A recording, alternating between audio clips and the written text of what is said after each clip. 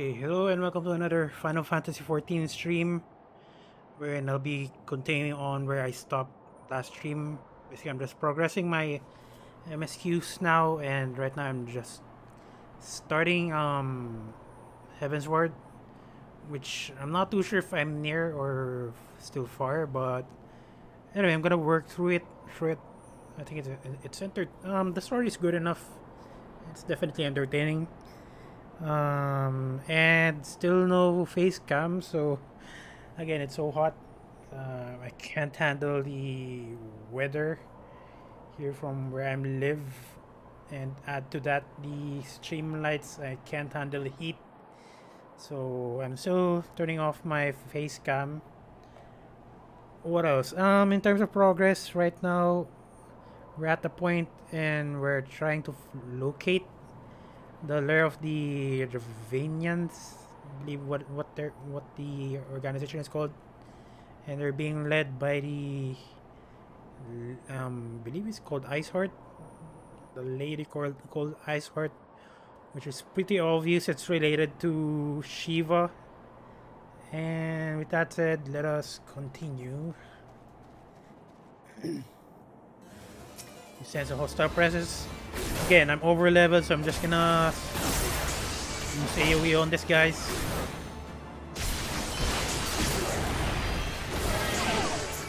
Oh wow, I am lagging.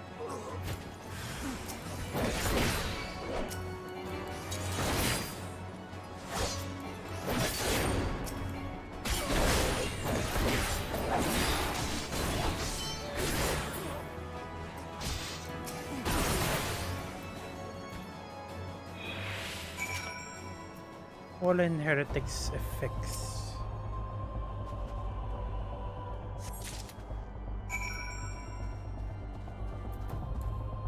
I actually took up a sub quest related to unlocking the Ramu Trial Extreme, and I still haven't done it yet because it's kind of hard to finish it. The trial is already dead because not much people are doing it. I'm going to need to ask help for that, but I'm just gonna delay it for later. And I'm just gonna go back to the fortress over here, just to give the letter, I think, or at least that's what I think it is. It's a letter.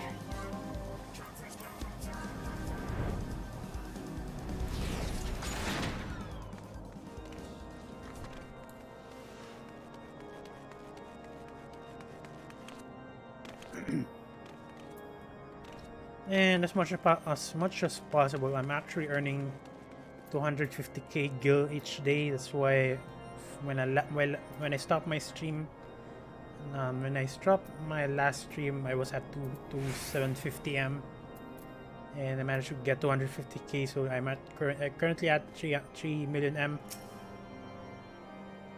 My knights and word of your coming, Van. What has happened with it?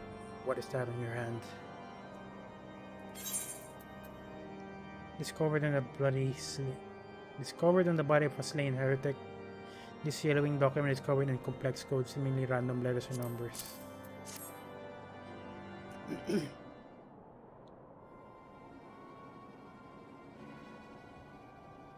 Those were veterans with years of service.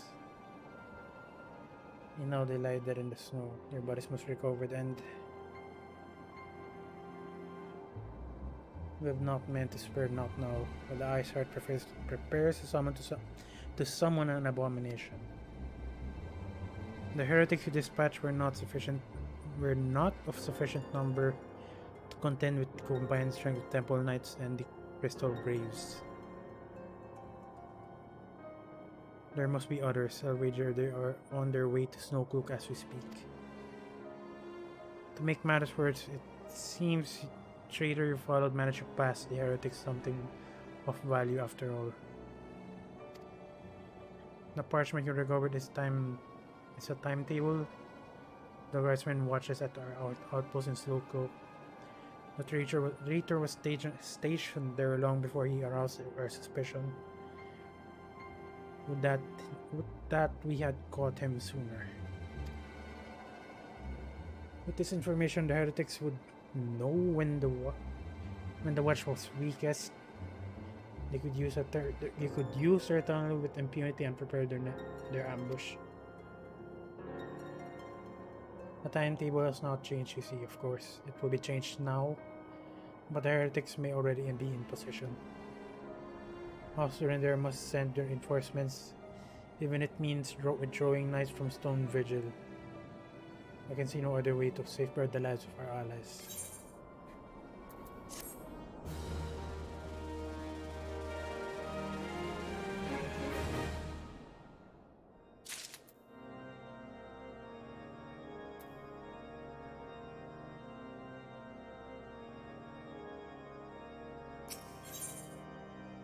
Lord Gillemont recognizes that the situation in Snowcloak is coming to a head, and a decisive action must be taken.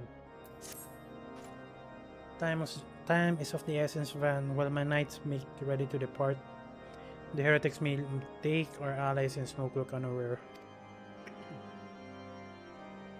Superior training will avail them not if they are cut down ere their song are drawn. But all is not yet lost. If you leave now, there may be still time to warn them.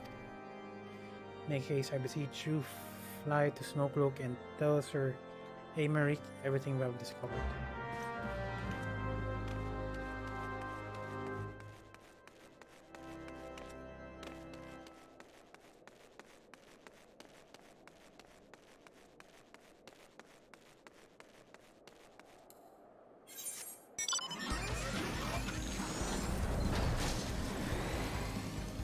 Apparently, Aymeric currently garrisoned or guarding the Snowcloak, and I'm guessing they're already attacked. They've been already attacked by the enemy. Maybe I'm wrong. Never mind.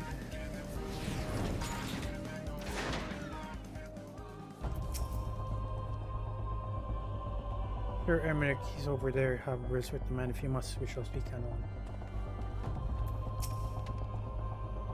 This welcome surprise, perhaps the only one done thus far. As you can see, we have yet to uncover any hidden. Truth be told, we suspect the heretics might be plotting such an attack. Now that we have confirmation, I shall place my knights on high alert. As Commander Levelier been informed, the braves must be made aware.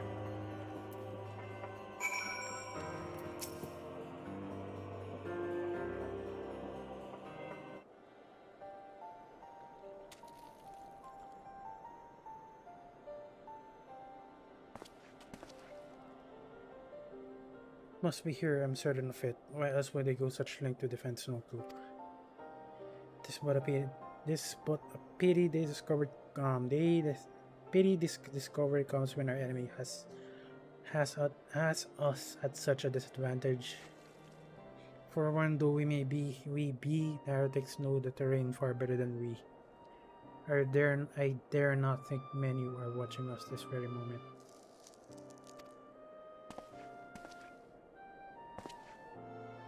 Confound it, this is all wrong. Iceheart has us scrambling to save our own skins, when we should rightly be straining our every sinew to find her and stop the damnable summoning. There she is.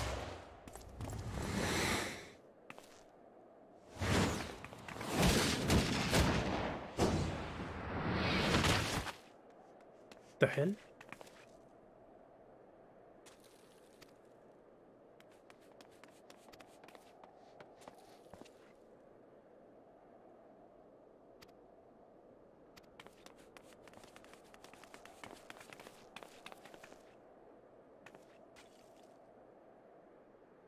There's been a development, sir. Together with the Temple Knights, we have secured the entrance to some half-dozen tunnels after spotting the enemy breaking the surface.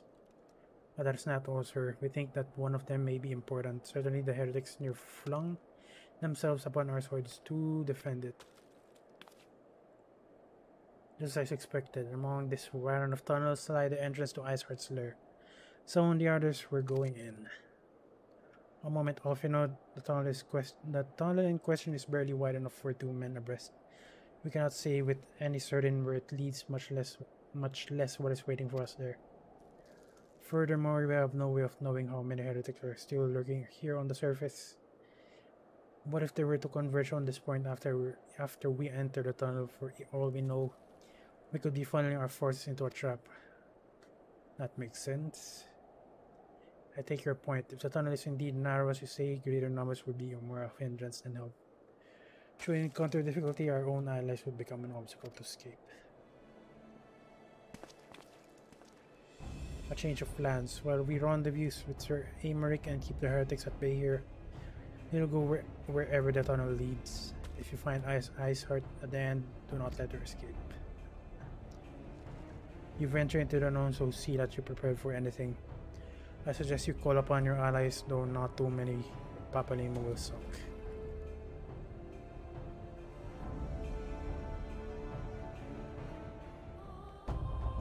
And that's definitely a new dungeon.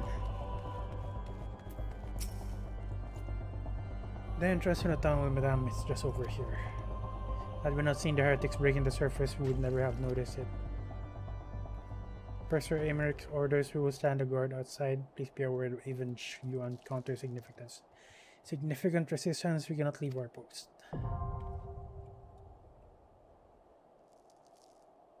And I'm going to need to queue up for that. But the lag though, I'm seriously noticing some lag. Where's that? Where is that? Snow cloak.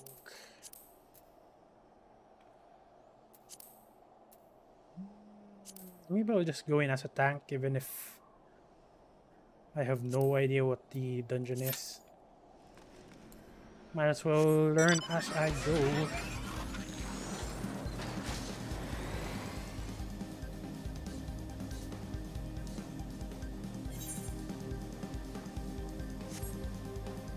And while I'm waiting, what if I need to do? Maybe I'll just level my DOH and DOLs, I guess. Definitely need to level my Culinarian. Yeah, so I'm gonna head to Limsa Lumensa.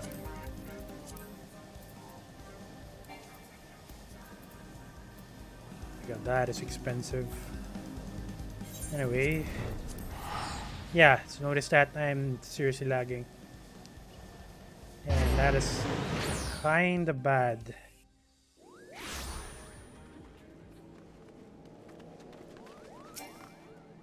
Wait, why does it lag during the evenings? It's seriously annoying.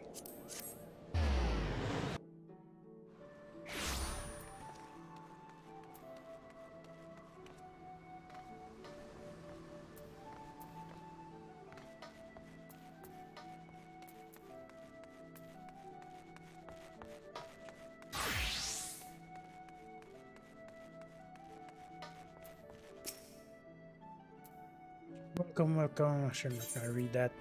Tradecraft. Probably.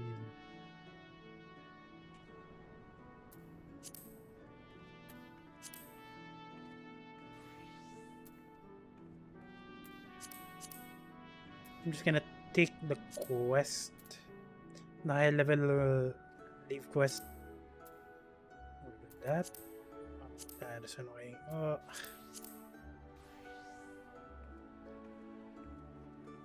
think 6 is good enough.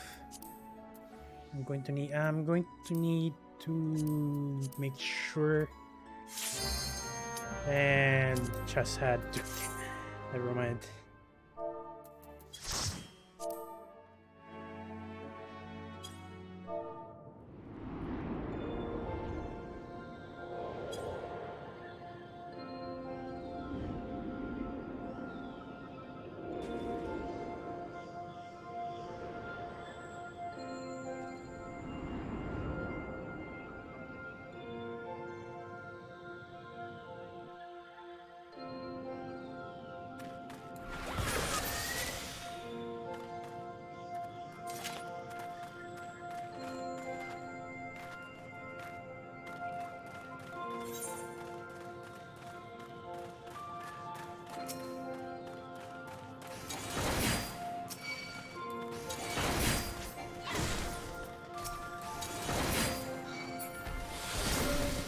I'm just gonna gauge how strong the enemies are. I don't want to overpull.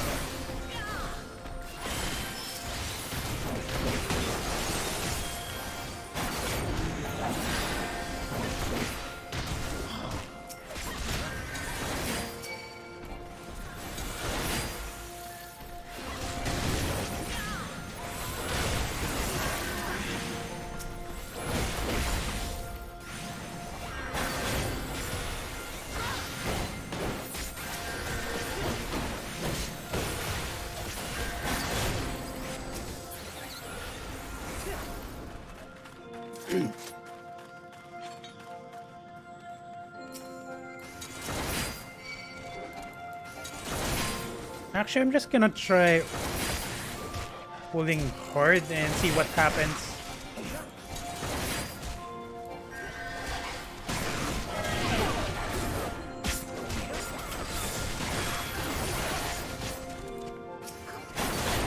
Oh my god, the lag, that is so annoying.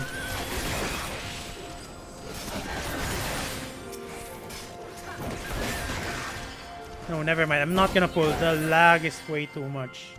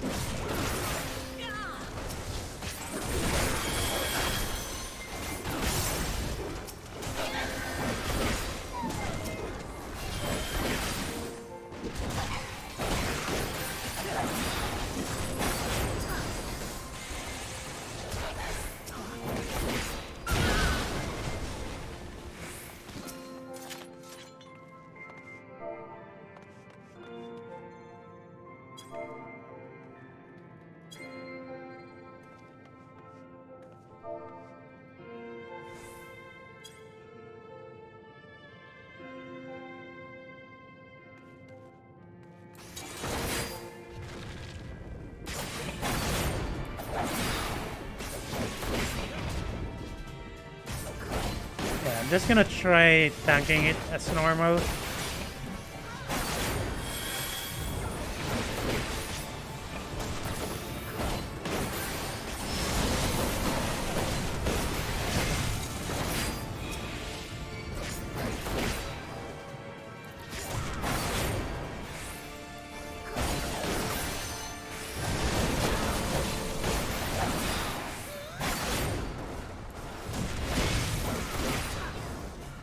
It's not too bad.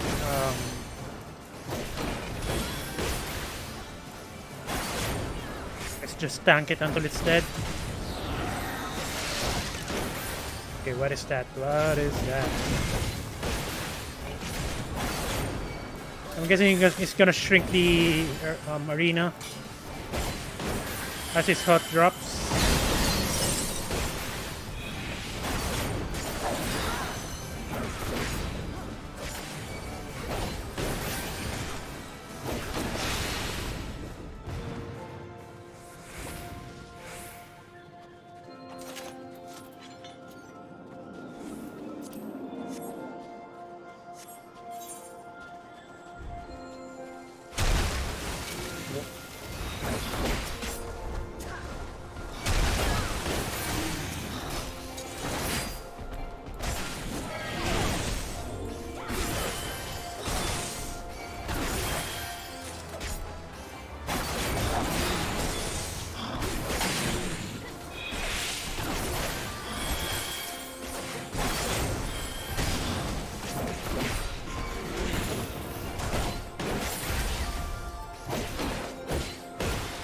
Oh my god, what the hell?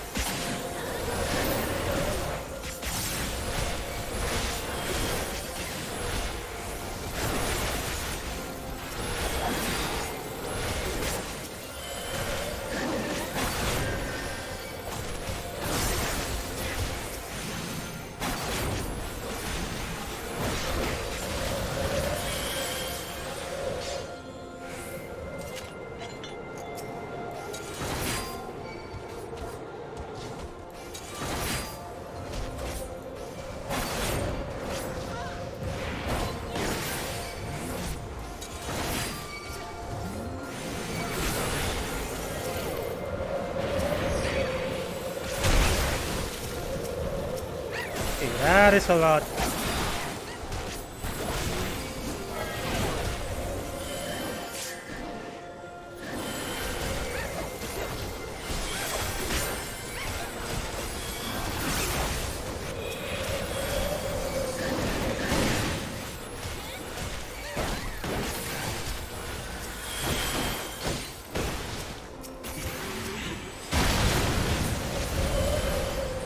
I'm gonna stop overpulling and definitely overpulling.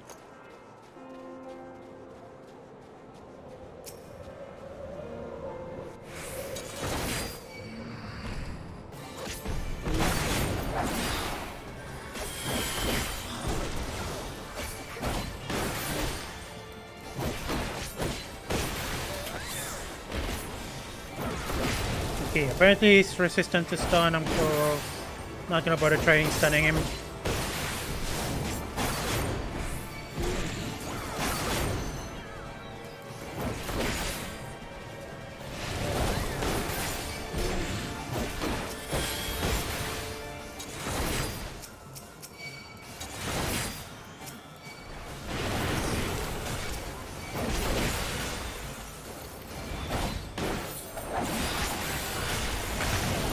Oh my god, I froze.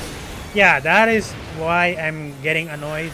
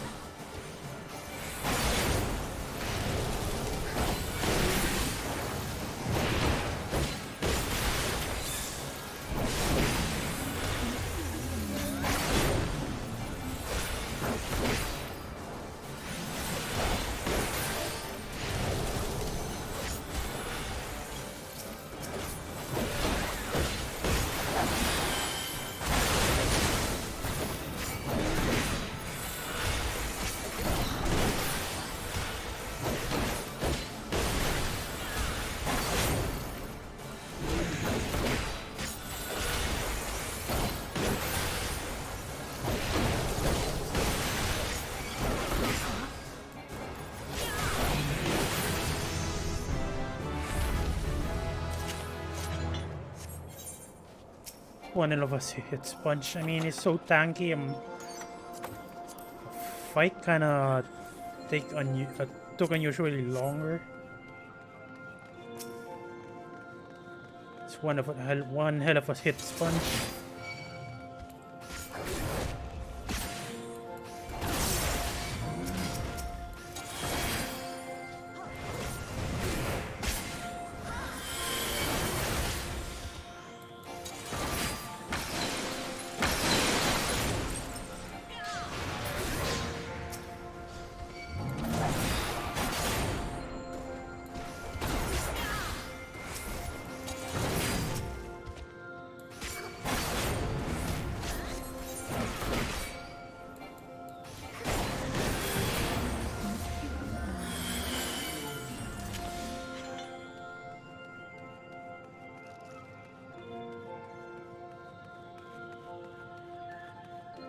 I'm guessing...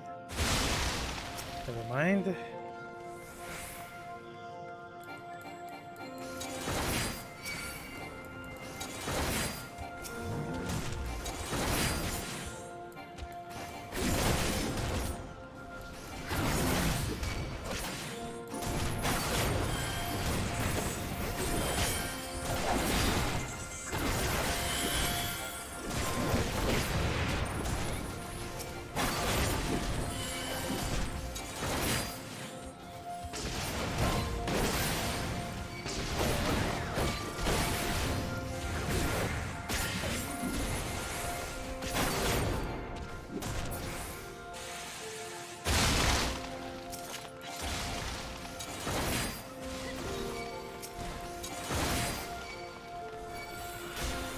And they can just keep on spawning in.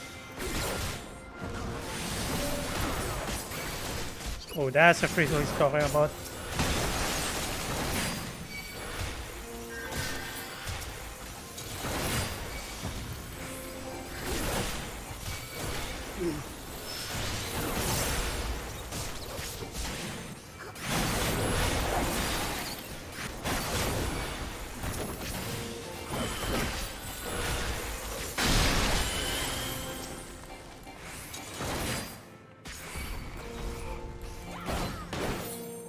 And I am lagging.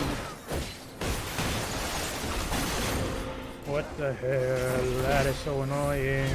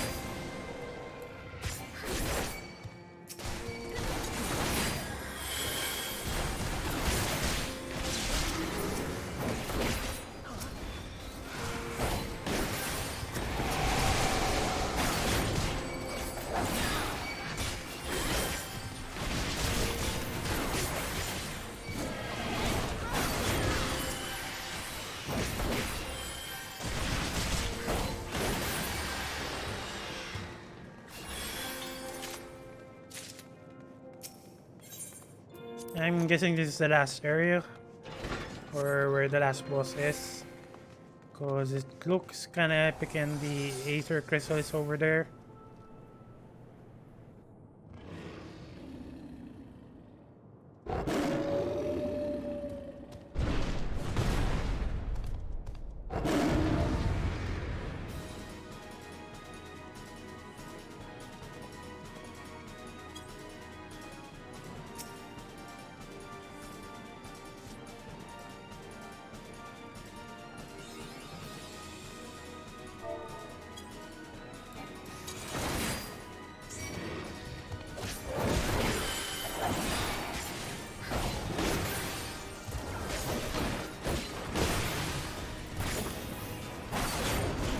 Yeah, it definitely helps asking questions in this case.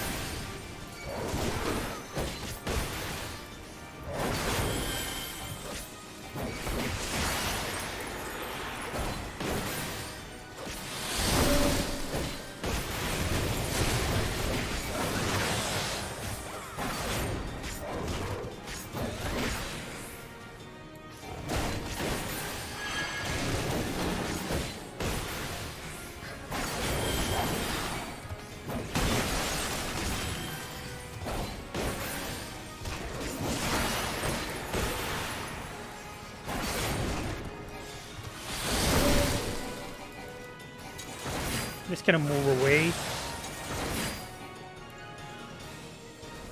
Or maybe hide.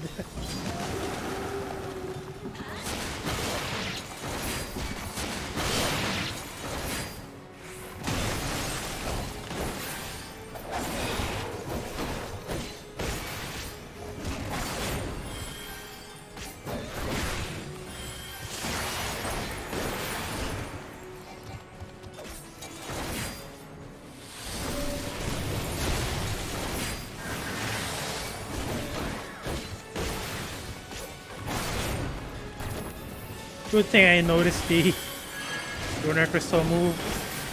That's why I actually edited my target UI, so I can easily read the opponent's move.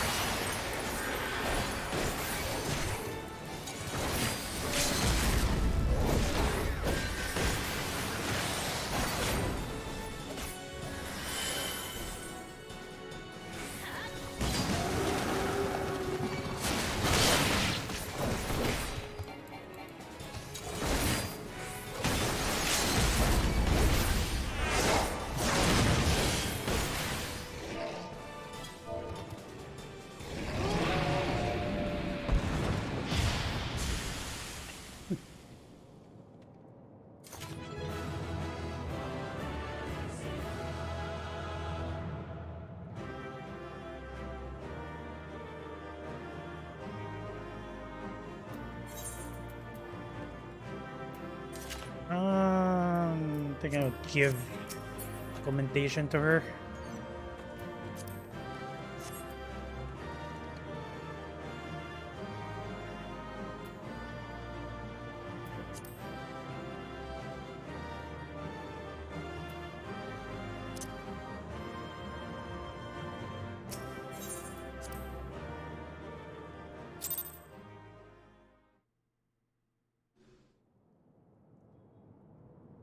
The tales do not do you justice, warrior of light.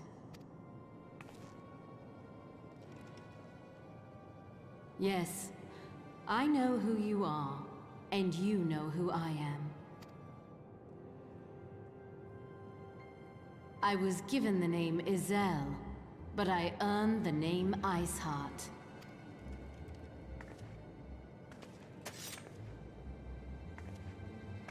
This endless cycle of hatred, of bloodshed, of sorrow. You would see it continue, O noble warrior of light. I would not. I will not. I will bring an end to this war between dragon and man, no matter the cost. In time, you will come to understand that what we do for the greater good. For Eorzea. For Hydaelyn. What?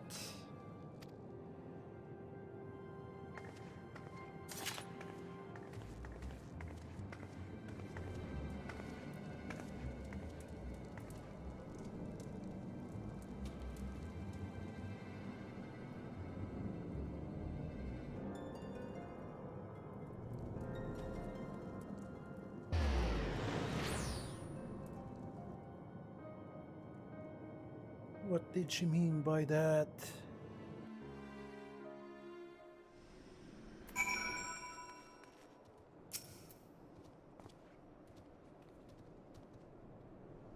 That took longer than I expected. What news, Van?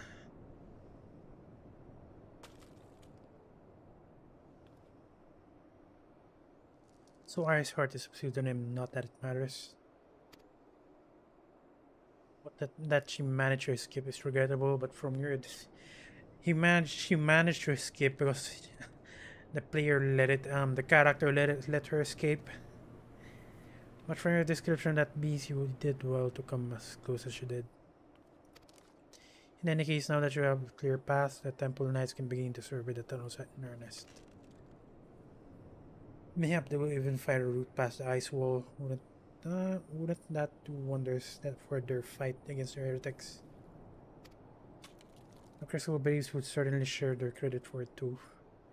It will be praised, Van. We may yet turn this situation to our advantage. Assuming we stop Iceheart before the summoning of Shiva, of course. Needless to say, our fellow Scions have not been idle. Minfilia and Urianger have been busy pursuing the archives of House Fortemps, gathering what information they can on Shiva. Which reminds me, if you're intending to trudge back to Camp Dragonhead to report on the day's events, don't. The antecedent should be here any minute, and I can only assume some people enjoy subjecting themselves to this cold.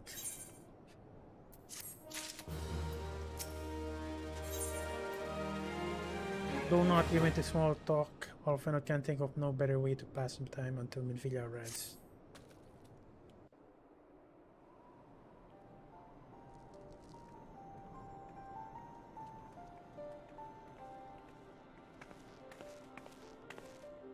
Huh, I thought just going to use his usual clothes for this weather. Understand you'll come straight from the archives of House Fortemps. I trust your time there prove fruitful. With that, it had Urianger and I scored countless texts, but what we found was of unquestionable veracity. Accounts of Shiva's life and deeds and sparse and contradictory, only agreeing upon one point. She lay down with the dragon the graves of Holocene, according to the Ishgardian fate. Yet in the eyes of the Iceheart followers, this was a holy act, the blessed union of a man and dragon. How is that even possible?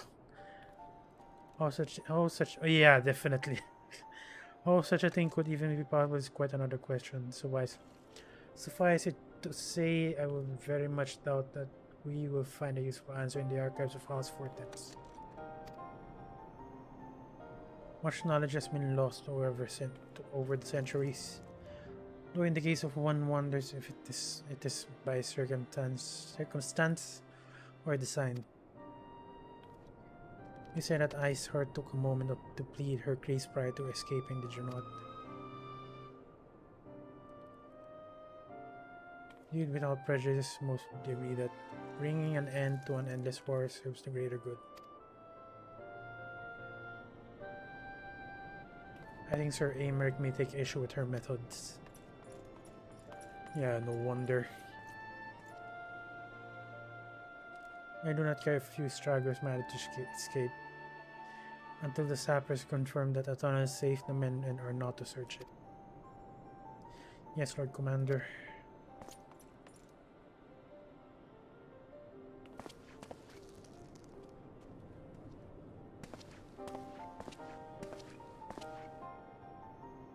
You pursue our foes with less zeal than expected, Sir Americ.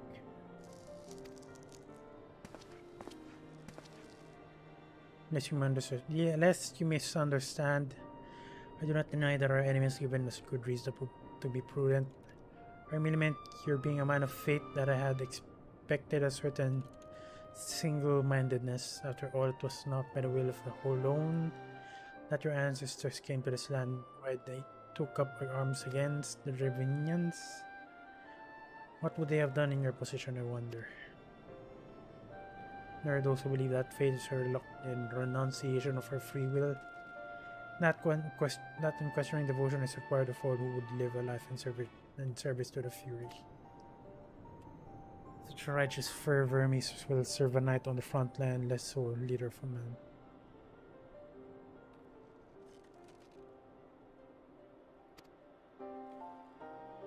We're all at liberty to interpret the scriptures as we will. I chose to believe the Fury would value the lives of her followers over the deaths of her enemies. But I would not presume to speak for the Knights of the Eld. It was a different time, nay, a different era, and scriptures tell us only so much. Oh, that it told us more. It told us more.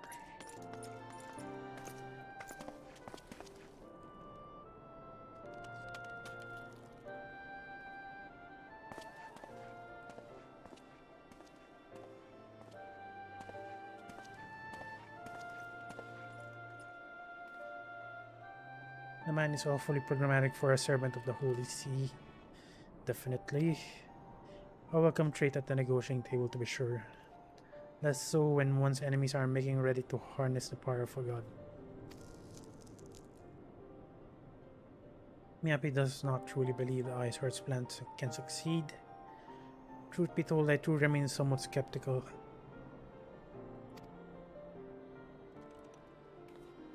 She was a real living, breathing woman. That there can be no doubt.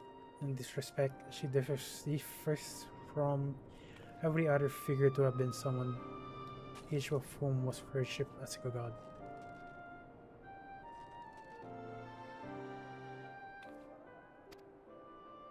The sole exception of being good King Mughal Mob 12, the myth made manifest in response to the fervent supplications of Mughals guard.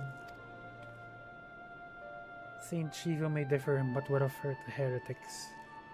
They're a tribe of outcasts at war with a mighty nation who yearn for the resurrection of one who embodies their beliefs. If that is not placing one's faith in high power, then what is? Pistols and conviction feel they have them in abundance.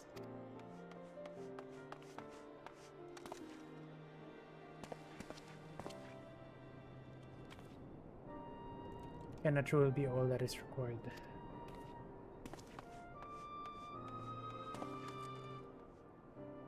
My survey team has concluded a preliminary analysis of the Iceheart used to escape. They believe that she teleported to another aetheryte somewhere not far to the west. Despite the apparent proximity of the second aetheryte, however, they have been wholly unable to detect its presence directly.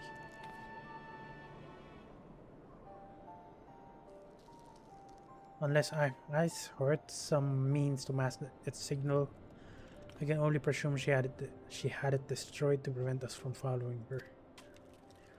Without the means of teleport as she did, we'd have no choice but to search for an alternate route.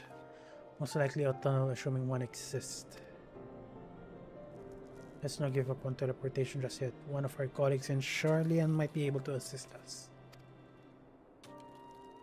I pray that you're right. I do not know how long it will take us to survey the entire tunnel system.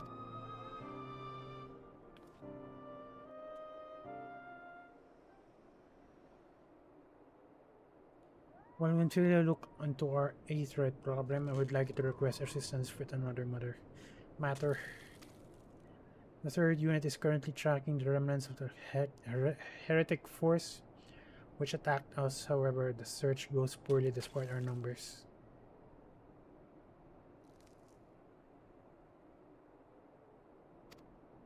Cohortus Vast and Iceheart followers know the terrain far better than we. Your knowledge of this region may serve to hasten the process. The sooner we capture Iceheart's followers, the sooner we can press them for their leader's whereabouts. Also, this is admittedly a selfish request. I feel that my braves would benefit immensely from working alongside you. While we have our share of veterans, we also have more than a few less experienced recruits. Many of whom will look up to you in case you were not aware.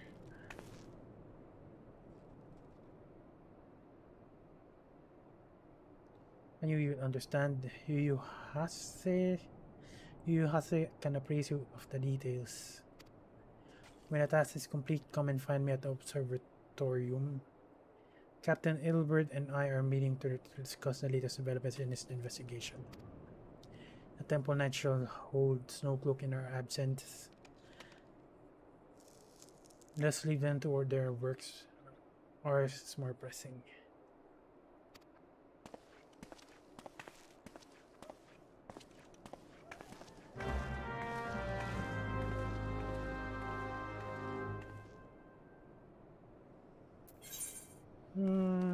What is that? How much knowledge has been lost over the centuries, over the millennia, and how differently would we view the world had we a better understanding of its past? There is none of Shiva's lives and deeds, yet the heretics venerate her as a saint. Sir Americ's ancestors are said to have founded Ishgard by the will of alone, yet he admits the scriptures only tell so much. Ultimately, however, the details of his people's war with the dragons are irrelevant. Regardless of how conflict began, it is destined to continue unless Iceheart's plan succeeds.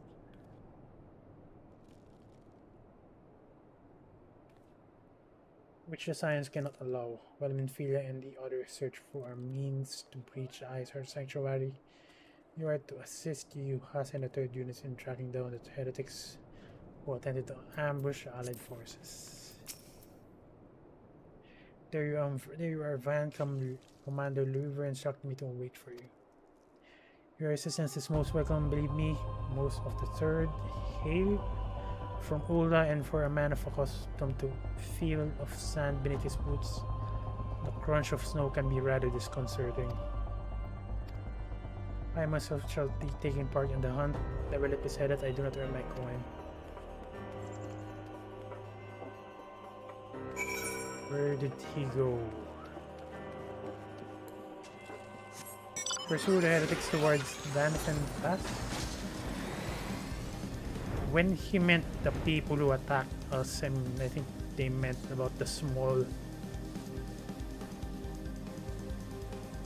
wouldn't even call them a force since it's just a small two people trying to attack me.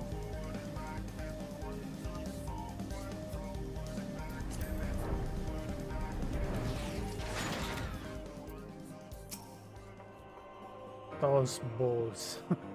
My ankle is on fire. Caught my boot on a rocks or something and twisted it as I fell. The others went on ahead through Tanifing past her and you might catch up.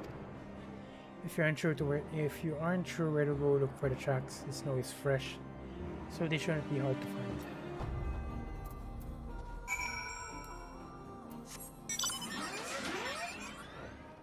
Wait, moving up to the world. What is that?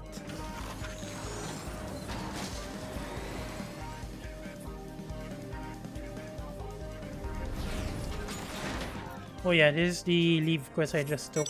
Never mind. I'm gonna do that later. While I'm queuing up for a dungeon, for the next dungeon.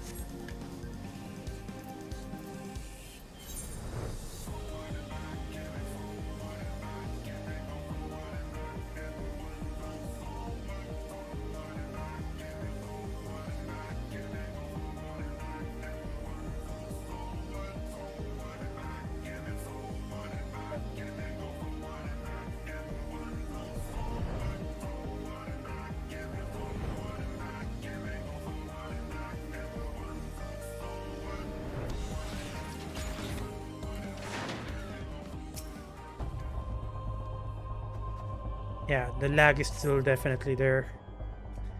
The tracks leads southeast. I'm just gonna take a quick break. I'll be right back. This should be fast, quick enough. Hang on.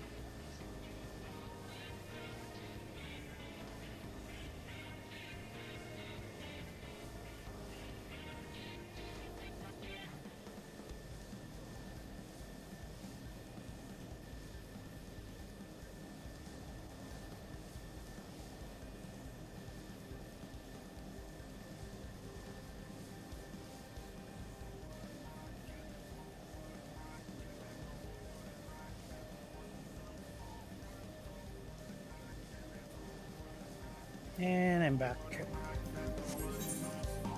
I did some laundries and I just brought in the clothes that I washed.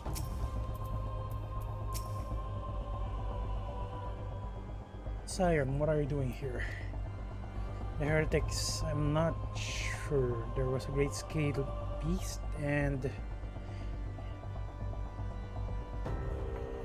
I think he went east on his own. The heretics split up, so we did too.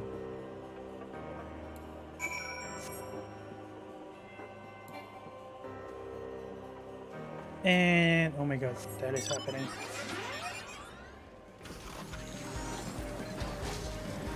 Hang on, I'm just gonna try. Yeah, definitely. It takes way too long to register.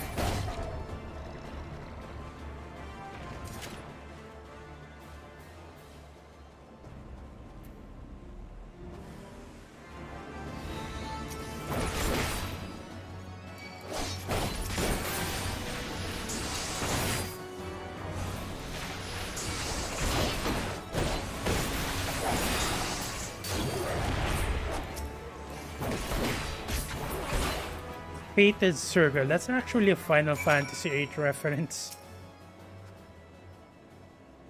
How embarrassing. I was so intent to following the heretics' tracks that I almost failed to notice they had doubled back. Almost, mind you, and one tried to sneak up behind me and got me a knife in the gut for his troubles. Sneak up behind me and got a knife in the gut for his troubles. I thought myself alone, so I started searching the dead man's knapsack for anything of interest. And lo and behold, there's friends. Before his friends found me, I came upon this. We join groups of 3 or less into the observatorium. Give the signal and wait. The merchant will be watching, be late and be left for dead. Speaks for itself, does it not? They can possibly mean rendezvous inside the place. So we should restrict our search to the surrounding areas.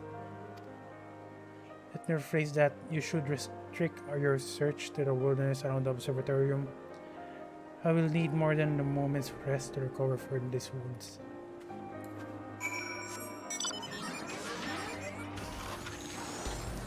I'm not sure if I can do another dungeon with the slag.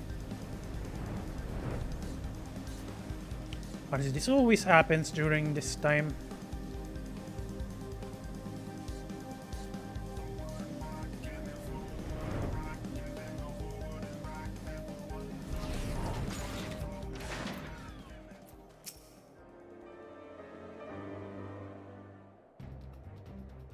I'm through with listening to your excuses. We leave now.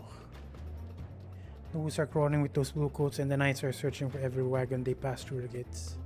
That passes through the gates. You're dead. We'll stay with her then if you think you'll be fare any better. No, there's no need for that. There are places like this in my homeland. Sacred snow-capped peaks where blood must be shed. Yet your lands ever thirst for the blood of the fallen, and by your deeds it has drunk deep. None but meet in secret with heretics. Denied all you will, we shall have the truth from you yet. Inquisitors are not the only ones skilled at the art of interrogation.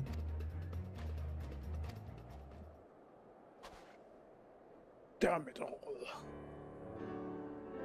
Fancying meeting your van, I presume your work with the third brought you to hither. What a tangled web, lest you wonder we came not from the heretics, but for the merchant who has been conspiring with them. He came to our attention during our course of our investigation into the Ivy. It beggars belief, I know, but it seems our favorite guardian spy me. Wait, seriously? But it seems our favorite guardian spy may have been providing assistance to Heavensward. Were it not for the efforts of Lady Yukira and her shinobi, we might never have discovered this connection. Master Alphinaud is too kind. I fear my people and I have done little to aid your search for the spy. We long to strike back against the Empire and weaken their influence to the land to prevent the tragedy which befell Doma from reoccurring. The days ahead and the work they promise will require a very particular set of skills. It's just a movie reference. Skills which I am fortunate enough to possess. If you will allow it, I will accompany you until the investigation is complete. That is most generous offer, Lady Yukiri, and one which I will gladly accept.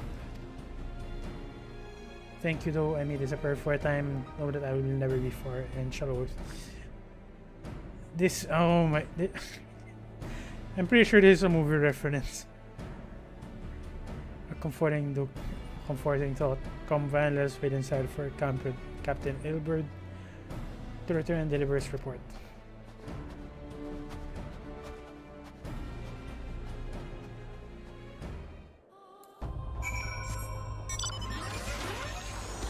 Lag is still there.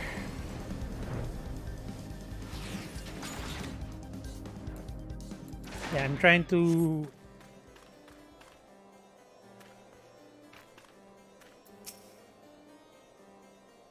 unmount, but it's still not working when I'm pressing it.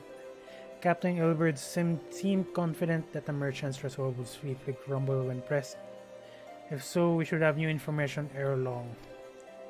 As to whether it will bring us any closer to learning the IV's identity, I would rather not say. Given our adversary's cunning, I shall consider us fortunate if we are spared another wild dodo chase. The gods know we have more than enough to occupy our time as this.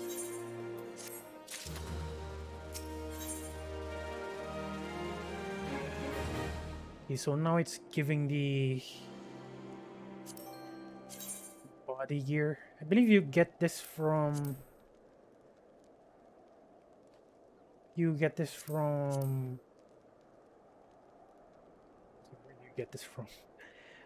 You can get these items from by giving the...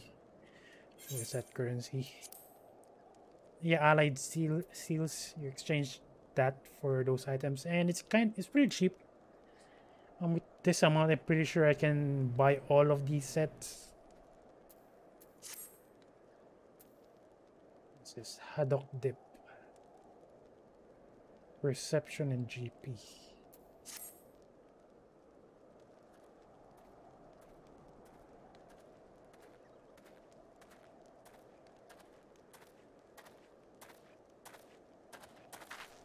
I use those stats. Those stats are used by the OLs, disciples of the land, I think. Captain Elward, your report, if you will. Hi, Commander. Firstly, with regards to the heretics we captured, I regret to say that the man could tell us naught that we did not already know of Shiva. I have since handed him over to the Ishgardian authorities, so henceforth the Holy See will pursue the matter independently. Our inquiries concerning the Ivy, however, have proven more fruitful. We have ascertained the channel by which the heretics acquired the information on the shipment routes. You will recall the flame the flame was first identified as being the Ivy's employee. From him, we were able to trace a trail of conspirators, each taking us closer to his masters. Alas, the trail come to an abrupt end, fearing the investigation had been compromised. We took the necessary step of detaining all suspected conspiracy. There were 5 on our list, including a flame station at Revenant's Stole.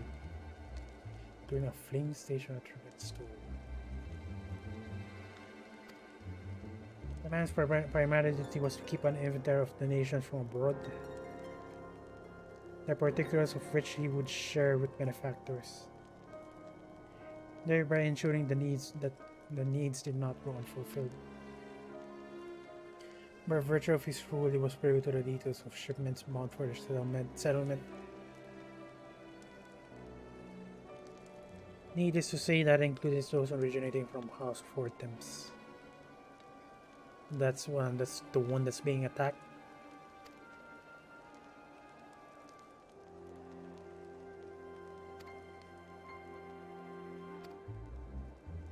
None other. With little encouragement, he soon confessed, knowingly aiding and abetting the heretics.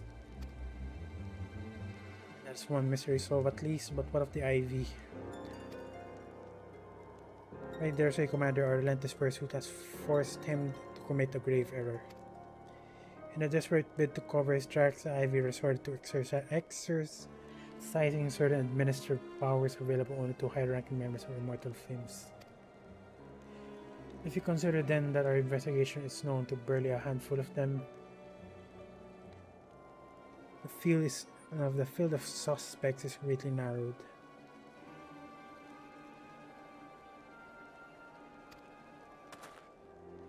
You mean to say that the agents among Roman's innermost circle? Someone who has been with him since the Immortal Flames establishment. This most plausible explanation, the infiltration likely occurred during the company founding. Oh, that soon? I mean, that far ahead. That far before that. To slip into position of authority unremarked and remain above suspicion all these years. I was surprised, though I really should not have been. Of the three grand companies, Hulda was ever the more vulnerable to the infiltration. Both Limsa, Minsa, and Gridania had long-standing armed forces that linked themselves well to the formation of Minstrom in order to twin Adder. To all intents and purposes, it was the same people, loyal ones mind, under the same leadership. Only the banner was different.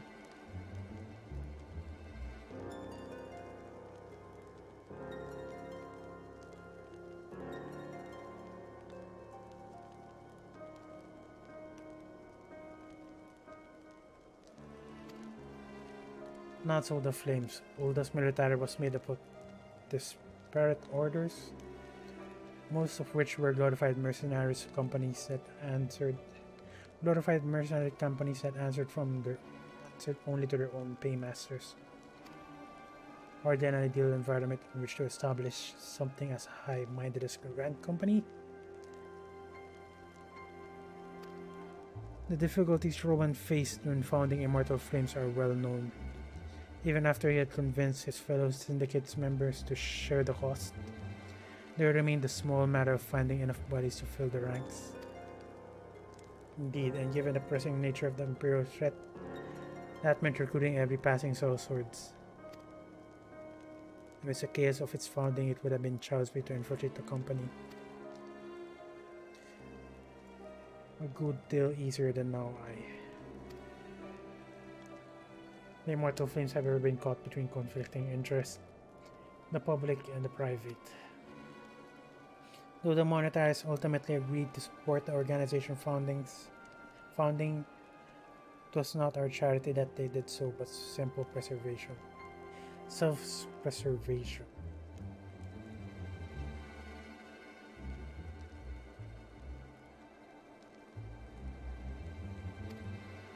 Had Niall von Darn's ambition been less apocalyptic, you may be sure that they would never have risked supplying Roban with an army.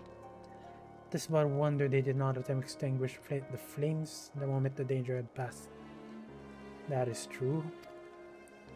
Returning to the present,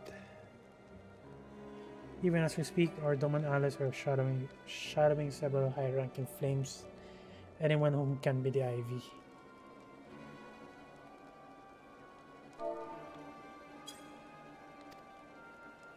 Desiring to deal a blow against the Empire, the refugees were eager to lend us their aid. I expect to hear from them ere long.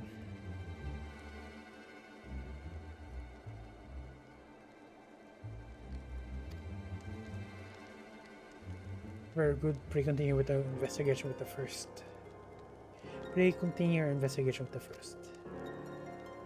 Meanwhile, the second attend to unrest, the third can join the fourth in inspecting crystal shipments.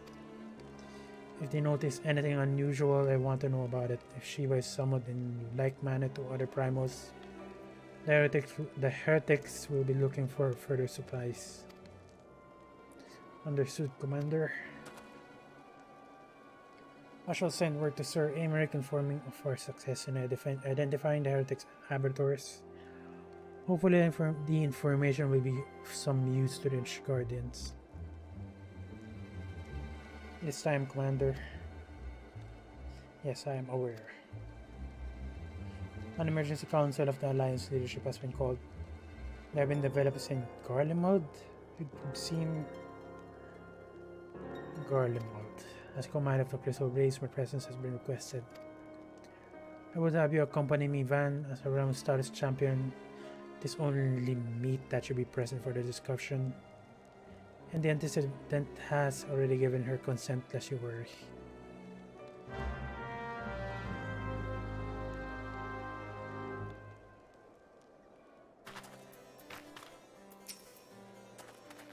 Like me, you're doubtless eager to conclude our business with Isart, but until another path to our sanctum is found, shall remain beyond our reach. The Infilia and the Archons are sparing no effort to secure an alternate route. Until such time as they succeed, I suggest we give some thought to the realm's other problems. I shall go on ahead to Gridania in readiness to the front for the coming council. Meet me at Nafika's altar and we shall make our way to the Lotus Sands together. And since my home point is at Gridania, I'm just going to use that and conserve some gil as well as my time.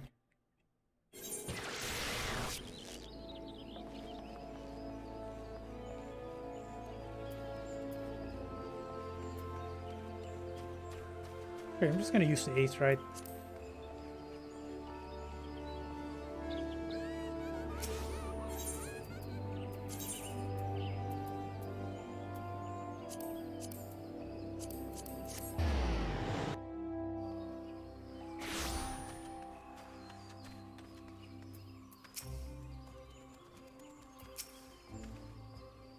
My thanks for coming, Van. When you're ready to speak with the conjurer yonder, she will show us at the Lotus stand.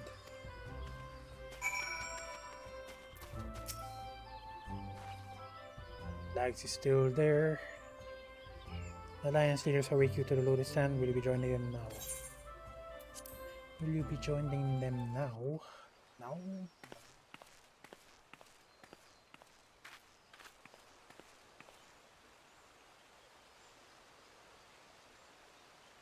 Change has come to the Garlean Empire, and we must discuss the implications.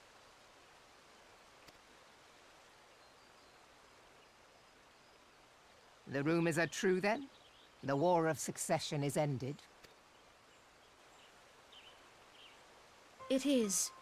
A new emperor reigns in Garlemald. Who? Why are they shocked? I mean, it's gonna happen soon.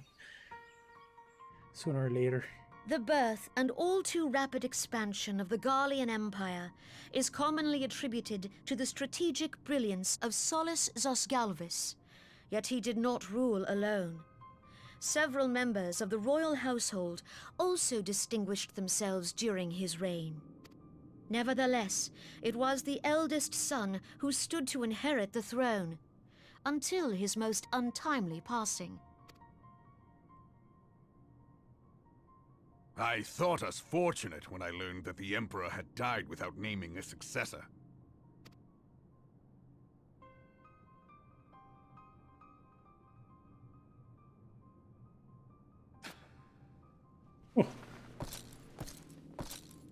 Would that the Garlean Empire had died with him.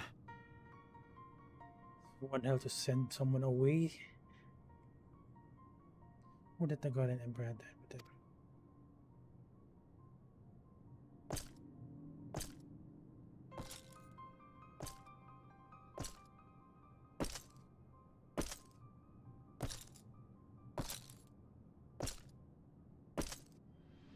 'Twas the grandson and his uncle who had the strongest claims, was it not?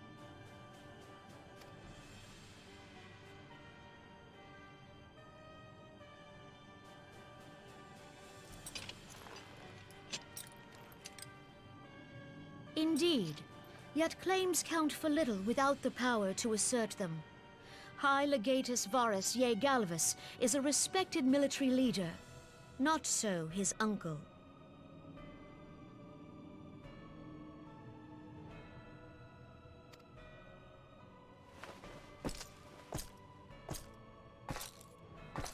So young Varus has torn the crown from his uncle's grasp and taken his place at the head of the Empire.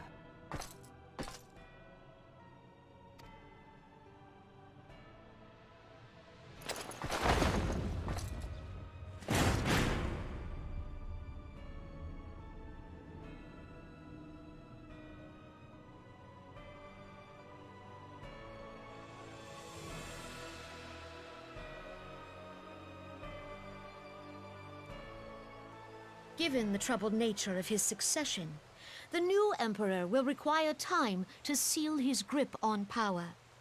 Yet have no doubt but that he shall, for there are none left with strength enough to oppose him.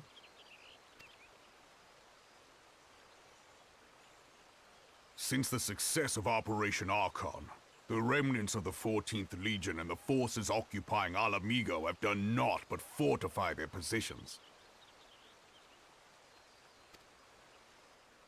But you can be sure they'll be ready to march on us again, if their emperor gives the word. When, not if. They say this Varus was so set upon Eorzean annexation that he spoke out against the Meteor Project. Plainly, the new emperor's intentions are of great concern to us all.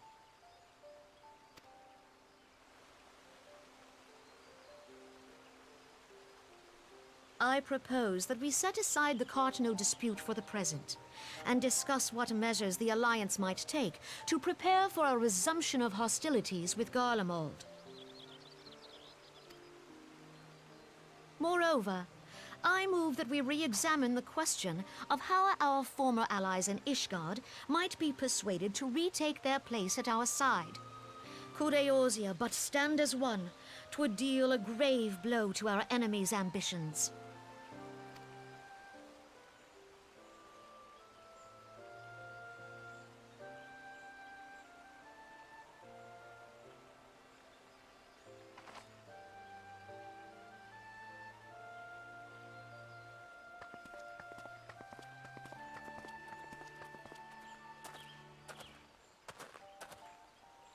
Well, I suppose we should be grateful that they have finally acknowledged the inevitability of Imperial attack. Who knows? They may even do something about it. If only the leaders of Ishgard would follow their example and stop hiding behind their gates, praying for the coming storm to pass them by. But that is a discussion for another time. At present, I am more concerned by the fact that the Alliance's mooted preparations will be made known to the Garleans many moons before their coming. So long as the Ivy eludes our grasp, no secret is safe.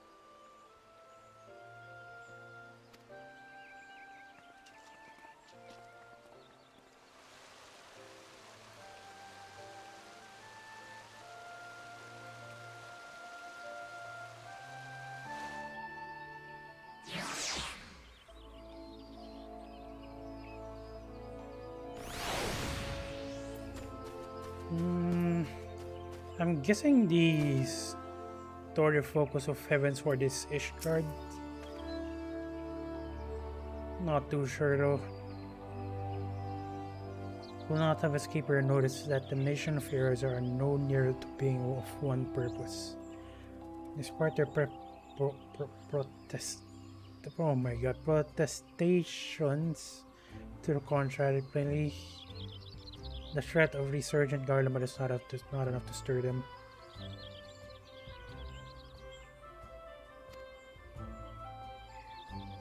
And the reason for this, deeper mistrust among the citizenry. The nation's leader can come all of call nations to all understanding they like. What their unity means little less to the common folk. Take little mention, for instance, Lord Admiral Murray outlawed piracy over a decade ago. The foreigners still picture the nation as a haven for grubs willing wooden leg cutthroats.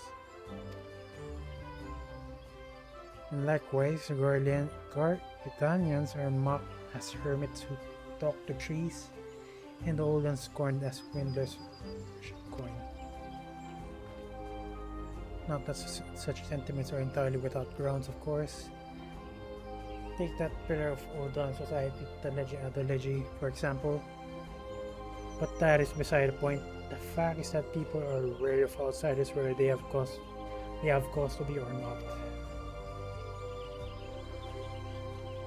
On that basis, one can argue that the conflict at Cardone is a necessary evil.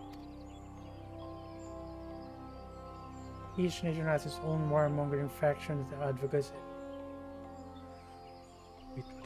Each nation has an warmongering faction that advocates the acquisition of Omega in order to placate them, represent them something resembling warfare, and thereby curb the appetite to full-scale conflict.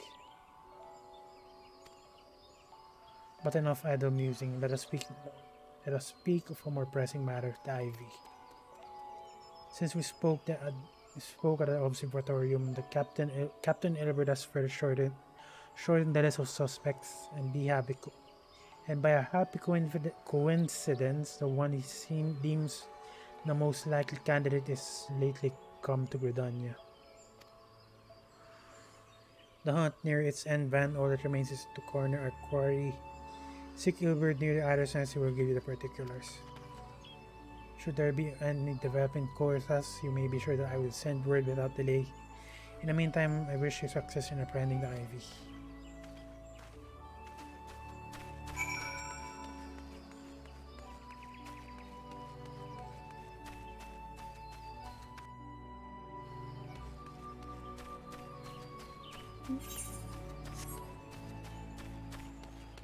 Before that though, just gonna go to my squadron.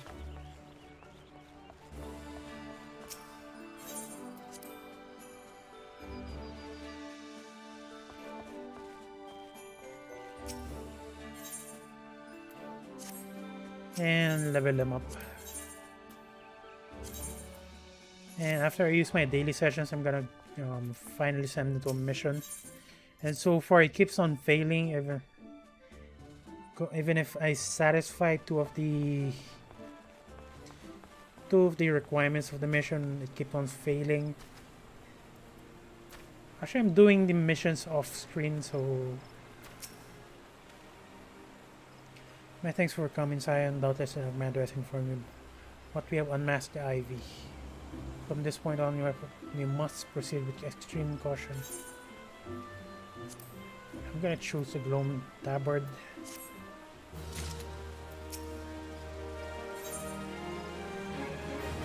And the next one is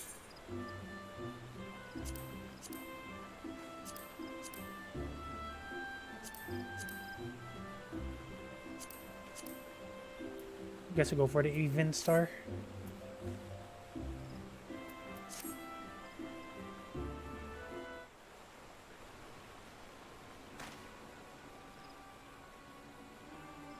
Listen well, the spy we have been seeking all this time is none other than Flame Marshal Elaine Roale. Oh my god, these names, I can't pronounce them properly. Roban second in command. Oh. Prior to joining Immortal Flame, she was a mercenary of no small renown. She was a mercenary of no small renown. Her skill with polearm had been seen to be believed. Of Fish Guardian birth, she is the highest ranking foreigner in the Immortal Flames, barring the Flame General himself, of course. When he formed the Grand Company, Roban chose the people based on their worth, Wednesday Hill was of no interest. The monetary saw things differently. However, having funded the enterprise, they reserved the rights to reject candidates nominated for high-ranking positions. It was no secret that they did not favor foreigners. This guardian, especially after the way the Holy See forsook the alliance. Yet the monetaries did not raise so much of a murmur as a murmur of protest when Roa Lei was appointed to her post. Passing strange as not, could it be that the Ivy has some hold over the monetaries? Oh, that's fast.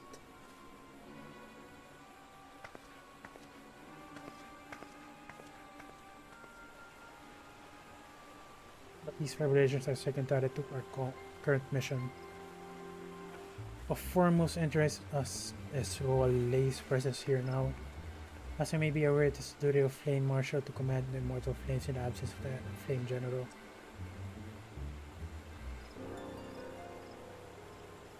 It is the duty of the Flame Marshal to command the immortal flames in the absence of the Flame General. While Roban attended the Council of Alliance Leaders, she should have remained. That is weird. That is indeed weird. The woman has no business being in Gridania, yet here she is nonetheless. On some pretense, she is up to something, mark my words. Even as we speak, I have dozens of men trawling the Flames records for evidence of Rolei's guilt. But if we can catch her red-handed, we shall have all the proof we need. Which brings me to the plan. I have people watching the city gates, the airship landing, and the docks. Every point of egress. She cannot leave without our knowledge, or it remains to shadow her until she betrays her true purpose. You cannot rely upon your eyes, Zion.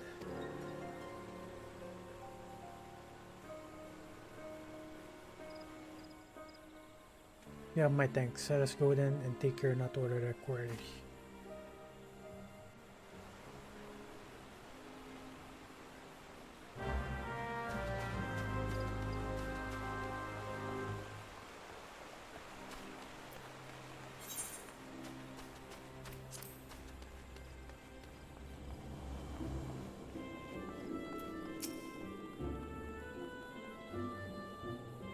See, Roa Lei is headed.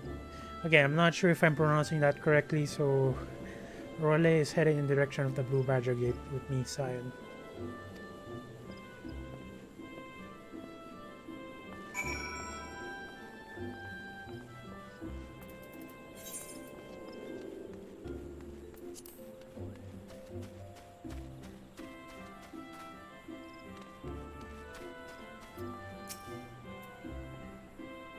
Holy has entered the Carlian canopy, meeting someone perchance. Which, or could it be she means to board an airship? Pray look for her within. If she is not on the upper floor, try the landing area below. One of mine is stationed. I'm last. Oh my god, it's still lagging. Oh my god. It's been 2 hours already. I'm not sure what's causing it.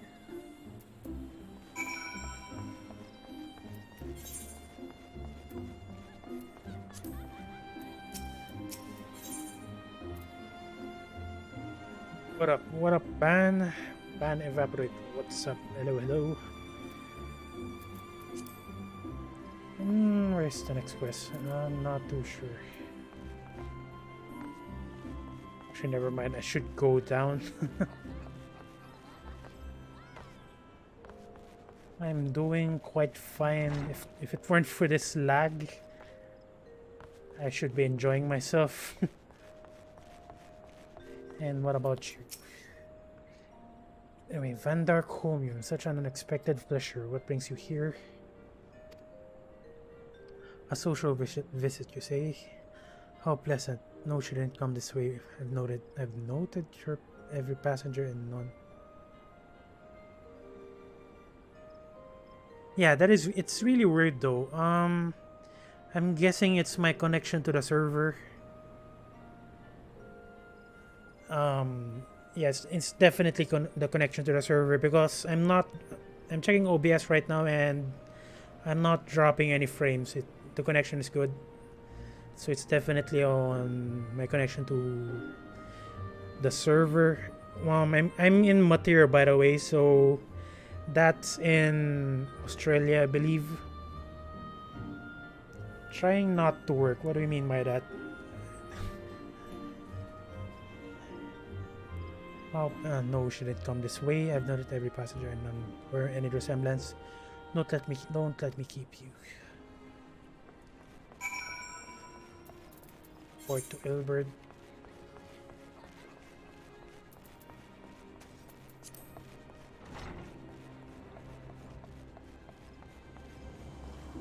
Oh, nice. Well, it's not illegal, I guess. You can work while... you can watch streams while you're working. What do you mean by server clusters? I'm not too sure what do you mean by that. And if I may ask, what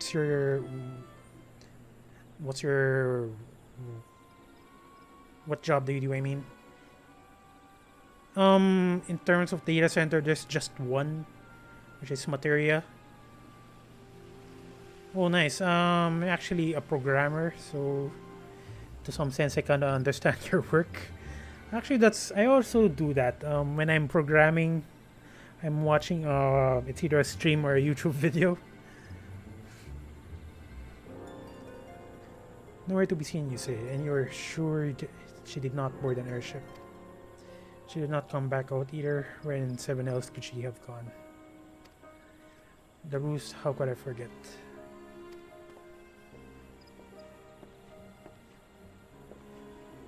Greetings, good sir. Might I interest you in some Montoy tonic? A cup a day imbues a man with great vigor, if you take my meaning. Hehe. Perhaps another time, friend.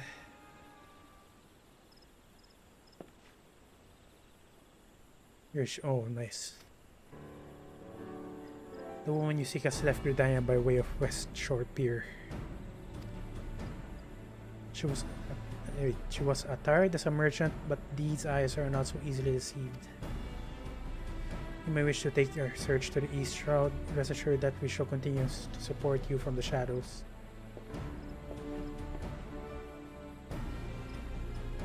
Thank the 12 for the domans. Were not for their unique talents, Royal would have disappeared without a trace. Okay, for this one, I'm gonna go for the even star code.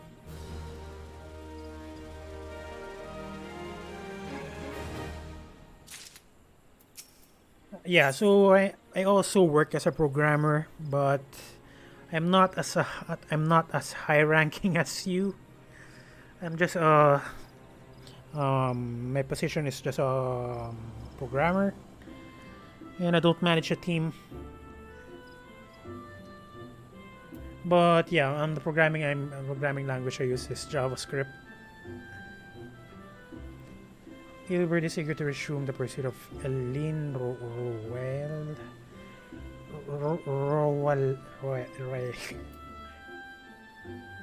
One program and 2 texts. That's nice.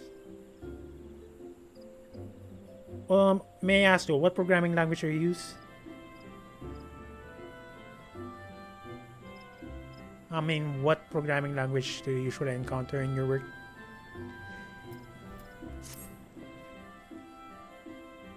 Our hunt leads us to the East Shroud, Zion. I suggest we follow the way. Oh my god, this name was, I swear to god. Royal's example and take the ferry from West Shore Pier. You'll doubtlessly wish to make certain preparations. See to them while I go on ahead. I shall wait for you at the Sweet Bloom Pier.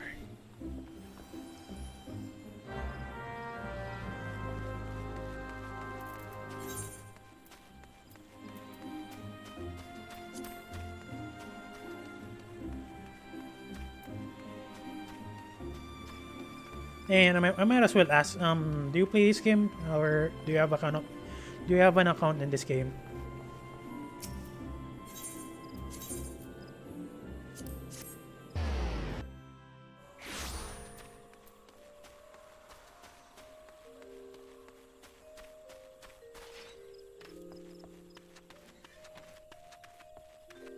That's nice.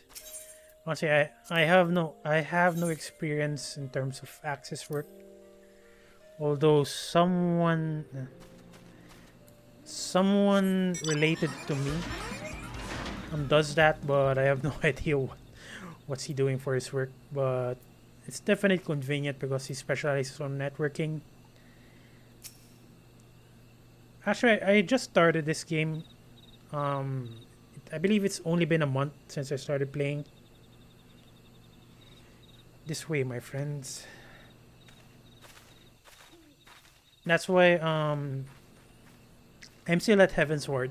Even if they already released new content for this game, for Endwalker, I'm still not there yet.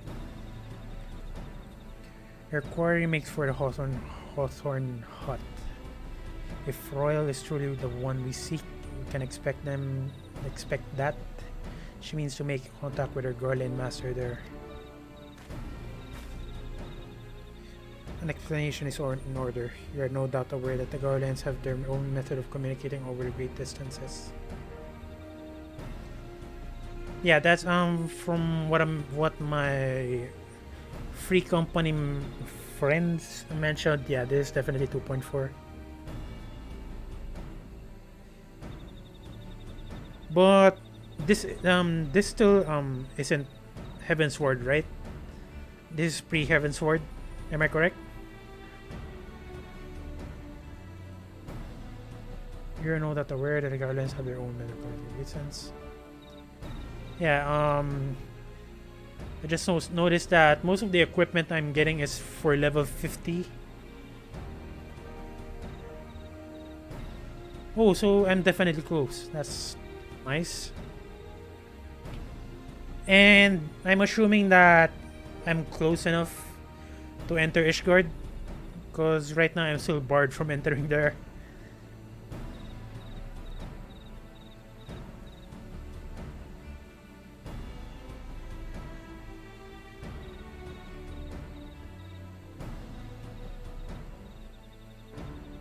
Because yeah, I'm definitely going to enter Ishgard soon because I'm actually leveling my disciples of hand as well as land, and most of the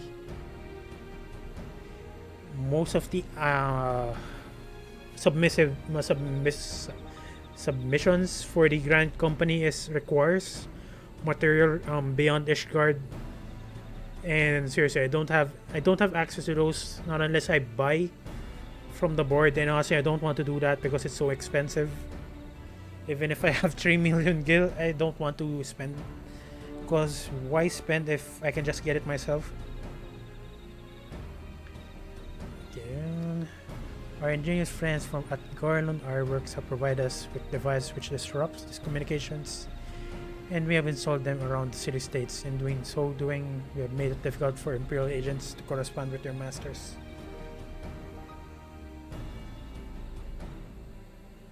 May I ask though, what's your progress in this game when you last stopped playing?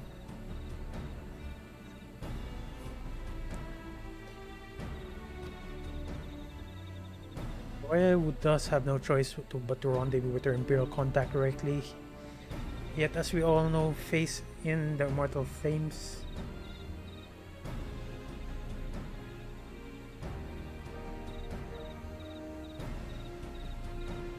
Stormblood and Shadowbringers. Well, obviously enough, I'm not there yet, and I have no idea. I don't want to spoil myself, so I didn't check what Stormblood involves as well as Shadowbringers. And as much as I want to buy a house in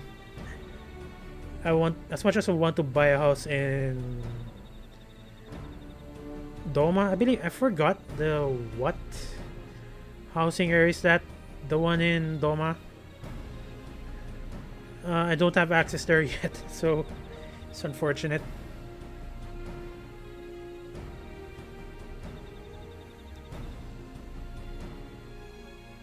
Yeah, definitely. So far, when I was playing through A Realm Reborn, the story was kinda should I put it as lacking? And so far, when I'm playing through after ARR, it's definitely good. The issues within the city states is more fleshed out compared to A Realm Reborn.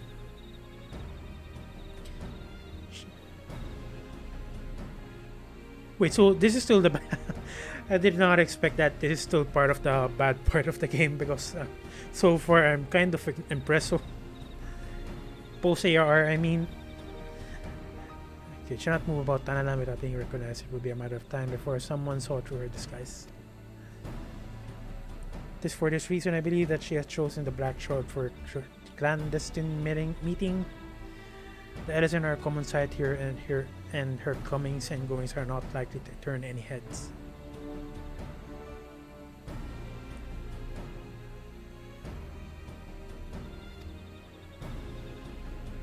As my scouts tell it, the Guardians have sent agents with a mind to destroy the devices.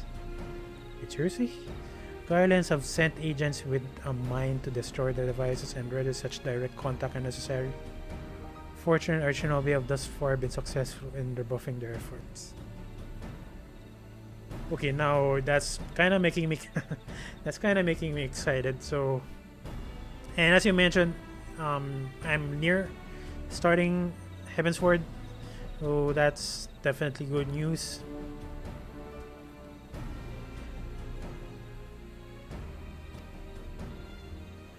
This is it. We only make for Hawthorne's hut and catch Royals in the act.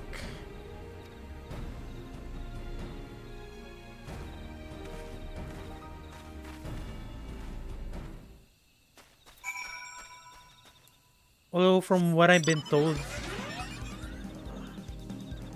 what job are you looking forward to? Honestly, I don't intend to using a main job, but because so far I've been leveling them equally, and most of the jobs I'm using is basically the quick matchups, so tank or healer.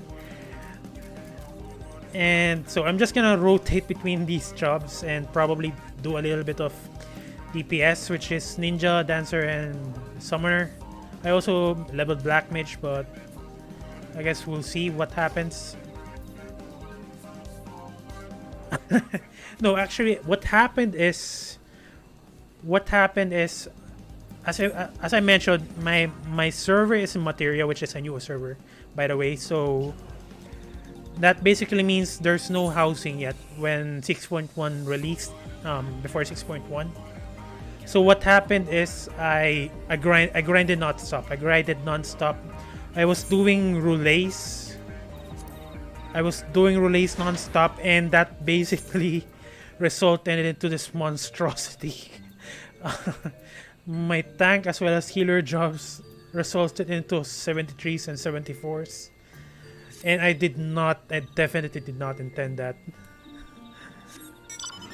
And honestly, I kind of wish that I didn't do it, because I'm definitely over leveled for the MSQs, because again, the MSQs are level 50 only, and I'm already at level 73, which is super abnormal in the first place.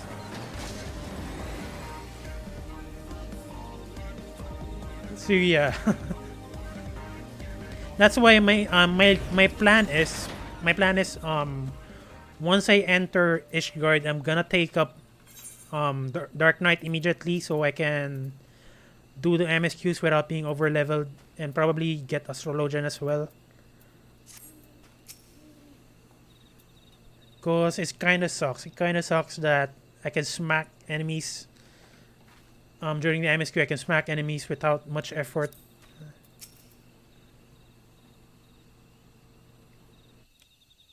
Definitely. And then, since this is a new server, by the way, there's a bonus experience. You get a bonus experience because the server is new, and then that's probably the main reason why I over leveled myself with my other jobs. Okay, my people reported that Quarry has departed for Bramble Patch. The Ivy returns to the Gnars when she came, but perhaps it is all for the better. To convict someone of her standing would require damning evidence against her.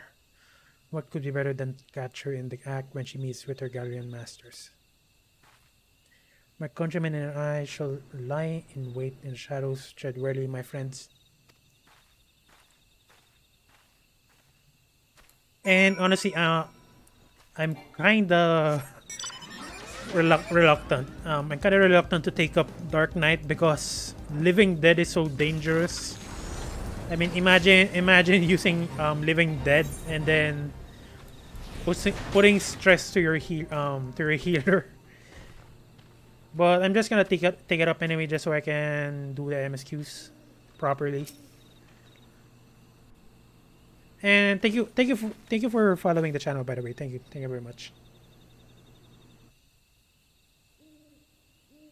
Just beyond Royal is in conversation with an individual clad in the manner of an adventurer, an imperial intermediary, no doubt. That is it with me.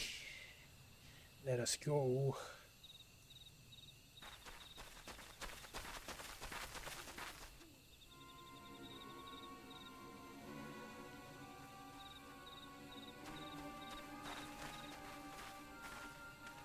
Caught you in the act. Flame Marshal and Elaine Royal, you're under arrest for treason and espionage. You were followed, you bloody fool.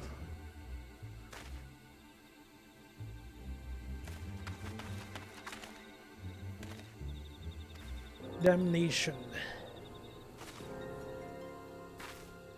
It's actually in the evening. I'm gonna check later, but it's it's about 9 p.m. from here. But I'm gonna keep the stream going since actually I'm currently on holiday, so I don't have any work for tomorrow.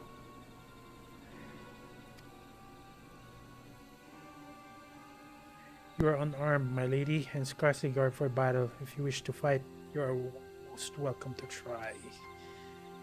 I'm gonna smack you with my over-leveled sword.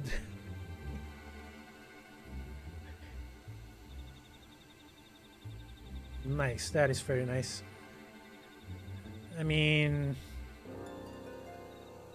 who doesn't like holidays?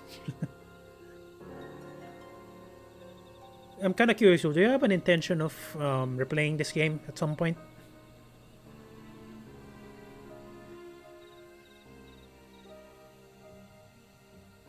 What is the meaning of this, Captain? Would you arrest me for strolling in the Twelveswood when I last look? That was no crime, and neither was conversing with passing strangers.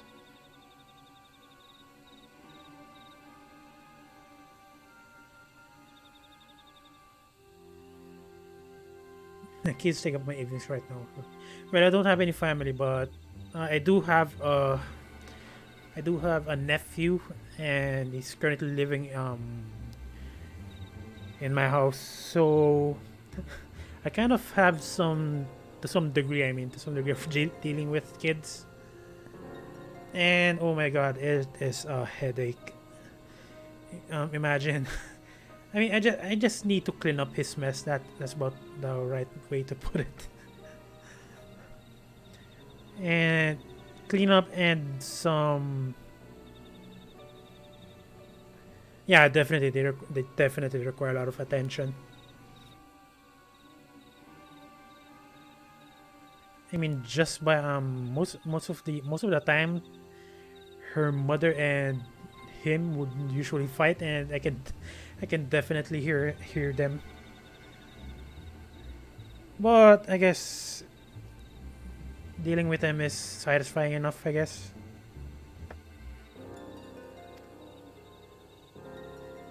If you do think of something to say, there will be plenty of time to say it later. Now come quietly, or I shall make it you wish you had.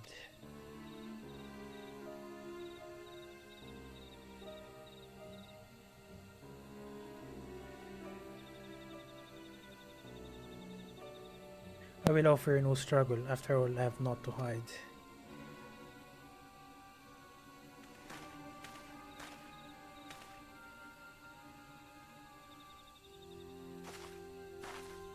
for a second there, I thought there might be a fight.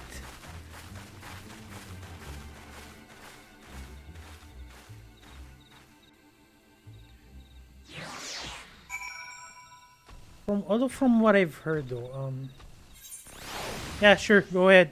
By the way, thank you for following again, and definitely thank you for the short conversation. It was definitely entertaining. Thank you, thank you.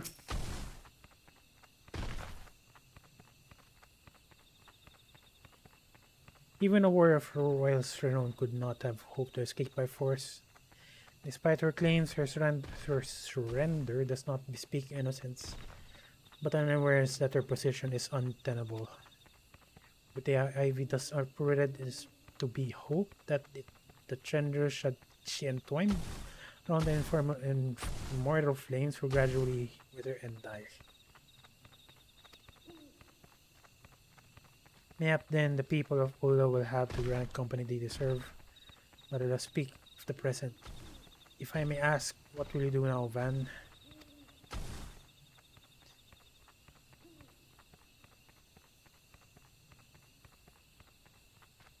What the hell is this conversation?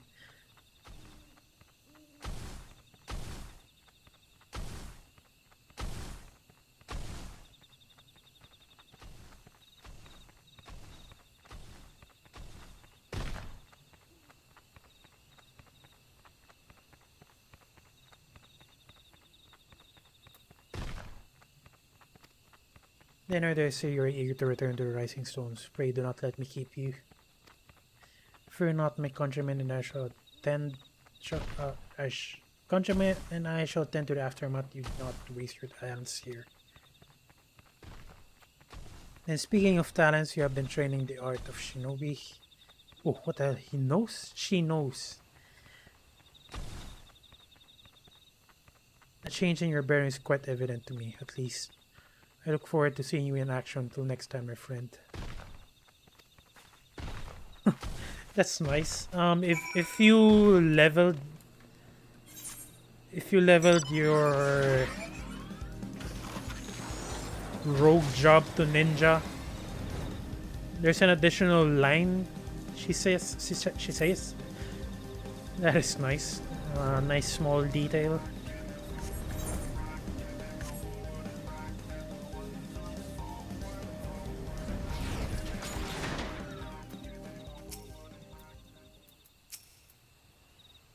Was just about to return to Old Gridania.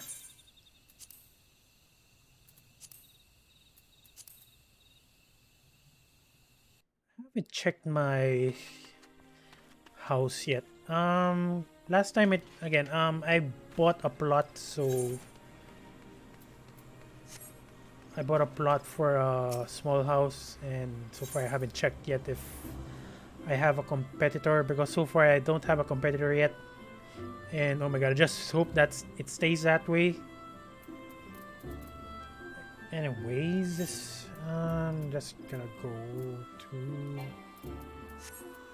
Sure, I didn't need to go back to Gridania, but I just walked here anyways. Kinda inconvenient though that there's no airship here in Mordona.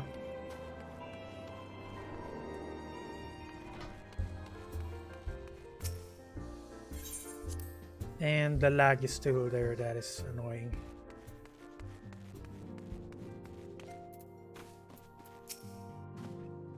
You're missing the point. The individual doesn't matter. It was a team effort and I was the one who... Tancred's tale of Lady Yugiri almost bigger belief.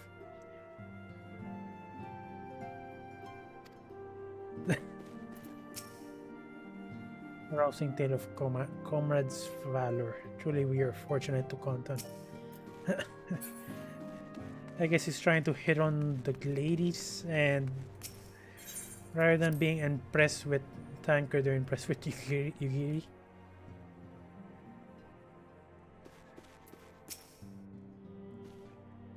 Welcome back, Van. I understand that often that a task for you. May I ask what it was? Charges for treasonous espionage against Elaine Royal. Can scars believe it? Could have not been some manner of misunderstanding. No, it is not to dwell on it. Whatever the truth may be, we must trust the authorities to uncover it. Let us speak of another matter. I am pleased to report that we have made progress in our efforts to find a way into Iceheart Sanctum.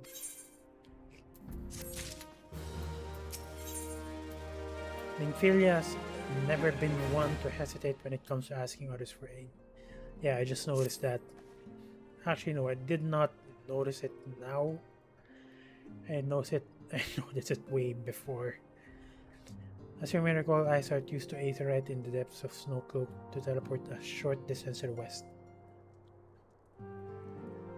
Most likely to a sanctuary of some description. Is that where it is there that we suspect she means to summon Shiva using a crystal she stole from the house Fortem's caravan. The heretics believe that they are bringing about the second coming of their patron saint. But if, as we suspect, they mean to hold a summoning ritual of the kind employed by the Beast Tribe, it seems likely the result was something more akin to a primal.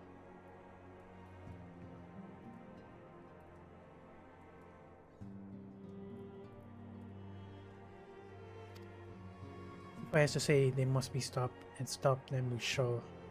But first we must surmount the obstacle that Iceheart has placed in our path.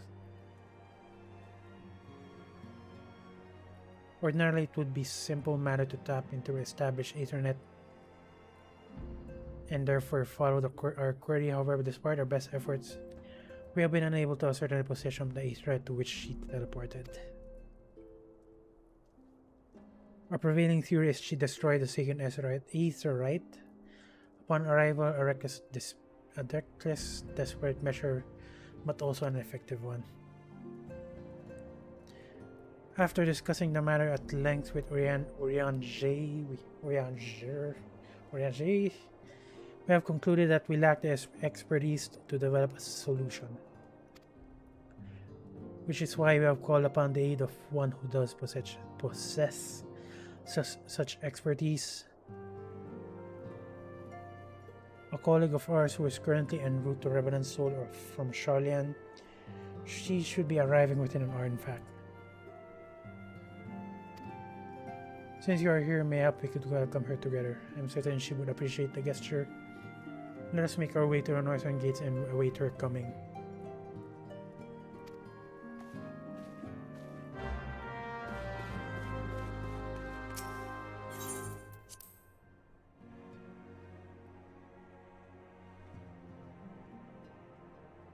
And I like the background music here in the Rising Stone.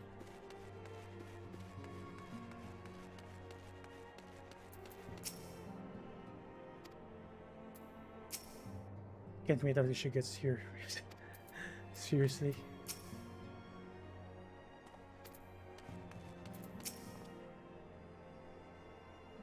When these movements appear comical, it does seem to having the desired effect. This battle feels a struggle for supremacy. Our fighting style may differ, but this unyielding spirit is the same in Warriors. In Warriors, the word is over. Yeah, this is the squat that I forgot his name. Basically, yeah, the guy in FF7. Jesus Christ, the first guy who met with Aerith. I forgot his name.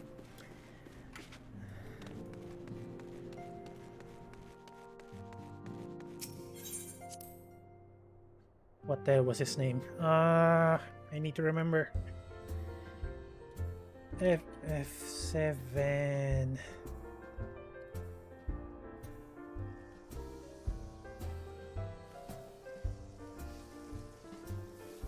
Yeah, it's Zack. Never mind.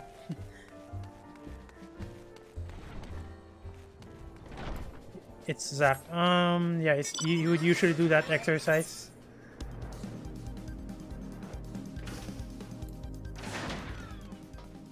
In Crisis Core, or maybe other people does it.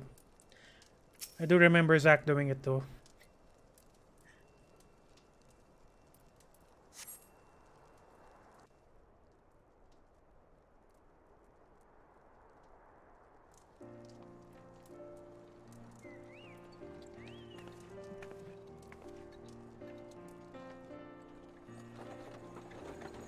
Oh, it is a lalafell.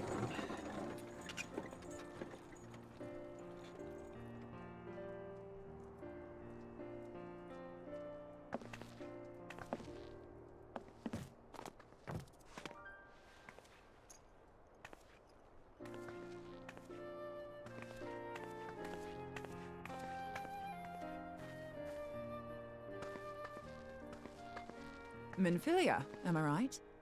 I kind of like it when the cutscene is voiced, since I don't need to read them. None other. I bid you welcome to Revenant's Toll, and thank you for traveling so far on such short notice. As if I could ever say no to Urianger. Moonbreeder is an accomplished Sharlayan scholar, and an authority on aetherite technologies. Moonbreeder. She has played an invaluable role in our search for a means to capture Ascian souls. Charmed, I'm sure.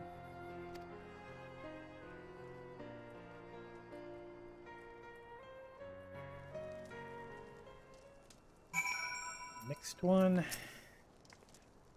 Let us return to the Rising Sun at once, then we have much to discuss.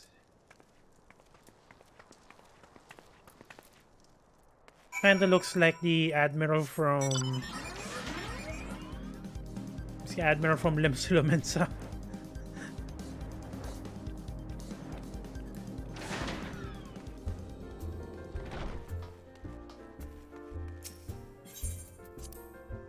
What's your goal? Honestly, I'm not sure. Right now, I guess I do have some intentions of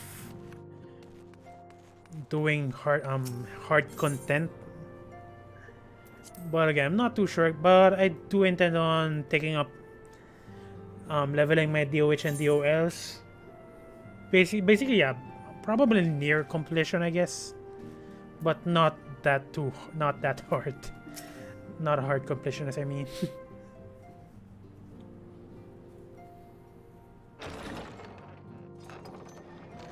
That's actually where I'm trying to look for Gods, it's been ages. I'm trying to look for a proper company. Oh, longer, sister. Your sisters. A joyous reunion indeed. Well, of course it is. Moon and I are like twin sisters. Yeah, it's kind of in appearance and aptitude. It's kind of unfortunate though, since I want to do the Realm Reborn raids. For example, the Bahamut Alliance raid. Unfortunately, it's dead, so I need to ask some people to carry me unsynced.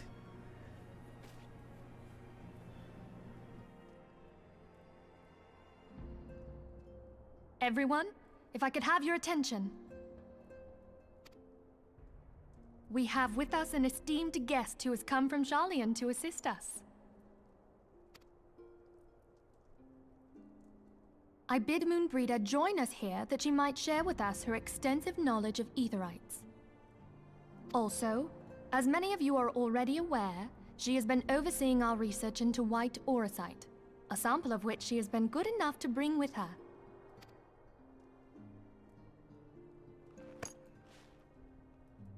What is Well, that? I had to come, didn't I? You'd have to be bloody daft to turn your nose up at a chance like this. Where better to conduct my final tests than a land so steeped in ether you can taste it? 'Tis plain the passage of the years hath done little to dampen thy youthful spirits.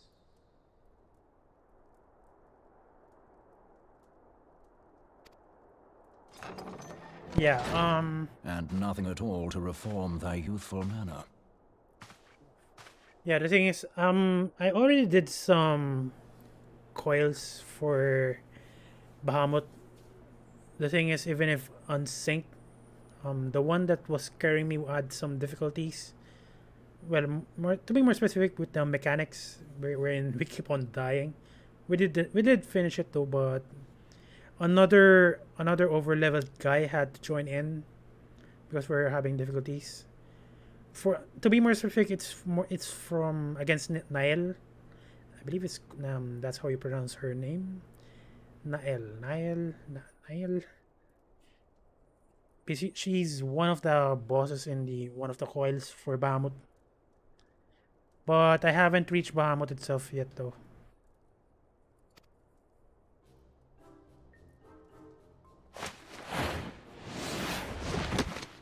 What? Oriange, where in the hells have you been hiding? Unhand me.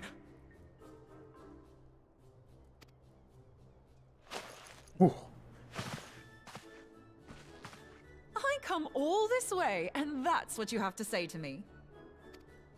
I much preferred when you were pleading with me to drop everything and hurry to your side. What was it you said? None save thee can satisfy this need. What the hell? Go on.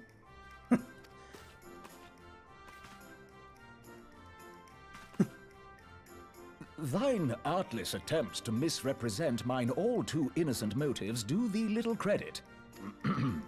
Mine intent, as well thou knowest, was but to impress upon thee the gravity of the circumstance. Lest thou doubt, a deiform entity shall shortly be summoned, save if thou and no other grantest my compeers thine aid. You still haven't found it, then? Your missing aetherite? We have not. No. We know that Iceheart teleported to an aetherite not far from the first. Yet even after careful analysis, we could not locate the second beacon. We now suspect that the heretics destroyed the second aetherite to impede our pursuit. Our allies continue to scour Snowcloak for Iceheart's sanctuary, but we have no guarantee that they will find it. Yet it must be found, for even now Iceheart prepares to call upon Saint Shiva. Saint Shiva. I'm sorry, but if the aetherite's been destroyed, then that's that. Although, you're absolutely sure she used the first aetherite, are you? She didn't just use teleportation magics? One of our own bore witness to her escape. I can say with absolute certainty that Iceheart used the aetherite.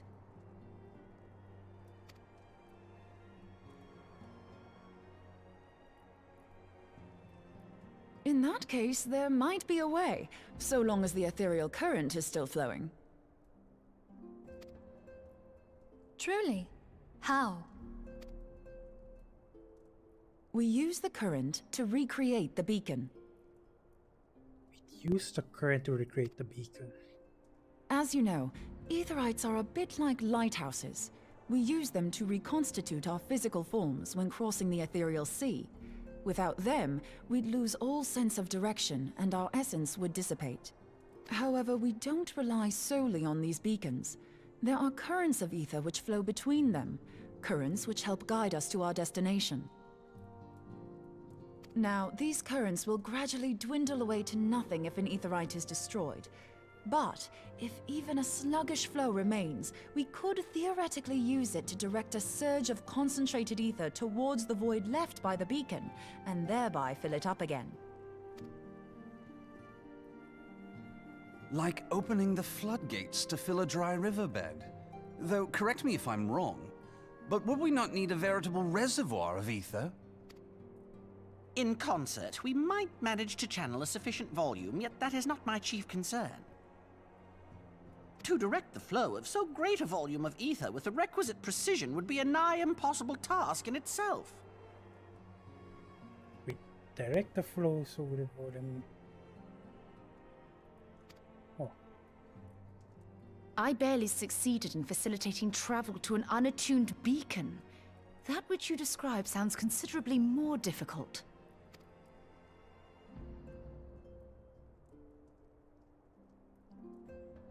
And dangerous. Every person who has attempted to teleport in this fashion has died in the process. They, however, did not have wide aura sight at their disposal. I can use it to channel all the ether you can give me into the aetherite. However, White Aurosite cannot retain ether for an extended period of time, so we would need to infuse it immediately beforehand. Use it to channel the ether. You can give me the ether, right? With Aurosite can retain. You cannot retain ether for an extended period of time. Just so you know, I'd confidently give this plan better than even odds of success. And if the worst comes to worst, your people won't suffer.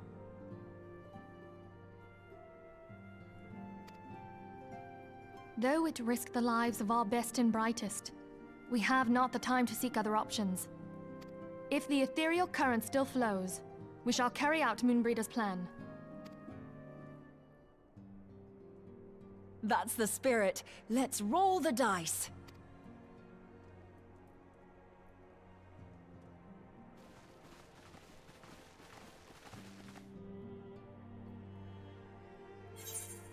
I say I kinda didn't get her explanation.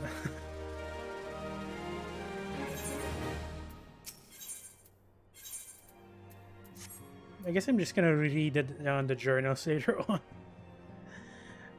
A plan has been devised and Minfila would have it carried out without further delay.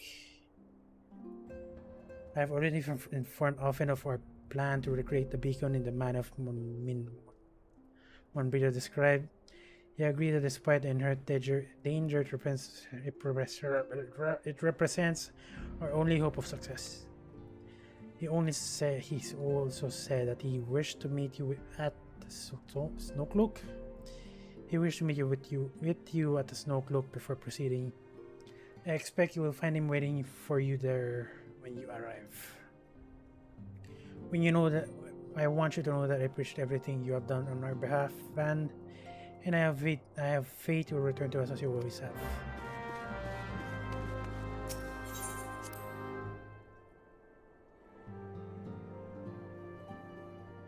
Just wish that he has a quick explanation of what she intends to do. Moonbreeder, I mean.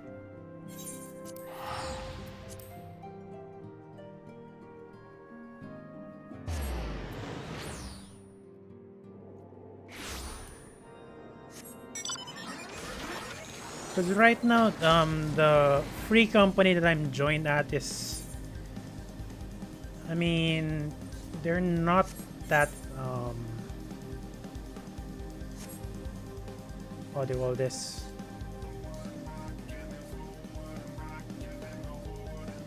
Hardcore? I don't know if that's the best way to describe it. Sorry. They're not that hardcore, so it's kind of hard to ask for help.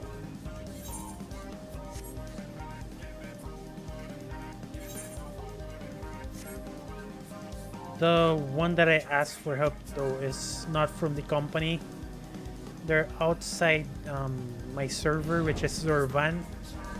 They're from the other servers and they're definitely overleveled.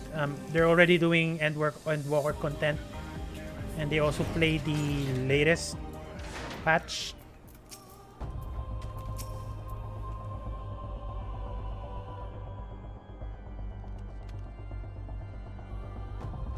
Yeah, good for leveling and having people charge it. Definitely, you're correct. But yeah, they're not that hardcore. But I'm not looking for a hardcore free company though, wherein there are certain rules and you need to follow those rules to.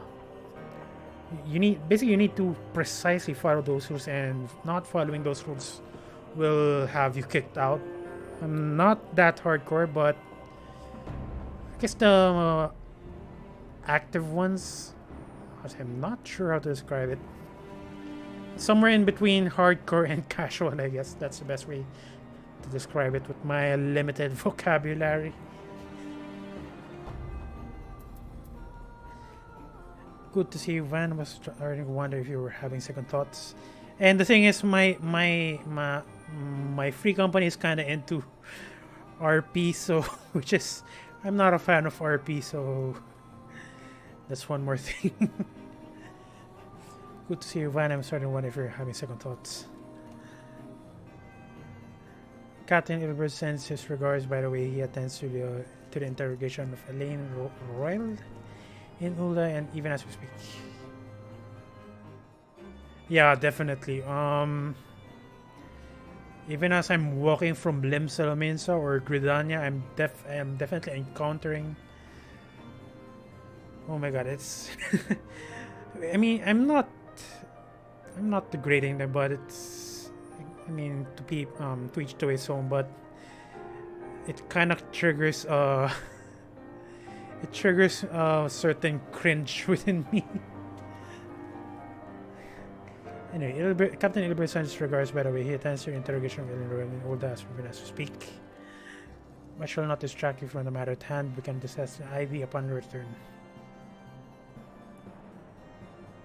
Nightclubs. What the hell do you mean by nightclubs? I mean nightclubs. You mean those kind of nightclubs in this game? Are you serious?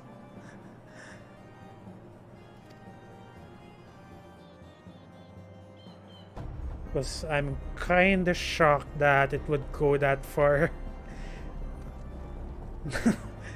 Oh my god, how do you even do that? So I'm guessing you need to pay Gil and then you're gonna do some ERPs or something. That is weird. No, not weird, but I should say extreme. Anyway, I trust that, by which I mean to say him. The others are waiting for us at the 8th right after you, Zion.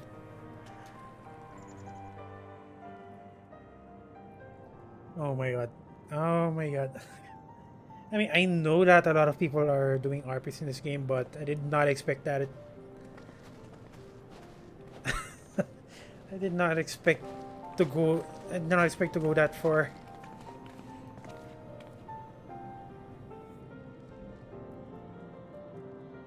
And I have no intention of knowing that side.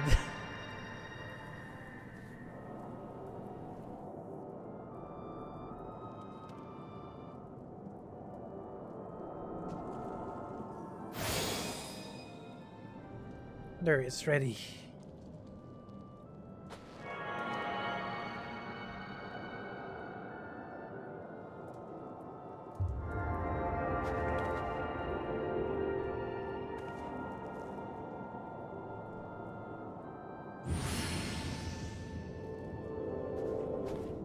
Yeah, unfortunately, my friends are playing this game.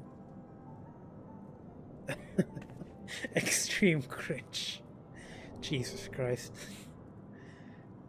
Actually, before I play this game, some of my friends are actually playing it, but they stopped for some reasons.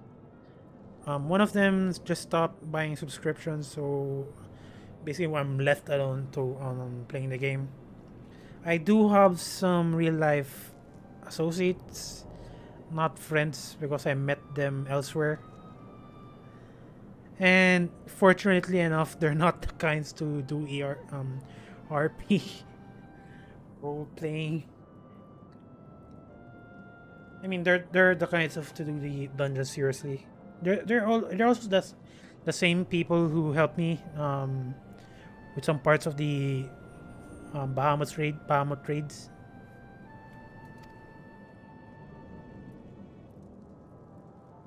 Try tuning to the 8th right now. Feel for the current and try to locate the beacon.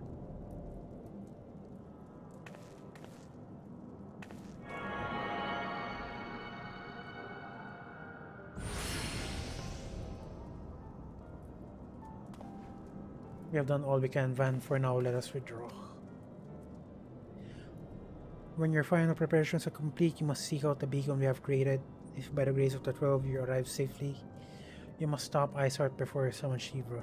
She summons Shiva. Yeah, definitely. So far, people are very accommodating to newbies, including me.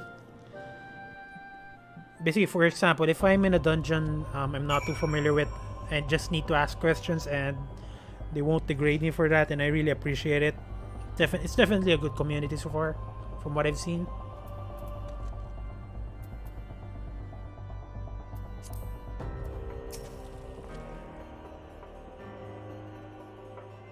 And the novice network is definitely helpful whenever I'm taking up a new job and I kind of want to ask on theories on the job. They're definitely very accommodating to questions. But my free company though, they're into RP, so it's kind of conflicting with my interest. Okay, we cannot ignore the possibility that our actions have alerted the eyesore to our plans. Should that be the case, she may attempt to hasten the completion of the summoning ritual. And if she succeeds, we will have little choice but to face Shiva in battle. Knowing little of this saint, I cannot say if our own strength will suffice. And so, I will encourage you to call upon your allies.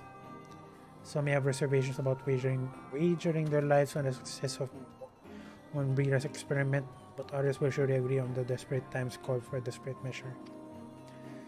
Before you assemble your party, please speak with the knight. That knight? Or which knight? I believe she have a message for you from Sir Americ. The sprout icon by... Oh yeah, the sprout icon in my name. I'm kind of curious though. When does the sprout icon goes away? Sorry about that. When does it go away? I mean, cause so far, from what I've searched, I've already played the game for like, again, for a month, and the sprout icon is still there. It's kind of curious at what point it'll go away. Madam, Sir Amer regrets that he could not have been here in person and asked that I read you this letter. Ishgard faces an unprecedented threat, yet in our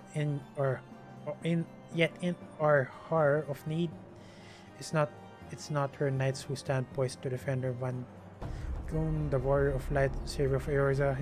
This day shall not be forgotten. Where others would flee, you chose to remain. Where others would falter, you rise to the challenge. Where others would use their gifts for selfish ends, you wield yours in service of your great cause, to a great cause. May alone bless you with good fortune and see you safely home. I didn't see the dungeon name. Yeah, definitely. Some of the dungeons, I really dig the background music. For example, which dungeon is that? I definitely like the background music in... Where is that dungeon? Basically, it's Wanderer's Palace. Yeah, this one. The Wanderer's Palace hard mode. Yeah, I definitely like the background music here. And then I also like the background music in... basically the lighthouse. I forgot which one was that. Where is it? Yeah, this one. No, not that one. Yeah, this one, Pharaoh Sirius. When you fight the harpy, it's definitely a good background music. Definitely. And then I kind of like the background music for the Titan Trials, and I actually have its mount. Yeah, this is the Titan mount, and I really like the background music because it's a part of his trial.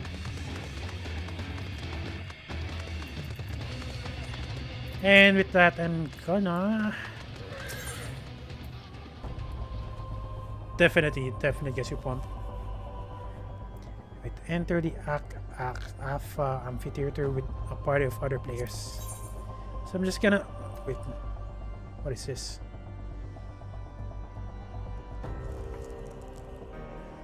I guess I'm gonna join in as a tank.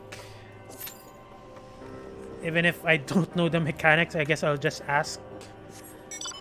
as I go. And oh my god, I'm still lagging, so that is bad news.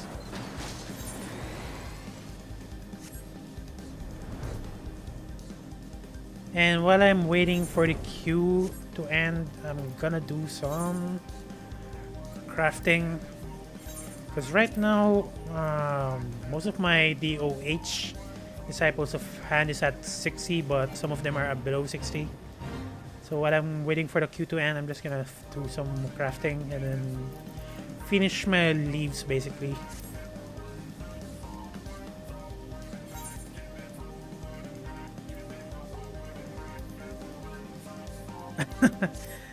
Wait, I mean, it might look daunting, but I'm pretty sure it's the effect of the road to 80 buff because of the server. I'm pretty sure the bonus is twice the experience. You get twice the experience. So what's happening is if you submit a high quality item to the leave. Yeah, so it really isn't that hard to level them up because of the server bonus. But I did make an effort though. I did make an effort to level that. So I'm just gonna do some submissions, and hopefully the crafting doesn't take way too long.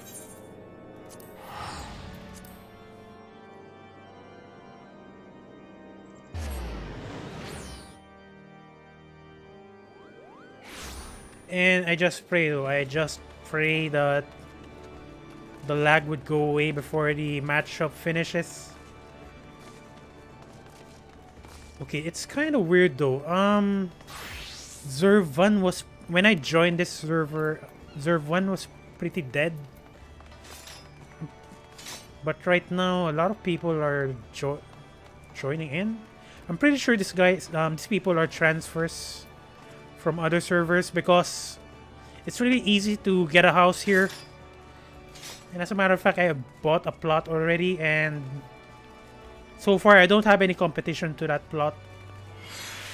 So I'm guessing that's the reason why people are transferring in. Yeah, definitely. So the first item is Bango Zango. That is quite the name. It's not here. Oh, wait a minute. Tubango Zango. That's a name. Never mind. I thought that's the crafting item. Apple juice.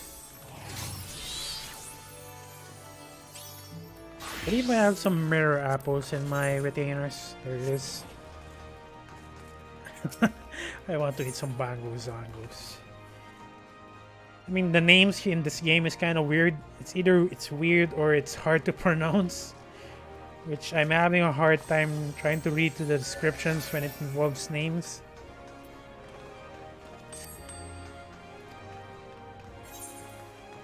My god, the lag is still there. Oh. Yeah, definitely. I thought, yeah, that's the reason why I searched Bango Zango. Because the item that I'm crafting is food, so it kind of fits.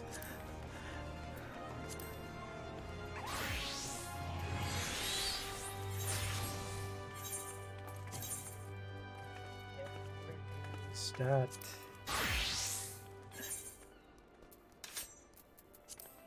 So I believe that's a good... If you're planning to start a bar, you have an idea, Bango Zango.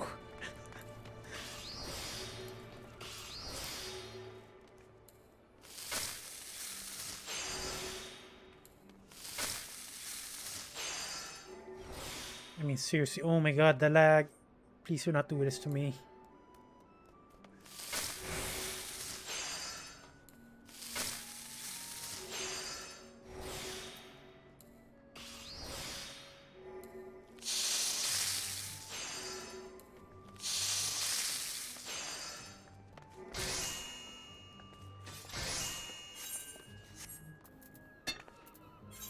So fortunate this guy is here in Lim Settlements, so I'm just gonna pass this in. And then, assuming that it's a multiple submission quest, it should help.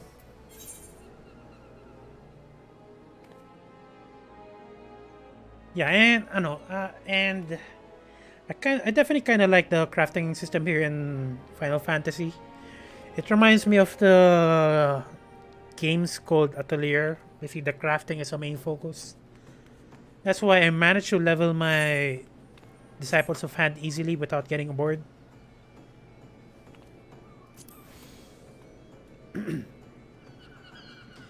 Although I'm kind of curious though, some of my friends said that crafting is not worth it because you can easily get armor elsewhere, armor that are stronger elsewhere, and then crafting is only good for glamour, he mentioned.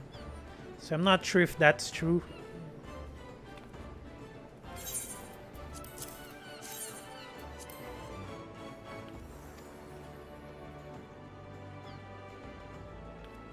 BISN game. Wait, sorry, what do you mean? Oh, pentamills. So you're saying, oh,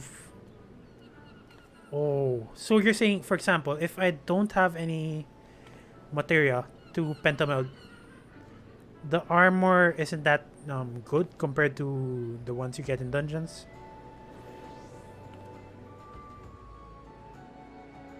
If I don't pentameld them, I mean, are they any good?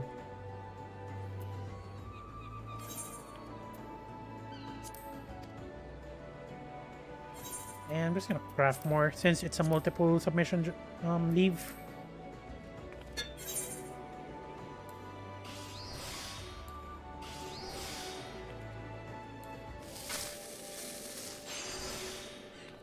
May how hard is it to pentamel the gear, by the way? Because I still haven't experienced it actually.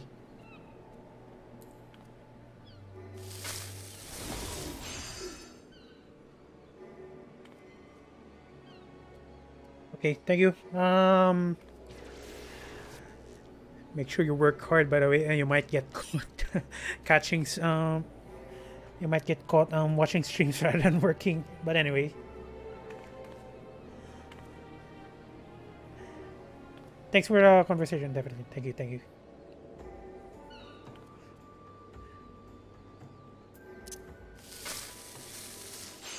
Later, alligator.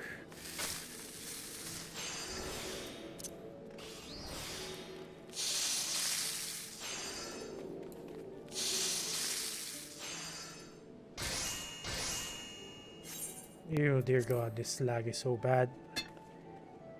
To think that I'm queuing up for a tank role. Honestly, I can get away with just... If it's a DPS job, I can actually get away with lagging.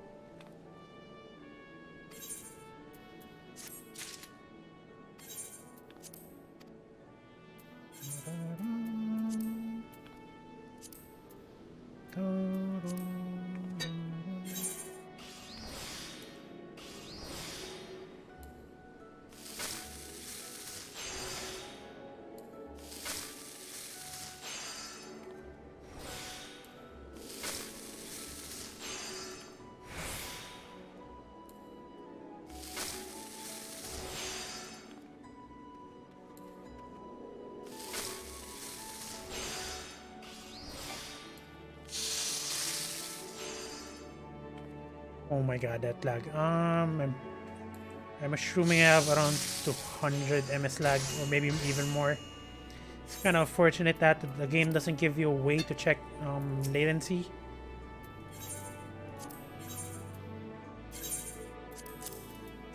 It's been 3 hours though, it's still lagging.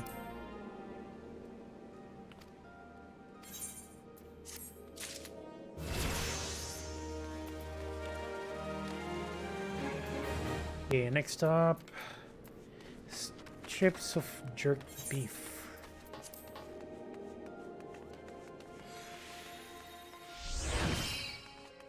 I'm just gonna return some of the materials, the mirror apple I mean, I brought out. I'm just gonna return it. Actually, before I continue, I'm going to need to return to Gridania and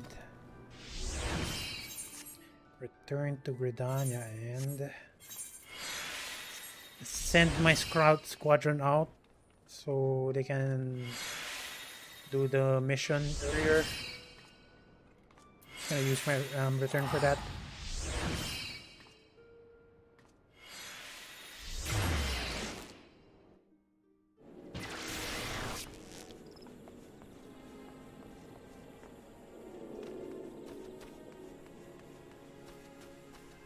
Yeah, oh my god, I'm lagging.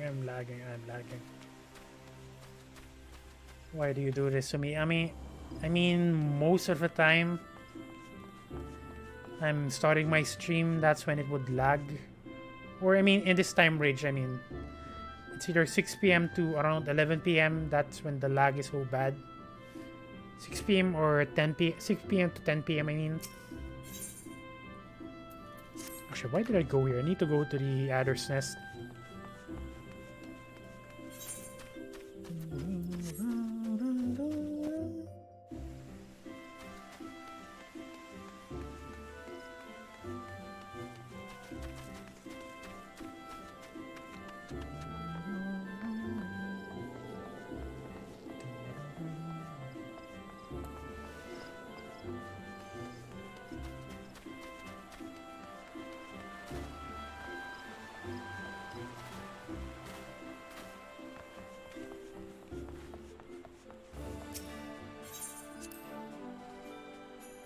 And this is the last training session, by the way, so I'm gonna send them out to a mission now.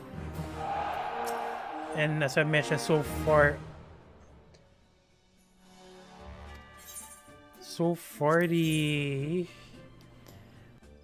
I keep on sending them out to a mission, but it would usually fail. And I kind of want to do this one since the reward is Gold Saucer VIP card, and I definitely have some intentions of farming MGP. Fortunately though, I have enough points to some degree satisfy the requirements.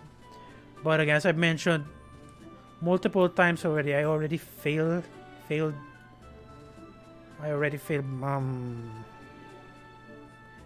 squadron missions, which is kind of annoying.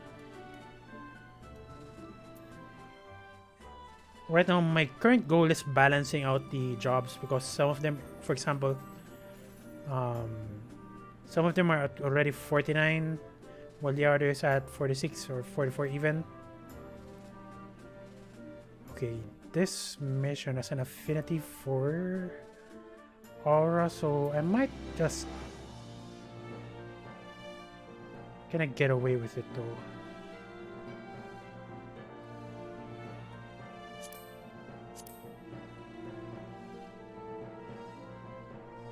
Yeah, I can definitely get away with it. And the mission affinity is Mikote, Lalafell, and Aura.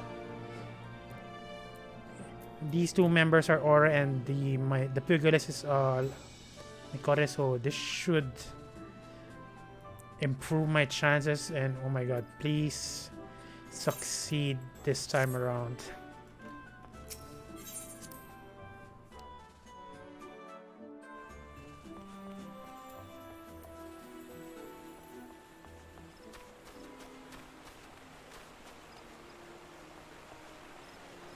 So the next submission is strips of jerk beef. And actually, rather than going in as a tank, I'm gonna change to Sage with Raw and then join in as a healer instead.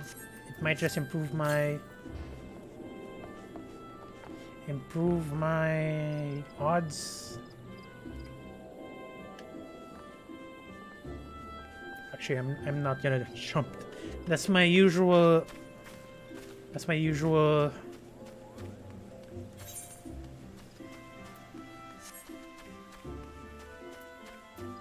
usual hangout spot.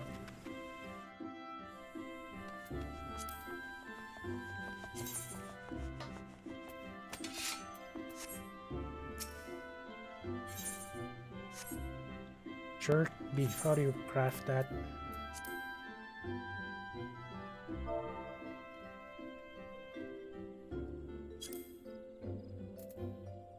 Buffalo sirloin. Just gonna switch back to Culinarian.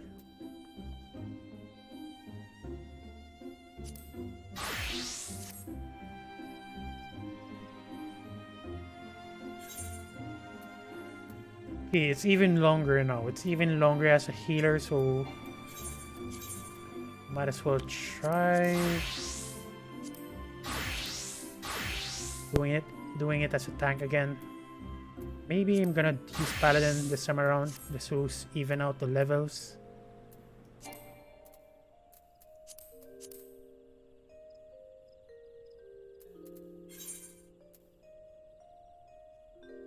Where is that? Oh my god, I lost the...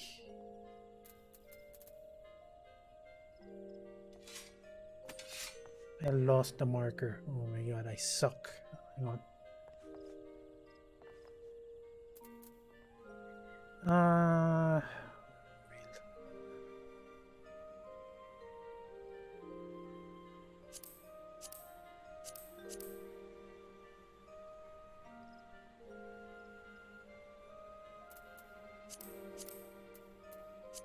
Oh my god, I lost it. Never mind, here it is. It's definitely quicker if you join in as a tank. But I think I'm just gonna repair my equipment.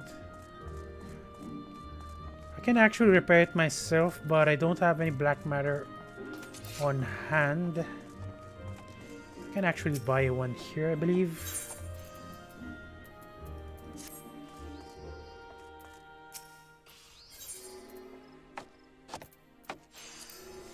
Repairing equipment yourself will give it some bonus. Will give it bonus.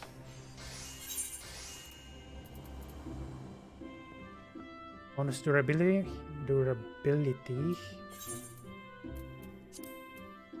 The requirement is.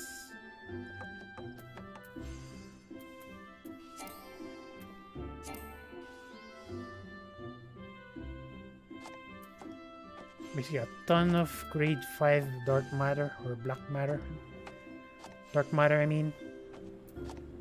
Although I'm pretty sure I have some of this. Okay, I have six pieces in the saddle bag, so I'm just gonna buy 14. What isn't an issue this time around? Probably move some of the ones in my saddle bag to my inventory.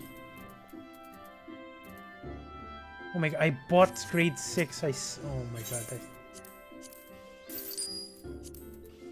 I bought grade 6 instead of grade 5.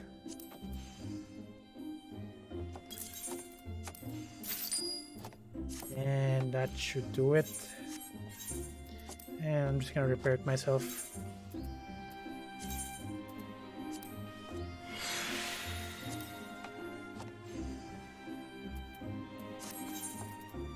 And with that, I have bonus durability. Next one is to my leaves.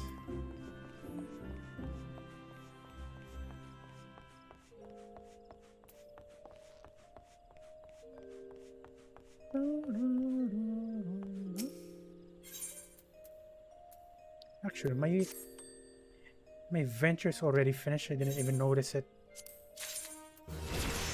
I'm kind of gunning for this for furnitures, since again there's a high likelihood I'm gonna get the plot I'm looking for, since it's already the second day and I still don't have any competition to the plot that I bet on. Might as well make an effort preparing furniture. And in terms of furniture, I don't intend on buying anything I'm just going to craft craft my furniture myself, since I did level my DOHS. Might as well take advantage of that.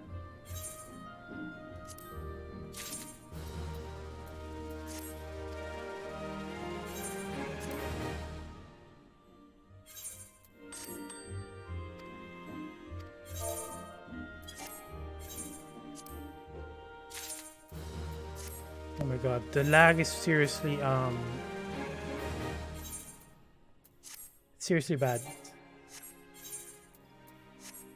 And it's not going away. The average time is less than 5 minutes now, and the lag is still not going away. That is bad. I'm just gonna desynthesize the items that I received.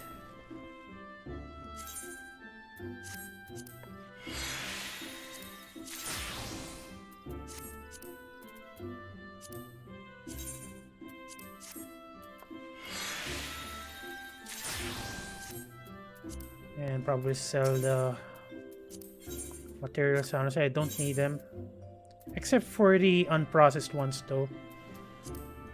I'm gonna keep those. Anyway, starting off, I'm gonna do the jerk beef now. Okay, it requires buffalo sirloin, which is, I'm pretty sure I have that.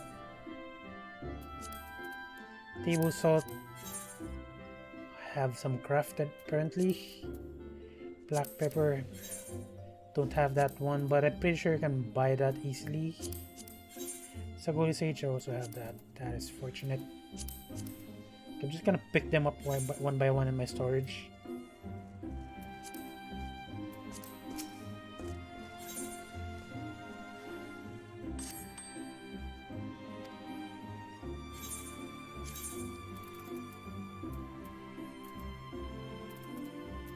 Buffalo sirloin.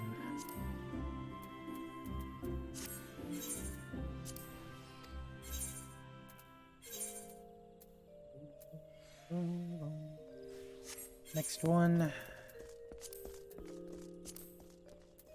Table salt, which is in my last retainer.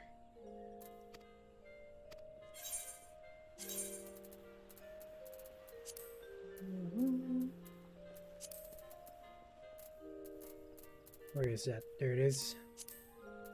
Next one is black pepper, which I don't have. Wonder if I can buy it from the NPCs here.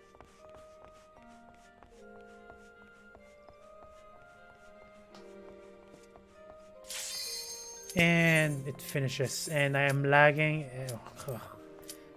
I am. Oh my god, that switch that it took. Why is this? Oh my god.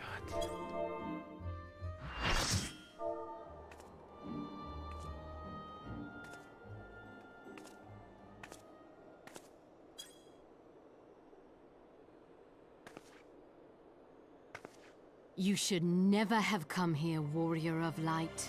I labor only to forge a lasting peace. A peace you would deny us out of ignorance and blind faith. No matter. If it is our fate to be at odds, then it is mine to strike you down. We whom gods and men have forsaken shall be the instruments of our own deliverance. Partake of my flesh. Fill this vessel with your light. Walk amongst your brothers and sisters once more.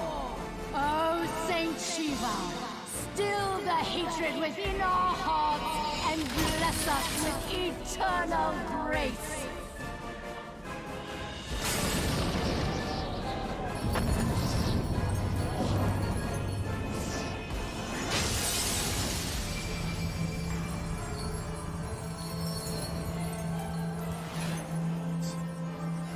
So I'm guessing she's kind of related to Shiva.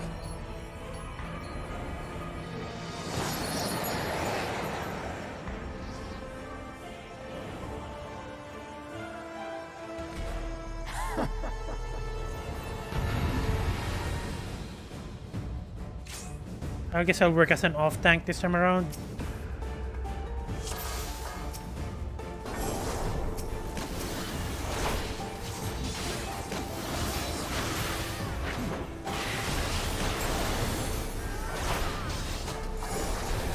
Oh my god, I pressed wrong. Pressed the wrong button.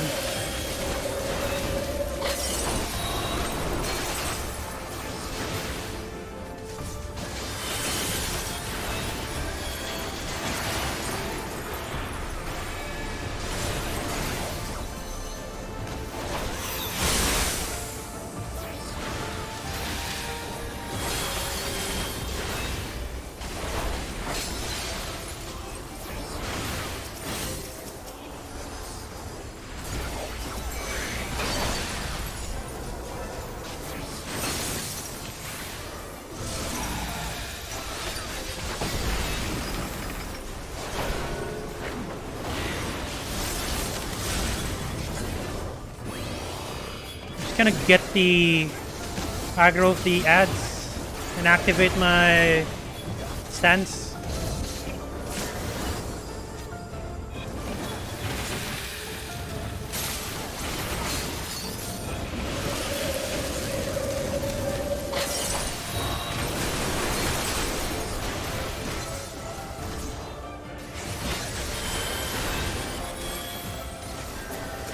What am I doing?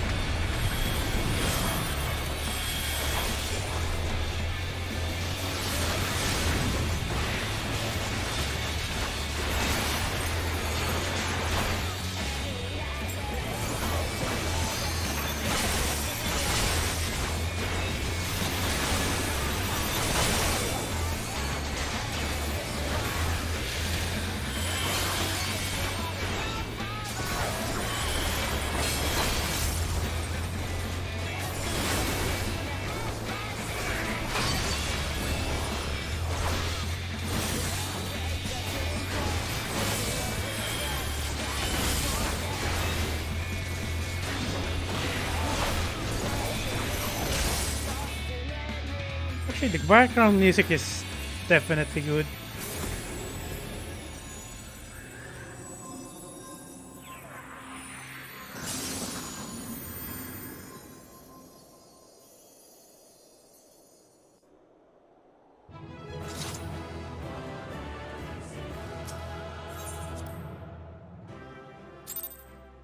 The lag though, the lag. The lag ruined the experience.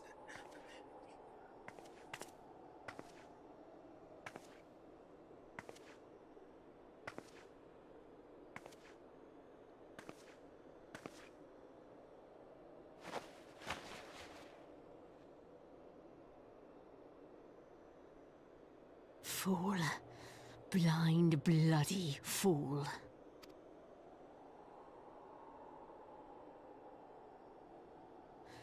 You, of all people, should understand the suffering war begets.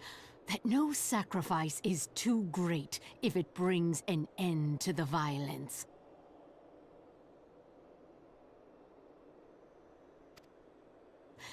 Mine is the righteous cause. You fight in a war you do not understand. A pawn of liars and schemers. And they are no less ignorant than you, following the creed of their fathers without question, never thinking to ask why. Trapped in a delusion of their own creation, and blind to the truth.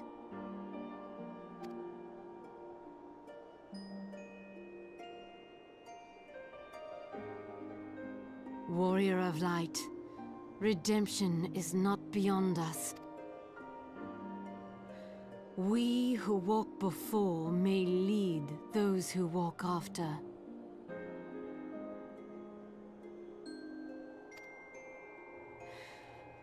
Seek the Keeper of the Lake. See with eyes unclouded. Do not squander a mother's gift.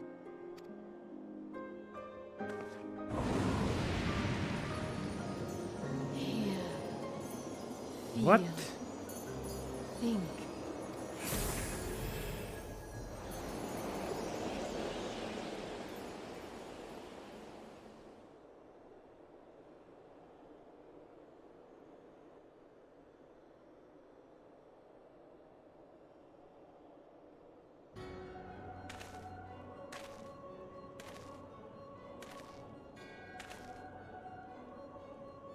And so the vessel withdraws, a predictable outcome.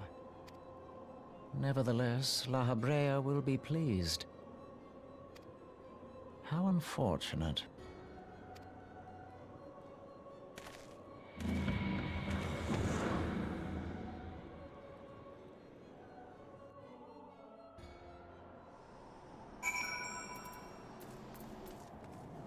I'm kind of confused. Hang on, I'm just gonna take a quick break. Be right back.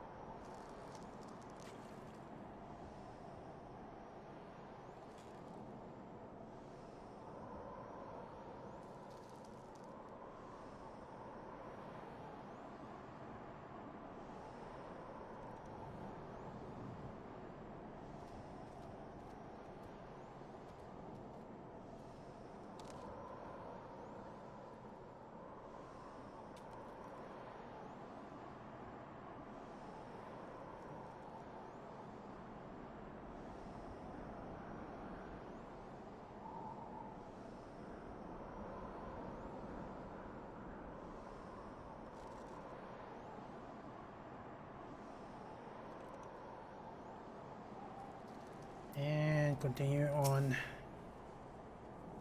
Oh my god, there's lag is still there.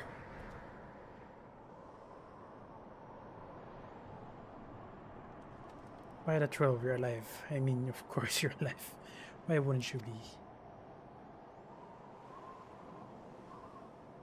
My sword did what? And you're certain about that? Are you? The Vinyas are skilled with glamours after all. Wait, that was a glamour?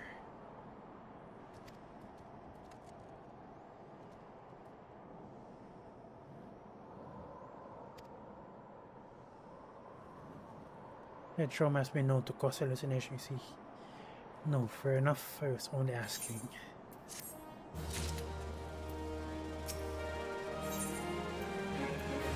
One breeder remains unconvinced that you have not sustained a head injury.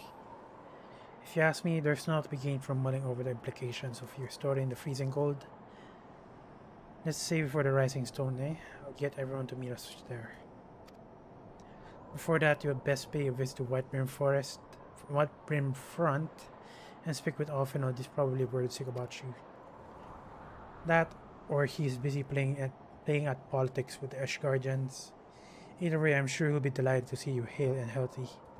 Speaking of which, you don't have a headache or anything to you. No abbreviation, no reason. See you again soon.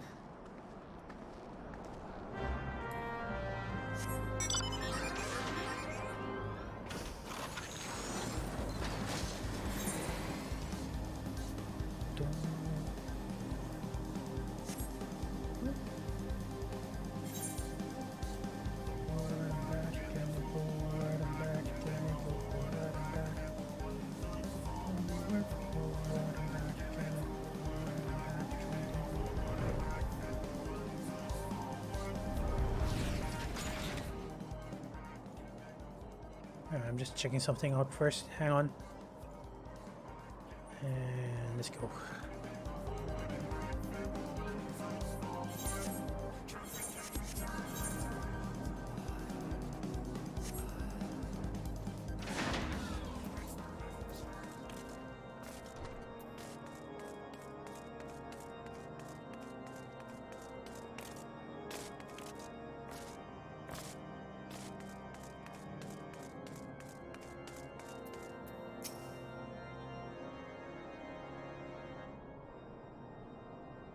There she is, and none the worse for wear. Was there ever doubt that the warrior flat would succeed? I think I speak for us all when I say that I should like nothing more than to hear the stirring tale of your victory, if you would be so kind. And we were too late to prevent the summoning. But not too late to prevent further loss of life. An outcome worthy of celebration. And one for which we have to thank. We had fun to thank. Yes, you are right, of course, Sir Emmerich. We should be content with that we have accomplished. I, for one, could not have wished for a better outcome. Shiva is no longer a threat, and the heretics have been routed. Aye, there is a matter of Ice Heart escape, but she can't run forever, whether it takes days, weeks, or moons, or even years. Kinda hard to talk right now. My knights will find her. In the meantime, Lord Drillamont is caravan ready. The supplies that your men record have been prepared for transport in accordance with your wishes. Rest assured, the knights will see them safely to Revenant Stone. Of that I have no doubt. I take these as the same supplies heretics stole from the house of Fortem's caravan. Lest the crystal which compromised about the shipment, yes, scarcely a fraction of that which was promised, but a meaningful contribution to your cause all the same.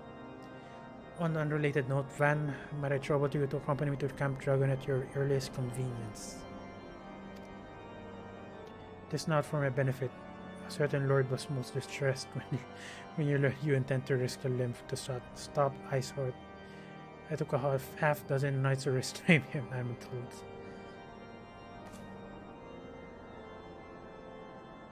Men give vent to their anxieties in weird ways, but they do not think less of him.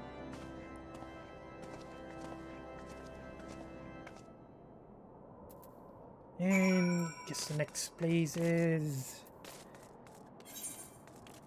I can just teleport there, but how much is gonna cost? 70. You know what? I might as well. I can just easily earn that again. It's just 70 gold anyway. But when it comes to triple digit cost, I'm gonna think twice before doing it. Because it adds up. It adds up if you keep on teleporting. What were you thinking, Van? Ridging or very being on a dubious theory which might allow you to enter Iceheart's lair, knowing full well that she could have sufficient for one to complete her ritual to summon Shiva anyway, and then engaging the abomination mortal combat. By the fury, Van, this is a feast of ballads, but a battle for the ages would that have been there to fight by your side. Yet here I was forced to wait, condemned to wonder the fate of the dear friend for a veritable eternity. I would not wish for such torture on my hated enemy.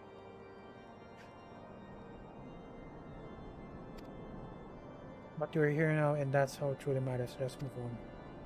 Sir Emmerich wished to have words with you, Master, often in private. He always has an intercessory.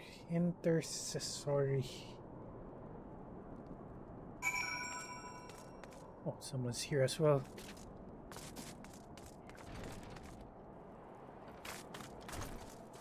He is doing MSQs as well, just like me. Greetings, madam. I shall show you in at once. Proceed intercessory.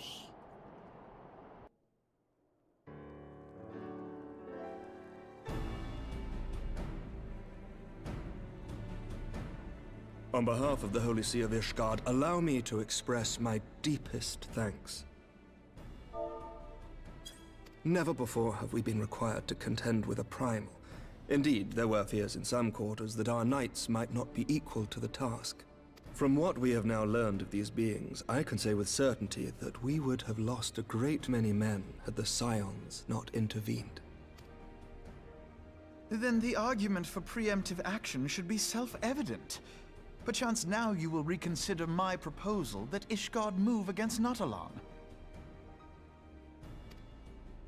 Ere we first met, a similar proposal was tabled, but the Holy See decreed that we were to observe, and that military action should be taken only in self-defense. All things considered, it was not an unreasonable decision. Since the calamity, 2 vigils have fallen to the Horde, while Garuda has never shown any inclination to storm the gates of judgment. Which is why this unprecedented crisis and its resolution may prompt a change in policy. You who have faced these primals know well the threat they pose. Ishgard did not. Not until now. And there is naught like a brush with death to change a man's outlook. At the very least, this should silence any lingering objections to our arrangement with Revenant's Toll. The Holy See may even feel moved to grant us its formal endorsement. So far as it is possible, the Scions shall be compensated for their service. Thank you very much. Now We give should be me grateful entrance. for any aid you can provide. No, give me entrance to Ishgard, that's all I want. As a gesture of good faith, I shall withdraw my previous request. Your people are doubtless needed elsewhere. That will not be necessary. We too have a vested interest in watching Dravania's movements. I see. Once more, I must thank you. Sir Emmerich, if I may, do you truly believe that Midgardsormr could return? The heavens are a window unto truth, but those who interpret their movements are not infallible. I requested your involvement as a precautionary measure.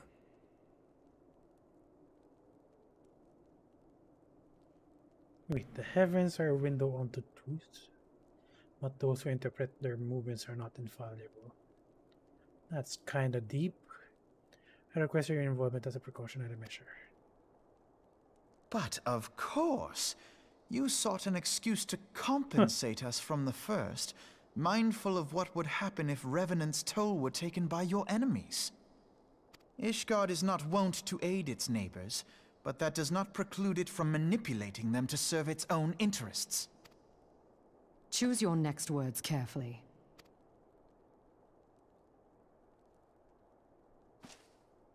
Do you know what sort of man becomes Lord Commander of the Temple Knights?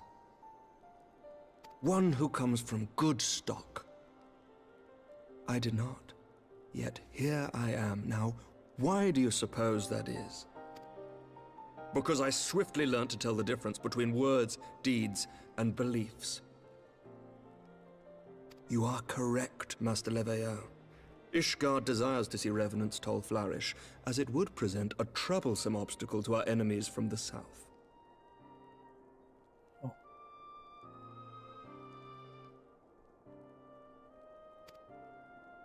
We are so glad to be of use to you. As we are to you. Ours is a mutually beneficial arrangement, lest we forget, one born of necessity. The dragons grow more restless by the day, and the heretics harry us nigh without cease. We have contended with such troubles for centuries, but there are limits to even our endurance. Yet as a pauper is loath to part with his meager possessions, the leaders of Ishgard are not wont to render up their trust to outsiders. But with perseverance on our part, they may yet be made to see the light. Nevertheless, one must take care when walking the road less traveled. Wise words, Sir Emmerich. I shall make a point to remember them. I must apologize for my earlier outburst. I hope it will not sour our good relations. Not at all. You but spoke from the heart. I trust you understand that at times my duties may prevent me from meeting with you. On such occasions, my second-in-command will speak for me. Lucia, at your service. Pray excuse our reticence. We are but wary of speaking too freely, lest our sentiments be made known to our enemies. Know that the Lord Commander and I are of one mind. For the sake of Ishgard, and of Eorzea at large, I pray our peoples can put aside their differences.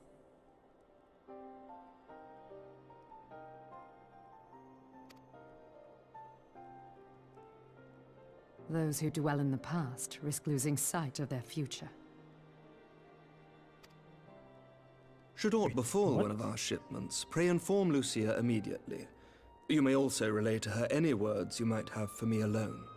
Not being of Ishgardian birth, she owes no allegiance to any noble house, making her as near to incorruptible as one can find in my homeland.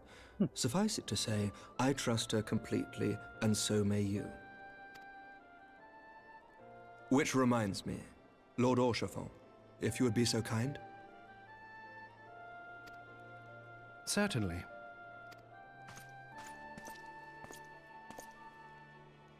In times such as these, trust is ever in short supply. Mayhap this will go some way to rectify the problem. The results of our investigation into the heretics' recent attacks, as well as our interrogation of the merchant you detained. Sir Emmerich, I cannot thank you enough. Think nothing of it. Ishgard may be many things, but it is no friend to Garlemald. Did I not tell you to have faith, my friend?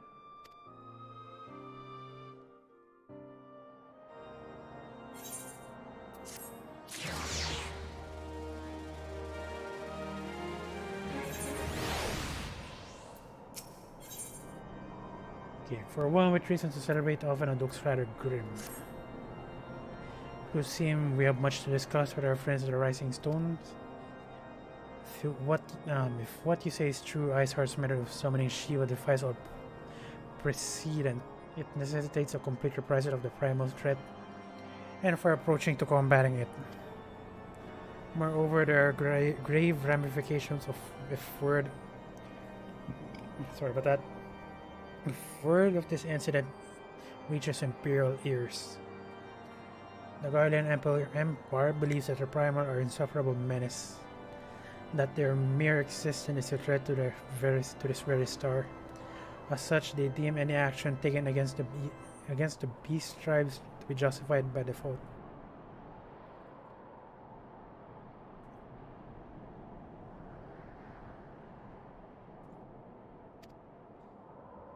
Imagine then if it became known that it was not only the beast tribe of the Eorzea. Oh yeah, that he has a point. Beast tribe of Eorzea that can summon primals, but are civilized people as well. And the linger. Oh, is that gives the Garleans valid reason to invade? Well, properly invade Eorzea. Where before we had to contend with a single Imperial Legion, we could well find ourselves facing the combined might of all Garlemald. But I speak unadvisedly, Comvan. It is better we continue this conversation in Mordona. Okay, it's already 10 p.m. and at this point the lag will start to improve. Well, hopefully it improve. Anyways, I'm just gonna ride back to Mordona instead, rather than teleporting there. It's close enough.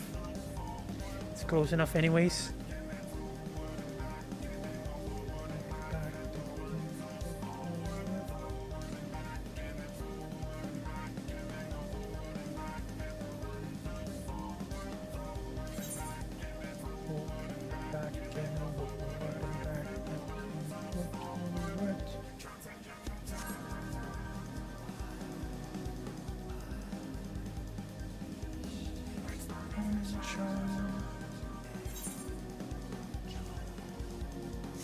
And actually at 11 p.m. that's when the dailies will reset, which is these items over here, the Beast Tribe quest, and other things, the marks as well, which is the weekly remarks will reset. Wait a minute. Actually, no, never mind. I was wrong. I already did the weekly remarks. It's just that the daily marks will be the one that will reset. True young leaders can be more amenable to new ideas. Then again, their lack of experience and influence can hinder their ability to enact reforms. There's little fortune and far less fame in being a receptionist, but one must be realistic. Also, it would seem that I was grossly misinformed regarding the average earnings of a street performer.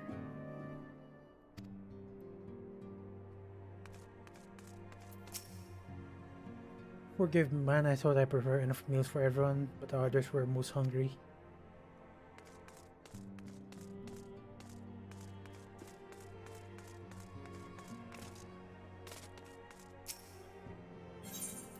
Okay, it's laggy. Oh my god. I thought that the lag would improve, but I was wrong apparently.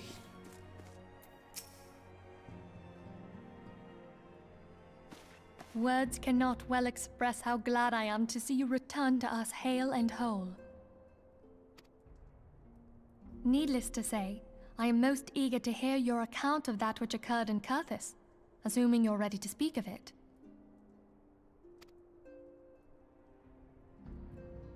Excellent. I shall summon the others at once. I'm gonna be right back. Just a quick moment.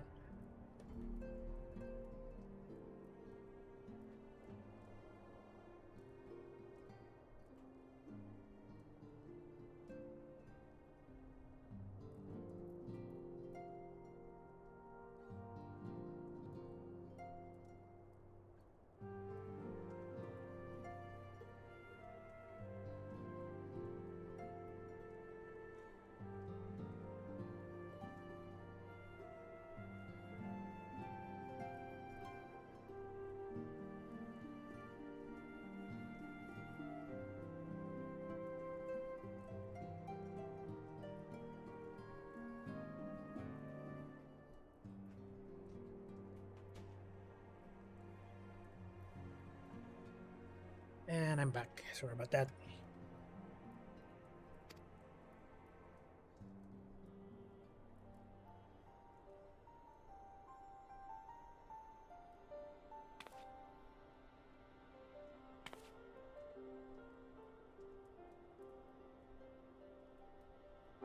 Iceheart used her own body as a vessel for a primal soul? Master Louisoir's writings make no mention of such a possibility. Can we be certain this entity was a primal? As certain as we can be that good King Mogglmog XII was a primal, I should think. Both were ostensibly summoned. Let's not quibble over definitions. Of more concern is the implication that Iceheart retained her will, even after she was possessed.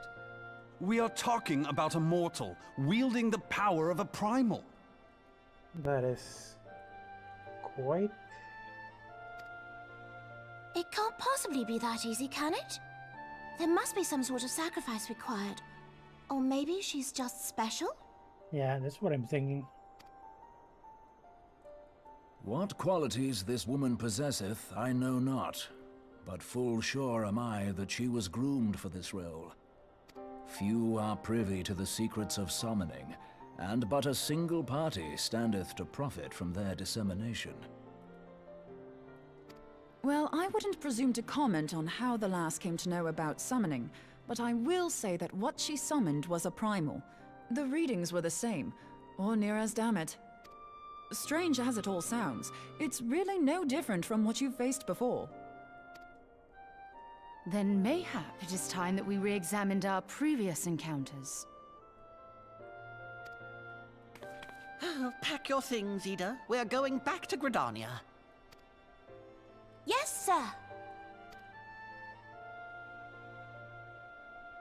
About Iceheart's final words to you. Hear, feel, think. That's what Hayden usually says. Hydaelyn speaks to her as well. If Iceheart is blessed with the power of the Echo, she will doubtless have used it to further her goals. Or could it be that it was a revelation granted her by the Echo which first set her on this path? She did say that the Ishgardians were blind to the truth. Do you think she has knowledge of the origins of the Ishgardian-Dravanian War? It would do much to explain her unwavering conviction. Did not the Lady Iceheart implore thee to seek the Keeper of the Lake? And did she not imply that in so doing thou wouldst come to see with eyes unclouded? Midgard-Zoma was a king amongst kings who reigned for centuries on end. But he is dead and his wisdom lost to the ages. Unless the Ishgardians' fears are well-founded. It would seem we have yet another reason to stand watch over the Keeper of the Lake. For a mercy, we are well positioned to do so. I'm guessing Midgard-Zoma is the dead dragon in the middle of Mordona. Iceheart, Shiva, Ascians, and Midgard-Zoma. I shudder to think how they're all connected.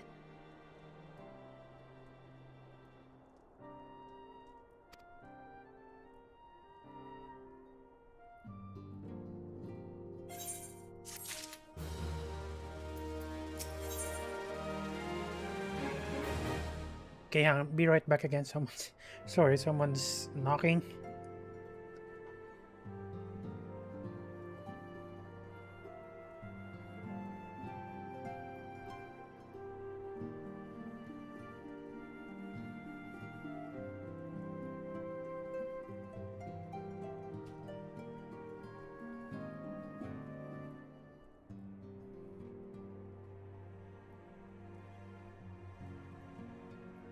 And I'm back.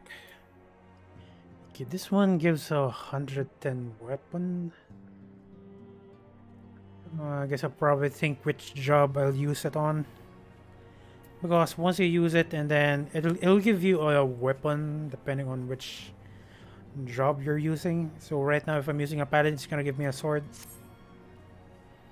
I mean to score the annals of foreknowledge of Midgard-Zoma. Given his great age, I dare say he appears in more than a few. Do you hear that? The commotion aside, we see if aught is amiss.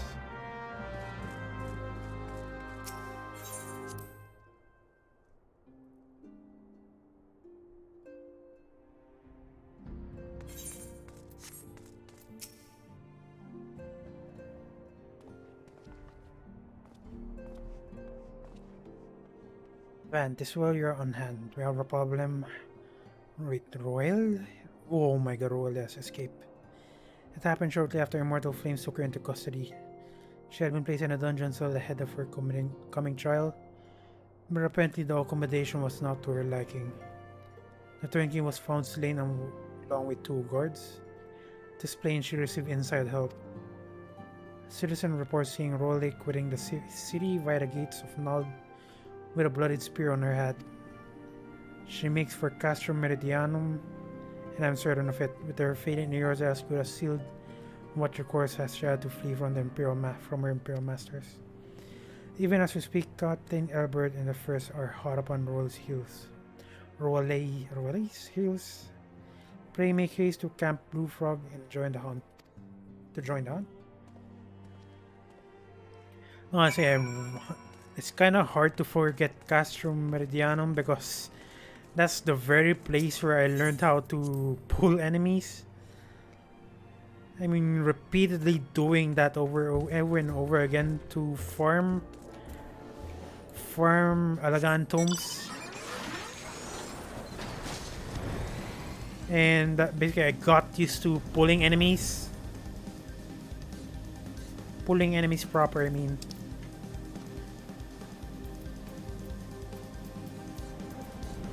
Anyway, the northern island is actually pretty close here, so I'm just gonna ride towards there instead rather than spending gil. Because it might look cheap. Well, not cheap. 300 gil is pretty expensive to me. The teleportation expense really adds up each time you teleport. So I'm just gonna make an effort of teleporting towards that area instead.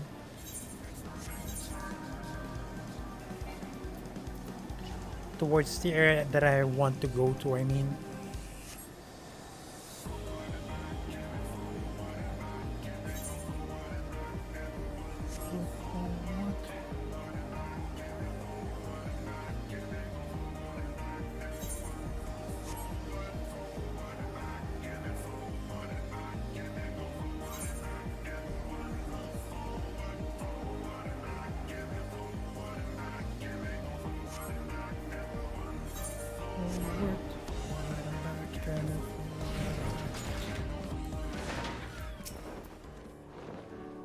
My thanks for coming, Cyan. I've spoken with the soldiers here.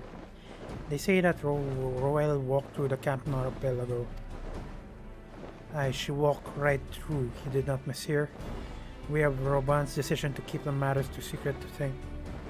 We have Roban's decision to keep the matter secret to thank for that.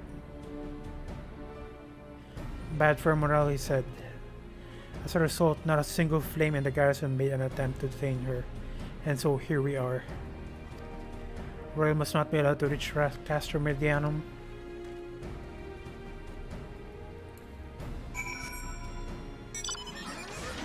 And it's still lagging. I mean, in terms of story though, Ul'dah is the most corrupt city-state compared to the others, in the Alliance.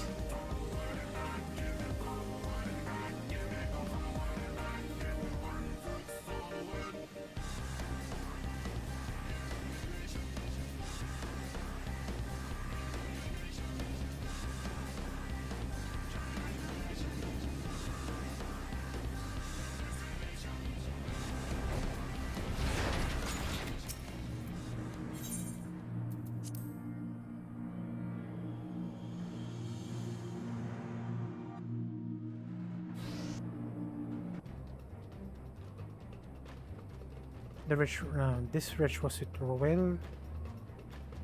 Oh, I swear to God, I don't know how to pronounce her name. Roel, Roele. Roel. You know what? I'm just gonna call her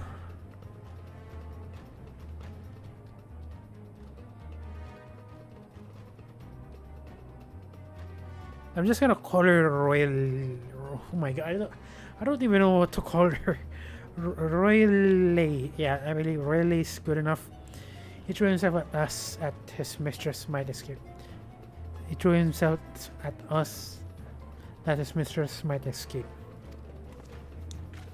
She didn't blink when we cut him down. Not even when he started screaming. No loyalty even to her own, the goddamn harpy. With me, Silent would almost have her.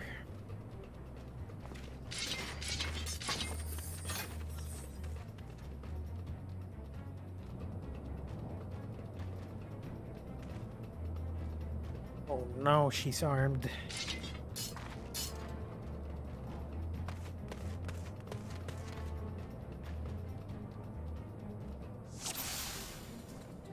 Let's go, go, go!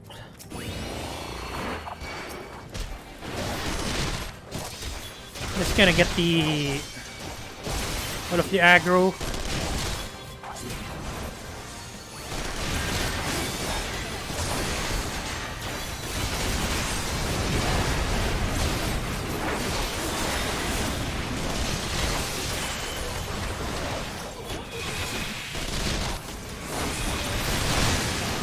And then clear up all the other enemies.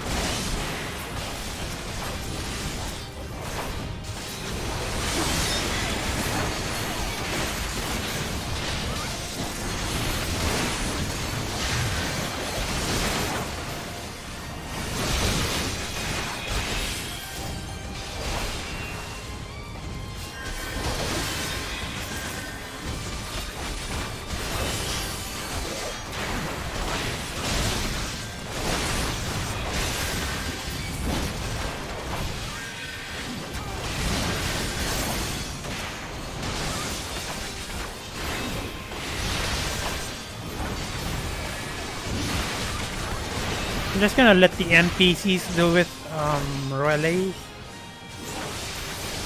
and more reinforcements.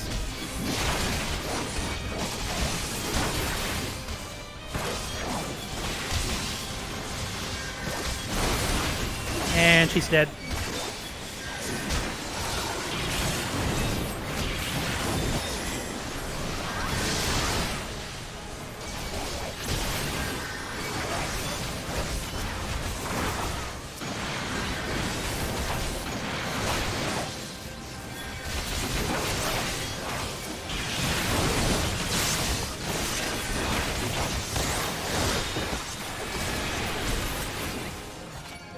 And it is done.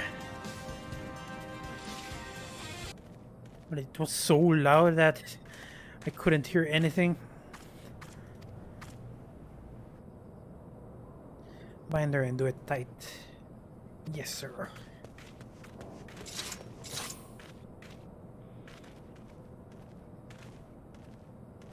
Good work, man.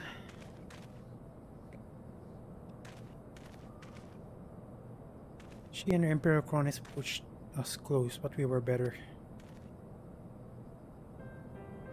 Behold, a respected officer of the Immortal Flames. People looked up to as one of the Order's founding members, one of its pillars. It saddens me to see you fallen so low.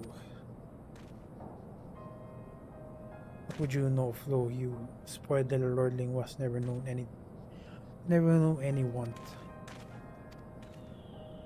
People such as you take wealth and birth for granted. You think you think it your God's given right to rule over others. You know not of your plight, the justice that we were low-born guardians must endure. To the noble lords and ladies, we are not people, but resources to be consumed. I did what I had to survive, stealing, killing, and even hoarding myself. It is no fault of mine if fools imagined me a paragon when I joined the Flames.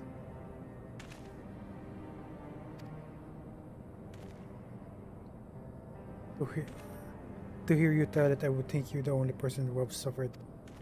In case you have forgotten, Orban himself was born into poverty, as was I. We lived hand to mouth, with little more than shirts on our backs. Hunger was our constant companion, yet never did we bemoan our lot in life, nor did we begrudge others their fortunes. We accepted the hand we had been dealt, and played to it the best of our ability. Life was a battle, but no matter what fate threw at us, we look at it on the chin. We took it on the chin and came back for more. Everything we have, we fought for. Are we any different then? It is true that we were both mercenaries of lowly birth, and it is true that we both have our fair share of struggles. But whereas I sold my sword, Marshal, you sold your comrades. If life has taught me one thing, it is that you never betray your own. I would sooner cut off my own arm and raise my hand against a friend.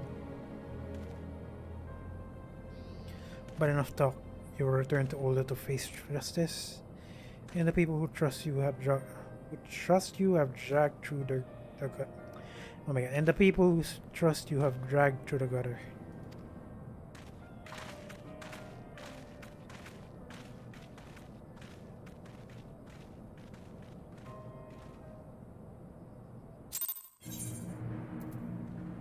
You know what? That color reminds me of a game called Persona.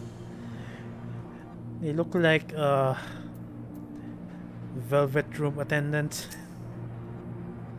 Not so much of a hint response. Just well that the sordid business final at an end. Friend's betrayal cuts deeper than steel. Let's hope that we have chosen our allies more wisely than Roban chose his.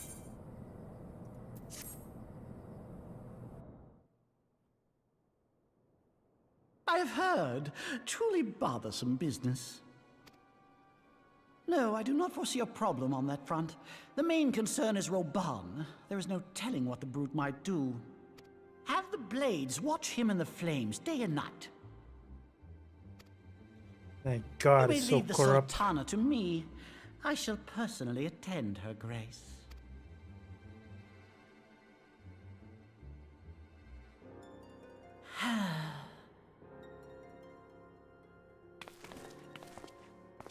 Sever one of the East Aldenard trade routes.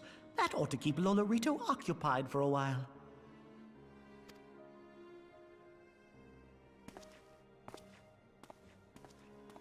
Nanamo Ulnamo. For my sake, pray be a good little Sultana to the last. Oh, goddamn corrupt. That's actually one of the reasons. Well, it's kind of a petty reason, but that's one of the reasons why I kind of don't want to buy a plot in. I don't want to buy a plot in the Goblet because of the background lore related to Ulda. Often would ask you another favor and ask another favor of you. Captain Ilbin and I have a few questions for the Flame Marshal regarding the circumstances of her miraculous escape. When we have completed our interrogation, we shall take our findings directly to General Roban, and that shall be the end of it. Your work here is done, my friend. My thanks.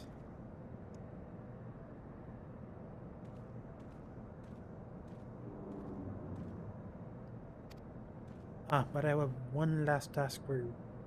Return to the Rising Zone and appraise Winfilia of all that has happened. I'm aware that antecedent held royally in high regard. For better or for worse, you want to know how this tale ends.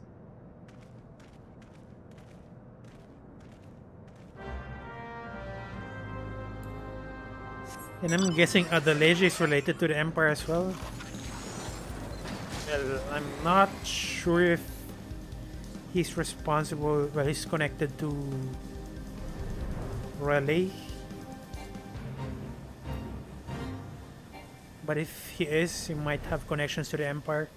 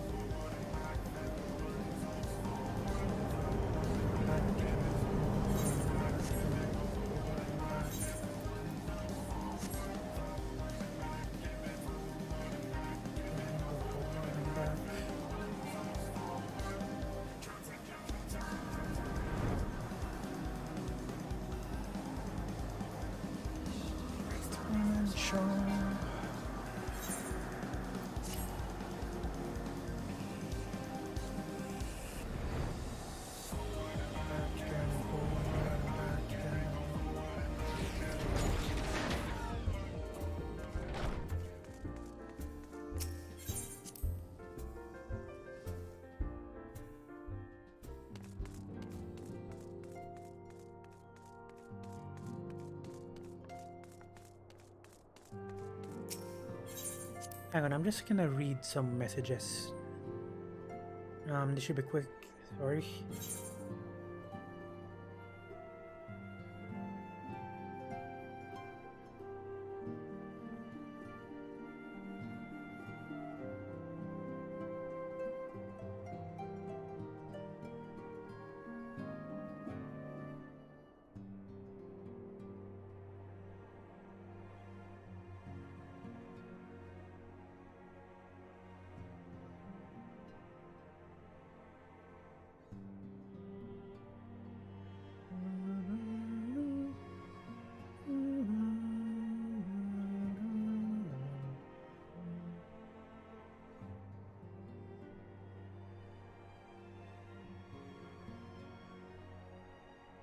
I'm not curious though. How long I've been I believe I've been streaming for like 5 hours already. Let me just check.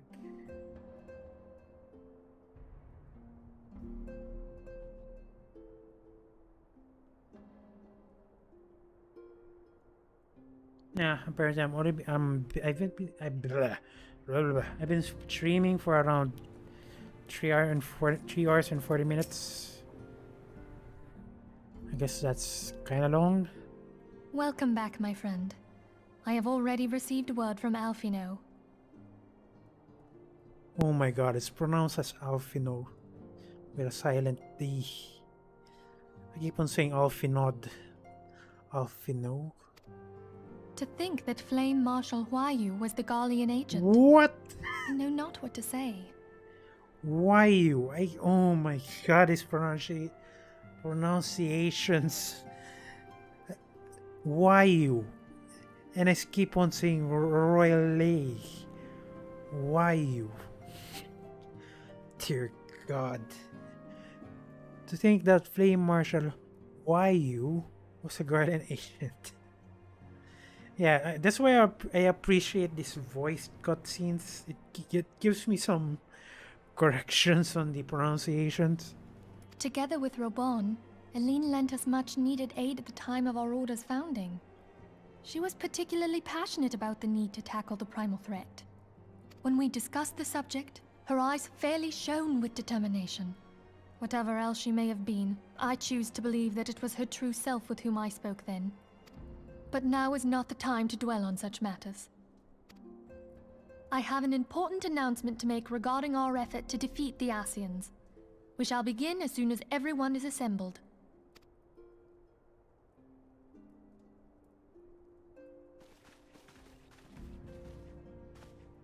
My thanks for coming, friends. Moonbreeder, the floor is yours. By now, I'm sure you're all familiar with white auracite, the miraculous material that'll allow us to capture Ascian souls. Back at Snowcloak, we verified its ability to absorb vast amounts of ether. Alas, it leaves something to be desired in the area of stability. The stone can only store ether for a short while before expelling its contents. And how could it seal an Ascian? In addition to auracite's inherent limitations, we must needs be wary of our enemy's strength. Our foe draweth upon an infinite wellspring of power. Even should we succeed in entrapping him, the stone will not long contain his wrath. Meaning that, if we want to kill the swine, we'll have to be quick about it. 'Tis our belief that an Ascian soul may be permanently undone, if smitten by a sufficiently concentrated burst of pure ether. The only trouble is, we can't say for sure how concentrated the burst needs to be. Without knowing how much ether an Ascian soul is composed of, we're basically guessing. Our sole clue lieth in thy struggle with La Hebrea. During that encounter, Heidelin bid you forge what she called a Blade of Light, a weapon which took the form of a luminous stream of energy. Based on your description, we believe the blade with which you vanquished your foe was composed of ether. Admittedly, your victory proved ephemeral, as La Hebrea was able to use a crystal of darkness to flee into the space that lies between our world and the void. The fact remains, however, that Heidelin placed the means to destroy the Ascians in your hands. Be that as it may, it would be unwise to assume that she will do the same when we next encounter such a foe. Quite so, my lady.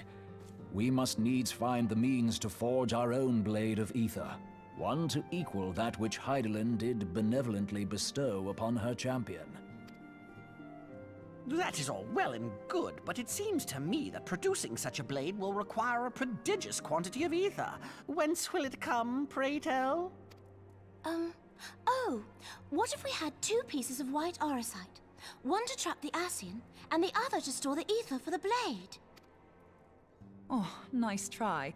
But it's as I said, the stone won't hold ether for any length of time. We'd still need to collect the stuff there and then, sorry to say. And therein lies the rub. Finding a way to create the blade whenever and wherever we choose. 'Twould seem more research is in order. I'm going to linger a while, perform a few more tests on the auracite. And I could do with some help. Urianger, why don't you lend me a hand? Mine apologies, but I am required at the Waking Sands. Lady Minfilia hath given me sole charge of the premises. 'Twould be unseemly to leave them unattended. Sole charge, you say? So you're basically alone there then? Well, that settles it. I'll just have to come to you.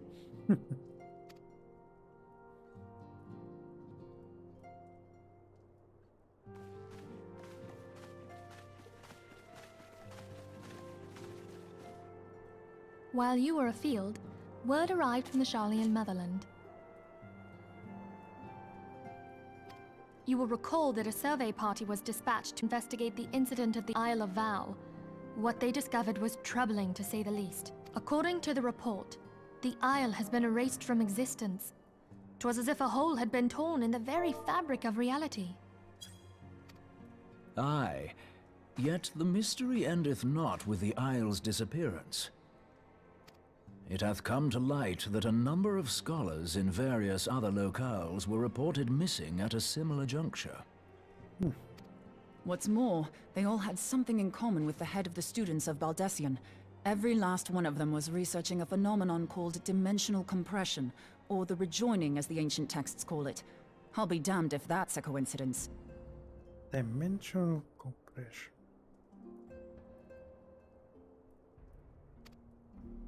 All indications suggest Asian involvement, but I sense that a force greater still is at work. The entity the Dark Beings call the One True God. We must pray that my dear friend Kryl regains consciousness soon. If she bore witness to the Isle of Val's final moments, she may be able to shed some light on this mystery.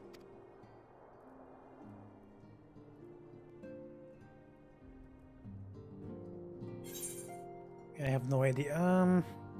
I have no idea what did she meant by dimensional compression. Kind of hope that it had an explanation after mentioning that.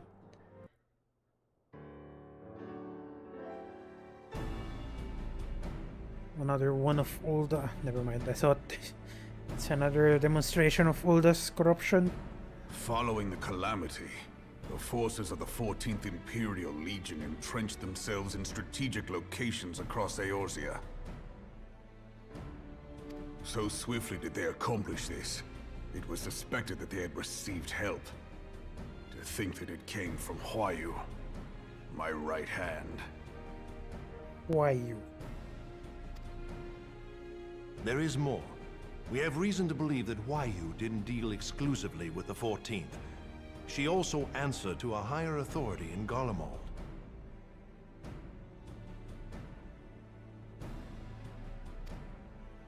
But this higher authority could not have been the Emperor. By consenting to the Media Project, Solus Zos Galvus showed himself to be more concerned about preventing the spread of primal influence than claiming Eorzea for the Empire. He would happily have seen the lot reduced to ash. We believe a number of high-ranking figures within the royal household were against the decision, but that they knew better than to oppose the Emperor openly. Of course, this didn't prevent them from making clandestine provisions, in which Huayu played a part.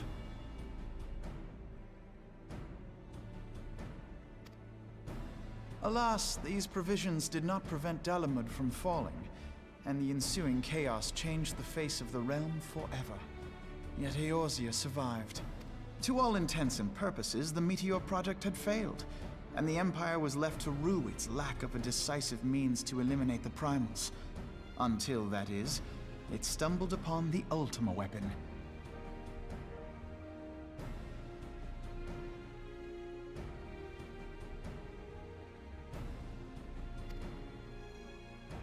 Even before the accursed thing was dug up, it seemed to me the 14th had the might to overwhelm our weakened armies. Yet they chose to hide behind their walls. Why?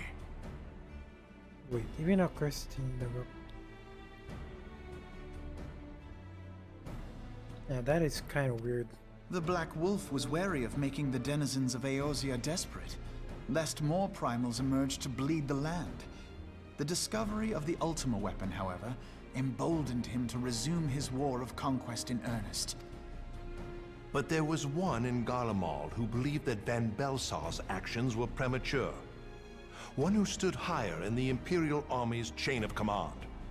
He ordered the Legatus to halt his advance, only to find that the Black Wolf had slipped its leash, and that the 14th now acted alone. Stood higher in the Imperial Army's chain of command. Halt his advance. In a bid to bring Van Belsar to heel, he used the agent he had planted in Ul'dah prior to the Calamity to undermine the Legion's efforts. Oh my god. A man who outranks Van Belsar, yet opposed the late Emperor's decision to annihilate Eorzea. This could only be the former High Legatus of the Garlean army, now known as Emperor Varus Zosgalvus. Seriously, a man who outrank Van Belsar, yet opposed to the late Emperor's decision to annihilate Eorzea. So he was Huayu's true master.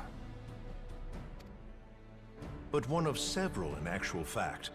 We've learned that even as Huayu served the Empire's interests, she sold Imperial secrets to a certain faction in Eorzea.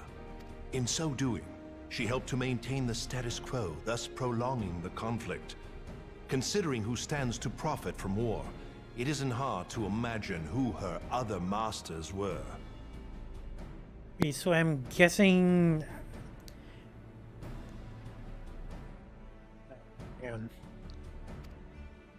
Seven hells! You mean to say that she was a double agent? Huh, triple, if you consider her services to Van Belsar and the new Emperor as separate.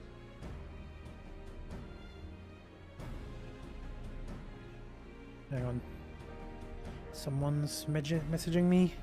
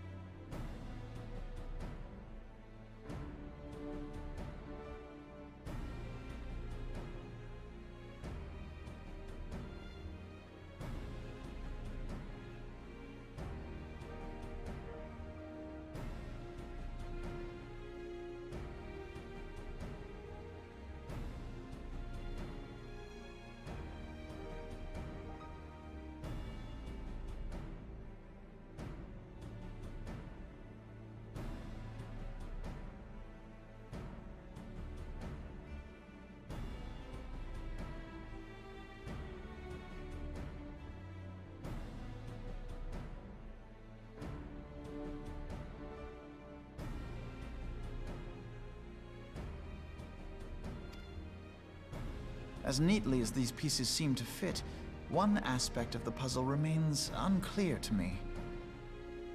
Why did she help the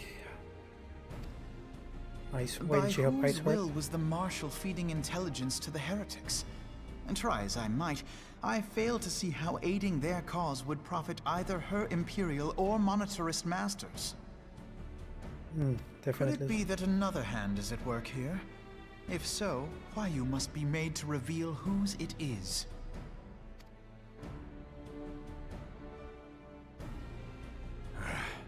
Not only have I lost a trusted friend, now I must interrogate her as a stranger.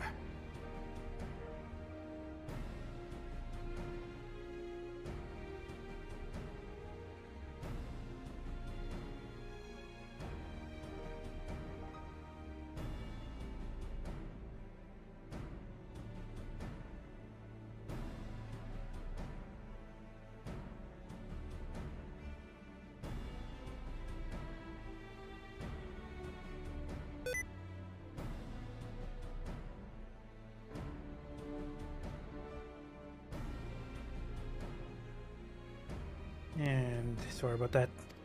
Not a pleasant task, I grant you, but a necessary one. Unless we weed out the ivy, root, stalk, and stem, it will simply grow back. I know that full well. Those closest to Huayu have already been detained, and I will question them alongside her. General, pray keep in mind that there may be unwitting abettors among them. All will be treated fairly. On that you have my word. Those who are innocent have no cause to fear. You have ever been a friend of truth, General. I hope the unpleasant task of weeding out falsehood will not detain you too long. Though it be for the sake of Eorzea, doubting one's comrades is poison to the soul. And with that, I take my leave.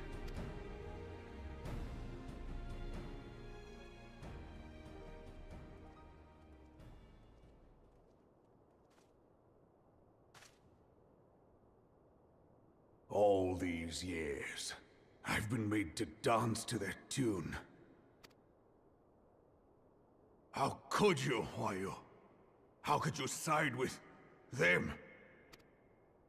Those cankers who take from this land and give naught in return, who use their power to disempower and grow fat while the people starve. I know you can hear me, monitorous scum! Your crimes will not go unpunished!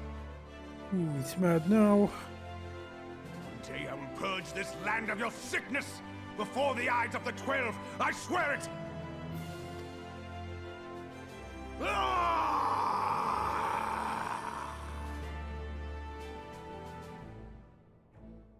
It's kind of weird though. I mean, that roar.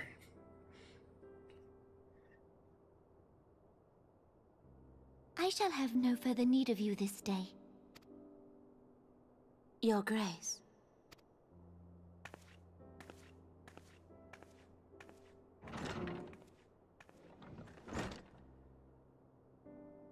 I fear that not even mine own chambers shall remain private for long.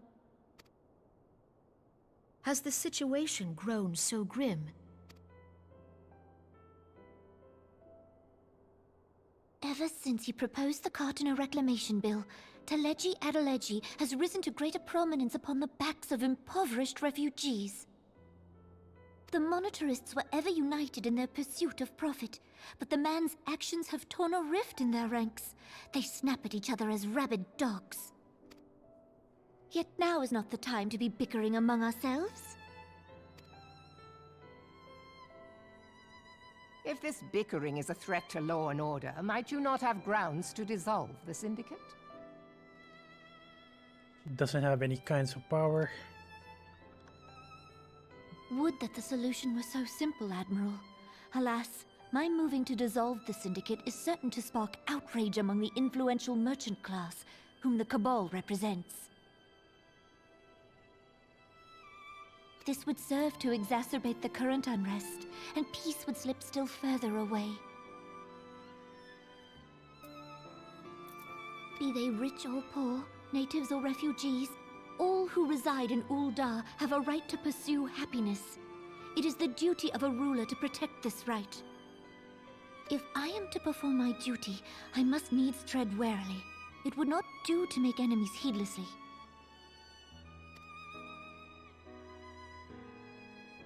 Were Lord Lolorito here, he would doubtless say that I have my head in the clouds. A ruler is required to take a wide view. Try as we might to cater to all needs, some will inevitably be overlooked. As such, there shall ever be citizens who feel aggrieved. It cannot be helped. But as you have informed us, the Monetarists take no view but their own. They hunger for power while the masses starve. In the absence of a common cause, it seems beyond any one individual to make Ul'dah whole. And the presence of a Garlean agent within the Immortal Flames only makes matters worse. Even accounting for Ul'dah's historic reliance upon mercenaries, such a grievous breach of security is unprecedented. I fear this business will provide the Monetarists with a rod to beat Rauban.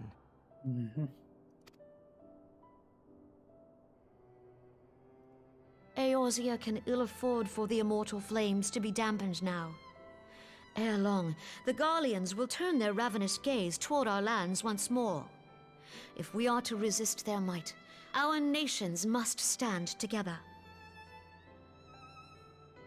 Yet for this to happen, our nations must be whole. Cannot be done to improve the situation in Ul'dah.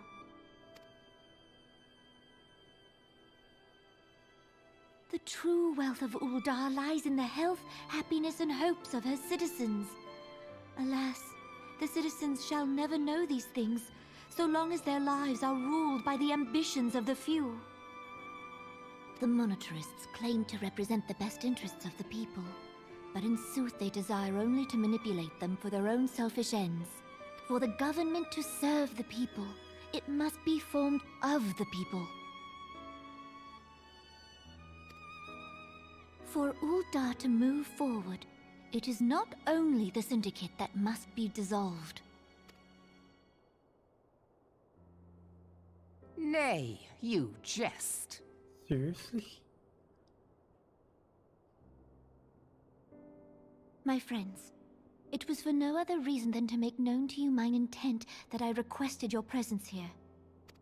When I make my declaration to the people, chaos shall inevitably ensue. Who's gonna step down? As the last monarch in the line of Ul, I make unto you this request. Help Roban to preserve order and protect the people. Forsake them, and you forsake yourselves. For a strong Eorzea will ever have need of a strong Uldar.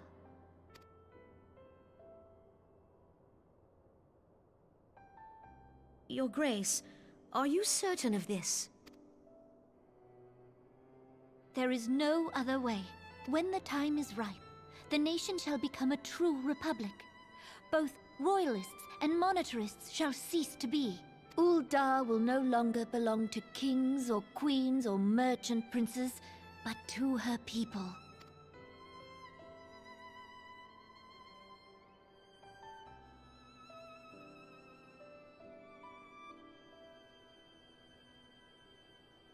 Roban, forgive me for casting aside all that you have toiled for in my name. Beyond this gesture, I am powerless to help my subjects.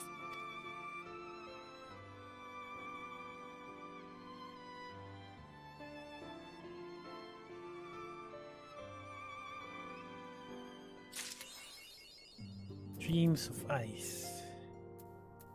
And the next MSQ. Minfilla is considering why of her many responsibilities demands her utmost attention.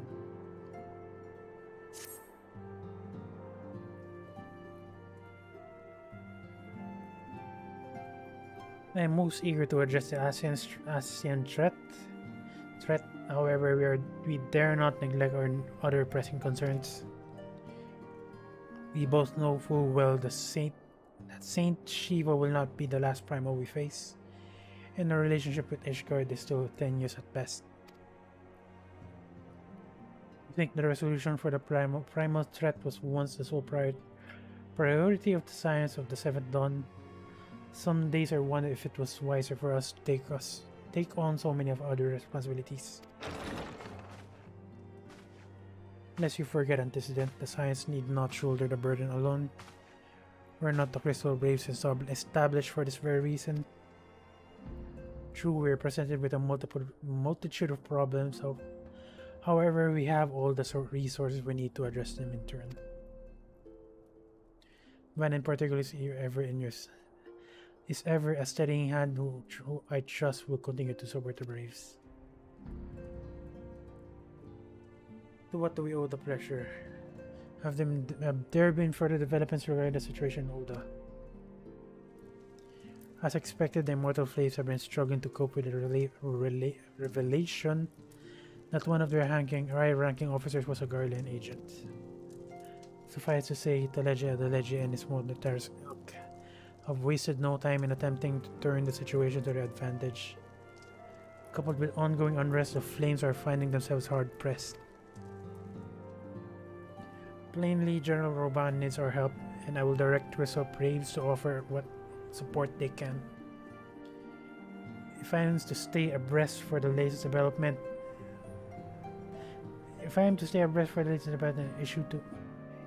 and issue effective orders, however, I cannot afford to waste time traveling back and forth. And so, for the foreseeable future, I think it would be best if I were to remain in Ul'dah, unless you have an objection. None whatsoever. We have matters here well in hand. Brianna's research is proceeding as planned. So she tells me, though I'm not familiar with the details. Orion J is poring over his tombs at the Waking Sands, and the others are contributing in their own ways. Alas, the key problem here. Alas, the key problem, how to form an ethereal blade at will, remains unsolved. Nevertheless, it's only a matter of time. Van, while we focus on the task, mayhap you could assist Alfino and his braves with theirs.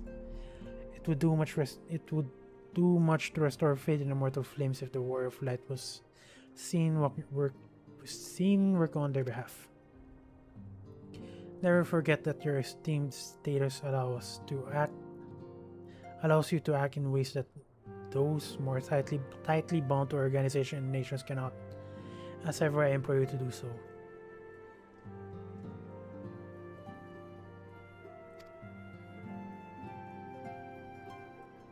Not that your response was ever in doubt, but I humbly thank you once more for aiding your cause. Now then, there are preparations I must attend to before my departure, such as receiving Rio's latest report. He has proven to be quite skilled at gathering information on others which kept secret, hence why I placed him under my direct command and ordered him to investigate the olden riots.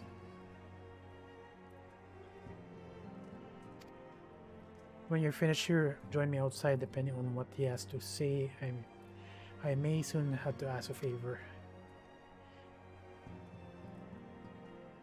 If there are any developments on our front, I shall inform you at once in the usual fashion.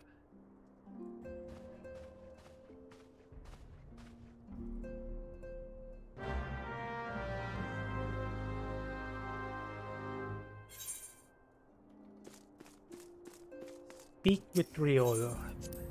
I'm pretty sure I'm mispronouncing the name again. Riol.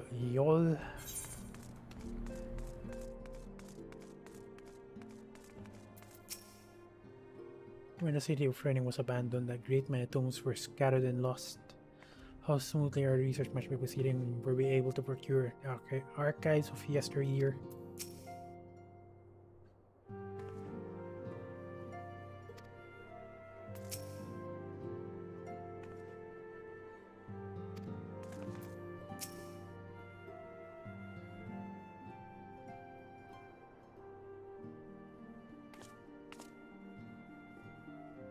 Pleasure as always, Van. You'll be escorting the commander to Old, I take it.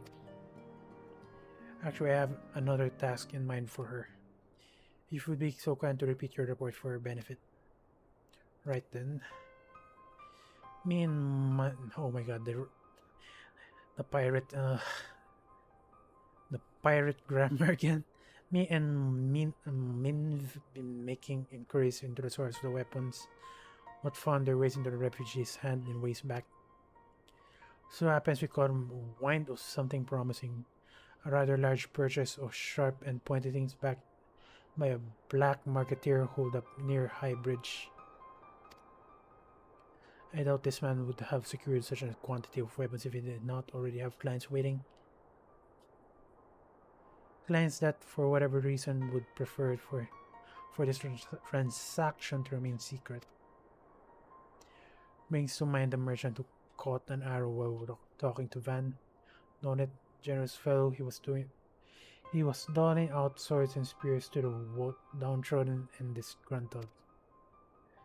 Which it isn't to say that these clients have the same mischief in mind, but if you want to be sure, it might be prudent to intervene before they collect their goods. Savvy?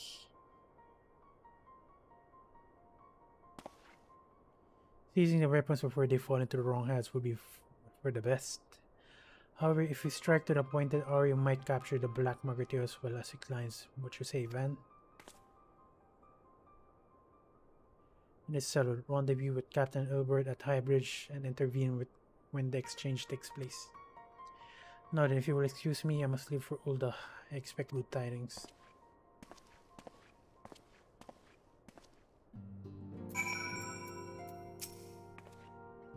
Don't keep Captain Ilbert waiting for you. For ye too long, lass. We might have to start without you.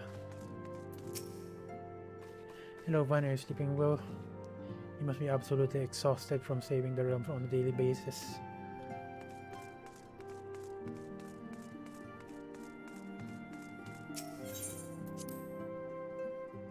Wait, High Bridge, I believe that's in Eastern Talalan. And I was correct. You know what? Fine, I'll just go for the teleport. And it's already 11:30, so that means the dailies have reset.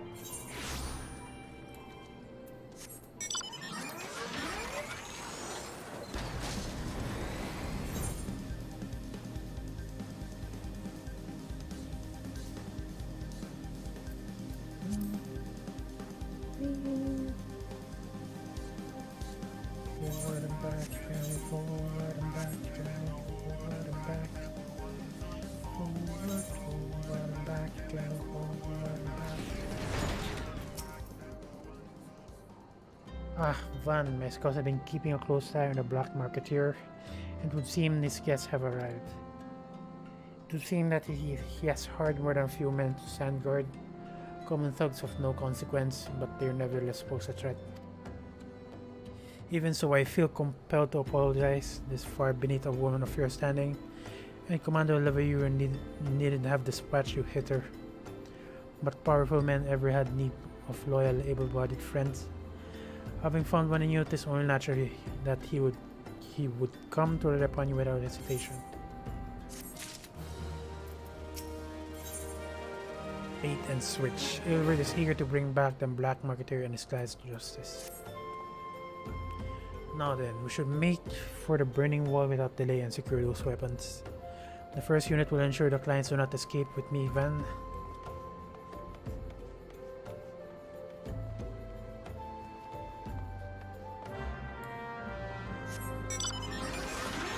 And the burning wall is that bright thing over there.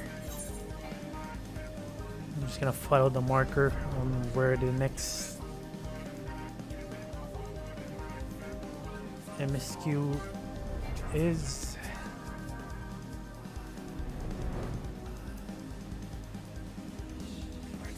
I'm guessing that's underneath. Or maybe not.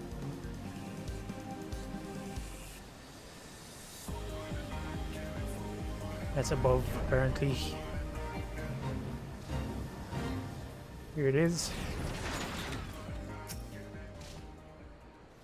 I spy the one man, but there is sure to be others.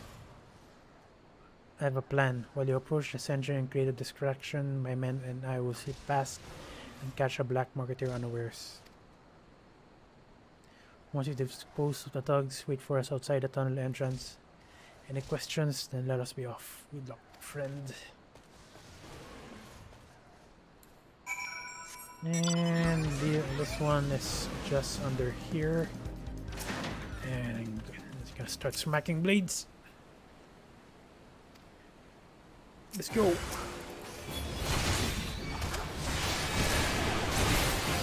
Okay, I'm kinda not yet too used to the new. I'm going to need to fix up the skill hotbar I have for Paladin since it's been a while since I used Paladin.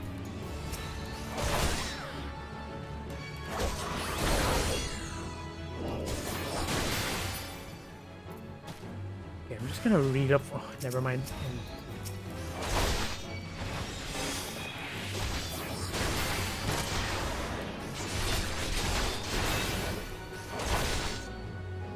Yeah, so the lag is kind of improving now. So it starts to improve at around 11 PM. Anyway, Holy Spirit does unexpected damage with a potency of 250. Requiescat potency. Grants 5 stack of Requiescat. I'm getting a feeling that I'm mispronouncing this again. Increase the potency of Holy Spirit and Holy Circle. Seriously? And spells will require no cast time. That is kinda wow. So, I believe Holy Circle is an AoE. And I was correct.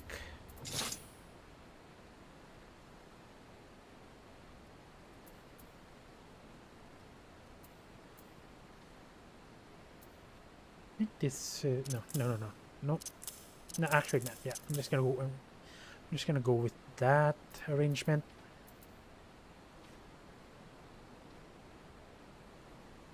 This is kind of good if you're an off tank. You cast this skill to the primary tank. It reduces the damage they receive. Not to mention the recast is kind of fast. Duration is 6 seconds.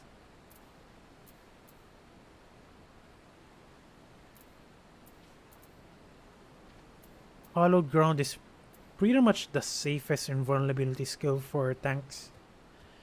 It's just, it doesn't have any caveats, for example, compared to Gunbreakers who have basically their health drops to 1, but they have it applies invulnerability period for 10 seconds.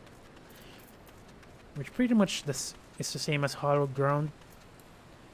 Although the difference might be in cast durations and recast, which I'm not, I don't know yet, I haven't checked.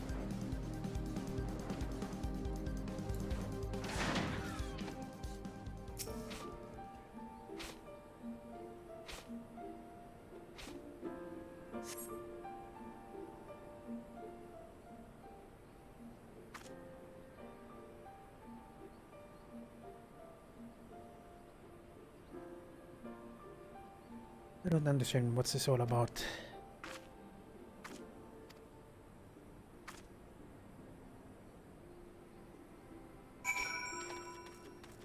Investigate the disturbance.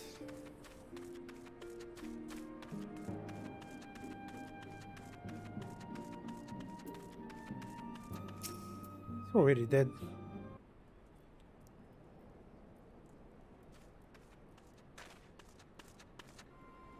As you can see, this is a fine mess.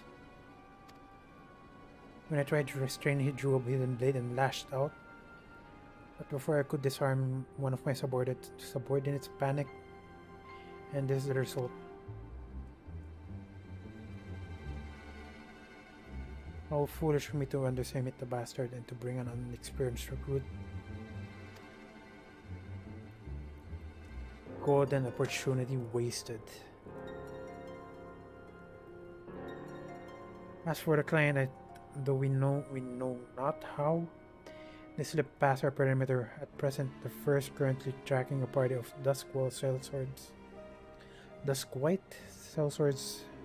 We suspect may be them. Would that we could have enlisted the aid of an immortal flame or the brass blades. Alas, we're here to aid them. They're in no position to aid us.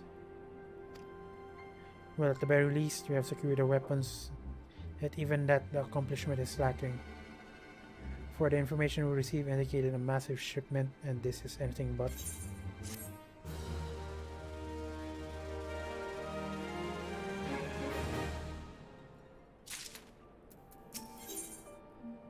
Gilbert would like nothing more than to have this incident forgotten. I would like to join the first in their hunt for the Duskwhite sellswords. If the gods are good, we'll catch them before they escape into the Black Shroud. In the meantime, I ask you to deliver these weapons to Uldan in my stead, and trust them to the third Yuhase. He will take care of the rest.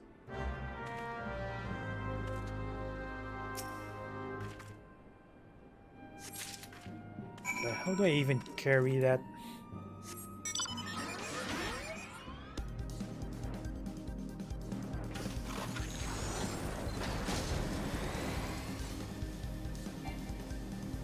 And that structure right there is actually related to Bahamut.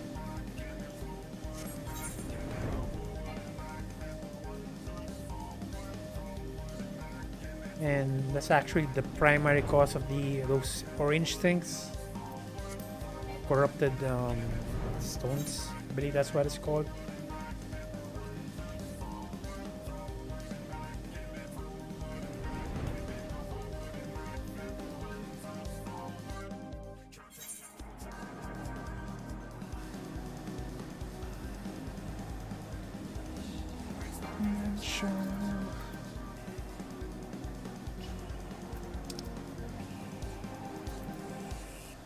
Teleport cost is 105 gil, but I'm just gonna walk. Not walk. Ride, I mean.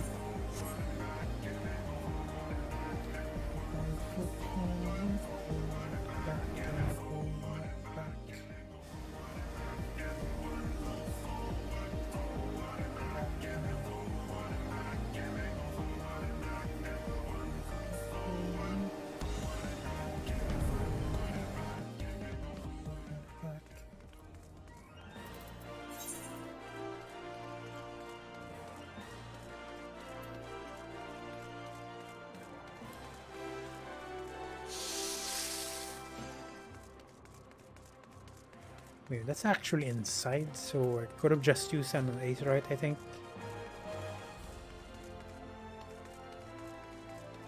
Actually, never mind. That's not inside. No, wait. It's inside, but it's in the same map. The Warrior of Light, ever reliable friend to the Crystal Graves. They have my deepest thanks for your assistance and co with us. Now, what brings you to us in this day?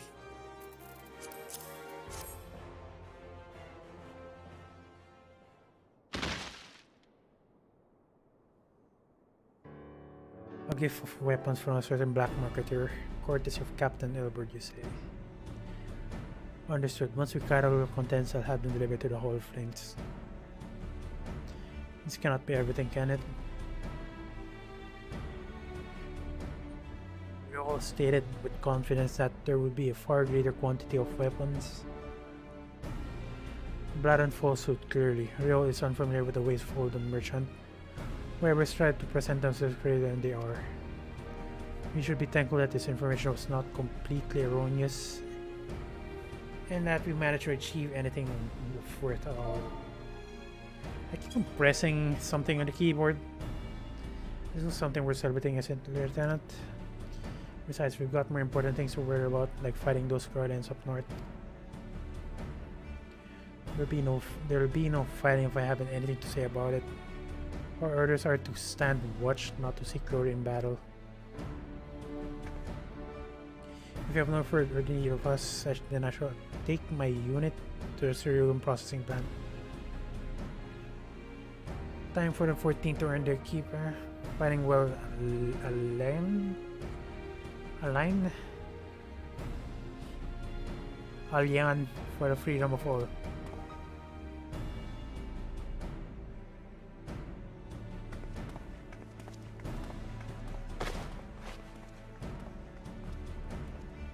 I'm standing on an egg.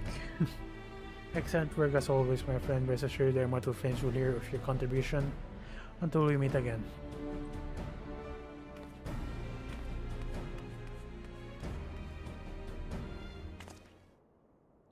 Van, a word please, if it pleases you. Not your look for me at the Sapphire Avenue Exchange. No need for whistling this time around, don't you worry.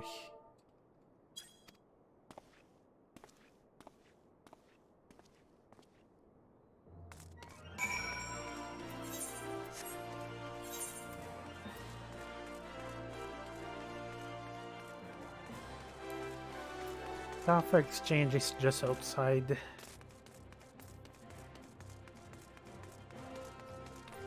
It's an important thing. Why would he suggest talking outside?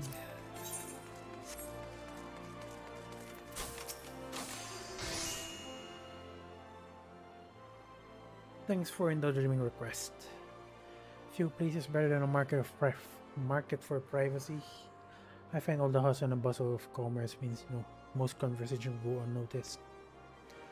I'll get to the point. At the burning well, when you and the captain interrupted the exchange, what happened?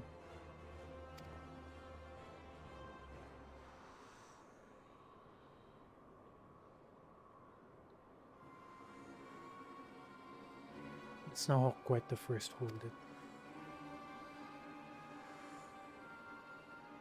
These duskwake they were chasing. Latest word is that we lost a trail.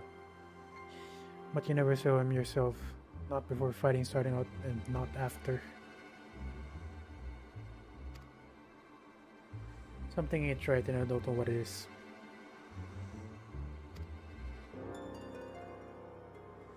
I'm not deaf enough to be misled by some merchant drunken boast. Our information was reliable, goddammit. I know we purchased those weapons. Oh no, there's a rat inside. As if I've never deciphered a moneylender's book or had to follow a transaction back to its source. There's plenty of the back when the Braves were getting started, believe me. The commander wanted to assurance that they weren't taking gil from the wrong sort of benefactors. Of course, these days the money flows like water, and the first and third get the shiniest new toys.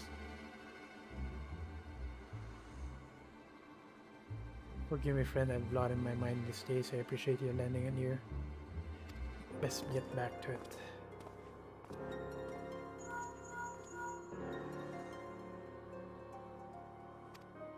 The presence urgently requested a rising soon. Please come and see. Please come see me as soon as you're able.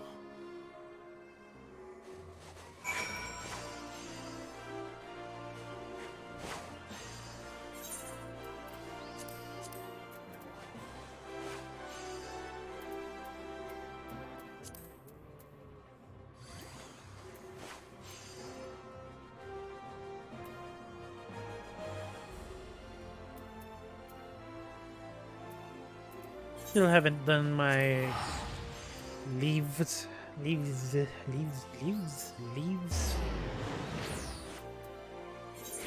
Was supposed to do that while waiting for matchups, but I still haven't. There still isn't a new dungeon to finish.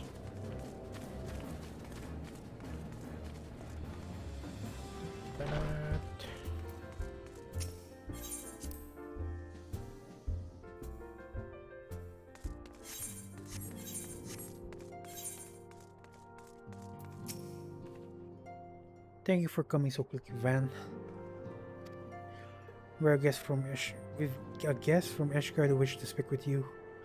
A most determined lady by all indications. Oh wait, that's the knight from earlier. The Rising Chorus.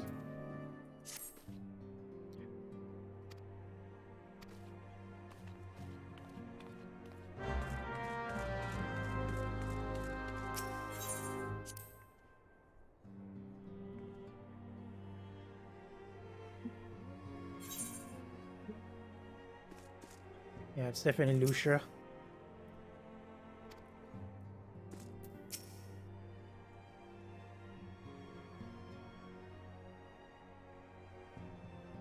We have a guest from Ishgard who wishes to speak with you. I believe the two of you have met. We have. I had hoped to speak with Commander Leveilleur as well, but I cannot afford to wait any longer. The Lord Commander sent me hither to request your aid in a matter of grave import. You see now why I had Tataru summon you. Now that we're all assembled, perhaps you would be good enough to elaborate on the nature of the matter which brought you to us. I'm guessing it's related to a primal. The Observatorium's astrologians have sounded the alarm. Last night, the Dragonstar burned with an intensity not seen in 15 summers. Not since the Dravanians engaged the Empire in the Battle of Silvertear Skies. The northern sky doth burn full bright upon the Wormlord's call. The red behemoth beckoneth, and flame consumeth all. The old Curthan rhyme, aye. The brightening of the Dragonstar is said to accompany the roar of a great worm. The astrologians believe that it was Midgard Soma himself who cried out on this occasion. After an absence of centuries, the King of Kings did return to lead his kind against the might of Garlemald. King of Kings. Only to fall in his duel with the Agrius, proud flagship of the Garlean fleet. Devoid of life, his corpse remaineth entwined about the Magitech monstrosity even unto this day. Ariange has the right of it. Whatever this alteration in the Dragon Star portends, the Great Worm has shown no sign of life. Tataru, have the Domans reported aught out of the ordinary?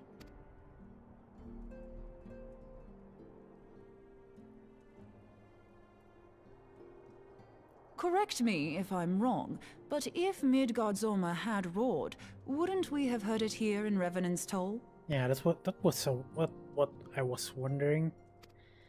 Roar is but a figure of speech. Oh. Dravanians can communicate in ways beyond our ken. It is for this very reason that we are forced to look for signs in the heavens. We cannot say with any confidence that a great worm roared at all, much less that it was Midgardsormr. Only by directly examining the Keeper of the Lake can we be certain. However, it will take too long to gain the Holy See's approval to dispatch the Temple Knights. Therefore, Sir Emric would entrust this task to you. Do you accept? It's related to the Primals. There's no We knew reason you to would not reject. disappoint us. Now, if you would excuse me, I must return and assist the Lord Commander. We have precious little time to prepare. To prepare for what, pray tell? When a great worm roars, his brethren cannot choose but answer. We prepare for battle.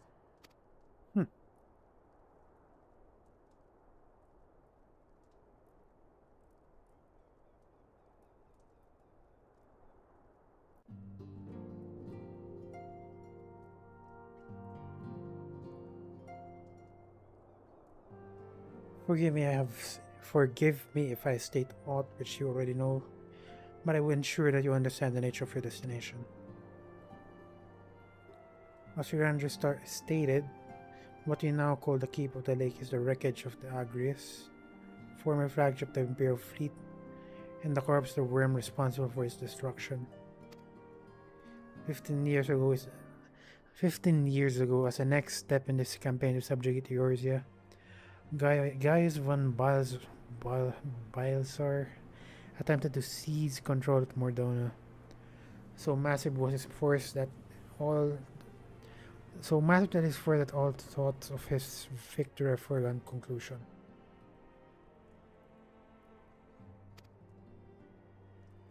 But an unlikely ally came to Eorzea's aid that day.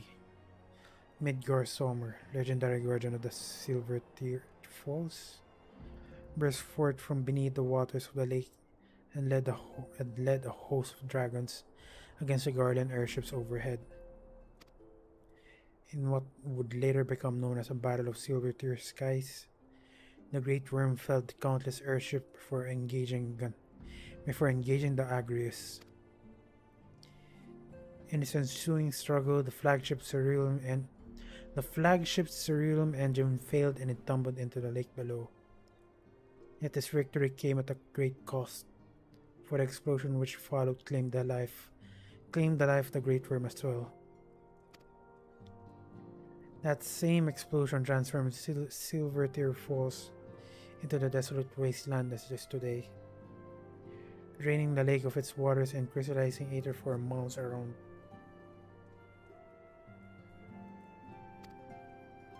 Yet a remnant of the lake remains, and it is a constant reminder of the fateful day long ago. In accordance with Sir Ermic's wishes, our Doman allies have been standing to watch over the Keeper of Lake. It would have been wise to speak them before investigating the wreckage yourself.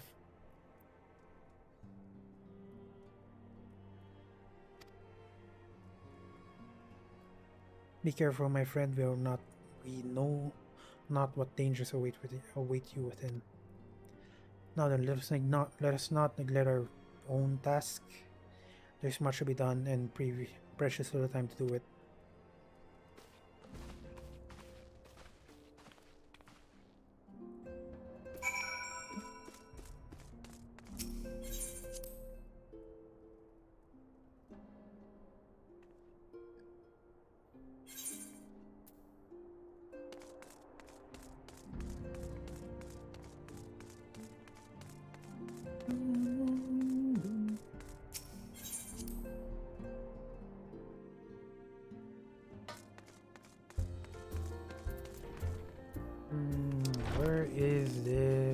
There it is.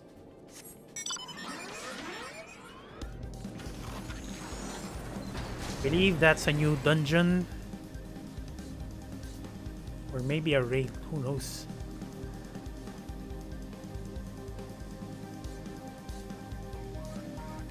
I'm guessing that's Midgar somewhere over there.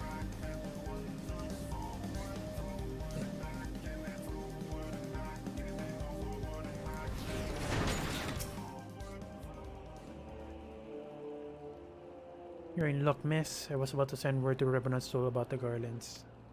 Of late, I've seen small airships likely from Castrum Sentry come and go from the Keeper of the Lake.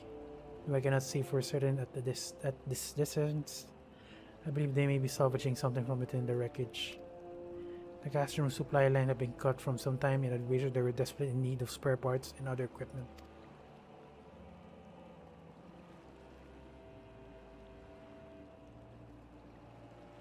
So it is true that the Ishgarden honestly feared that the worm might rise again. Well, from here that seems rather unlikely. But if it's assurance they want, you've no choice but to inspect the corpse You inspect the corpse in its entirety. Easier said than done given the creatures which inhabit the wreckage. Creatures which inhabit the wreckage and the aforementioned guardians who won't take kindly to your presence. They're sure to fire upon an airship, so I'd advise more stealthy approach. Take this boat and a few of your comrades to the base of Agrius. Then climb to the top. That's when your only viable approach, I'd say. That's the only viable approach. And it's a new dungeon. Okay, I'm gonna queue up and finally continue the leads I took earlier.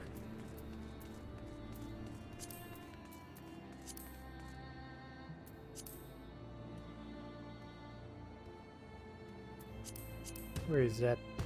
Here it is. Okay, you know what? I'm gonna withdraw first.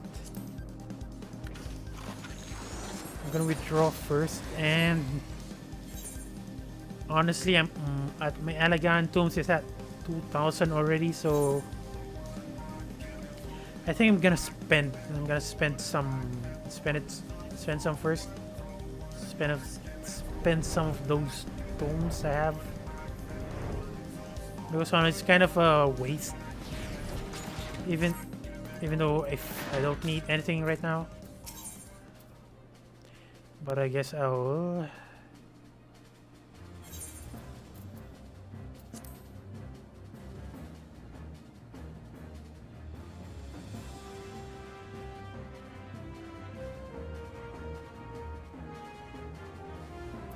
I'd probably buy a bow.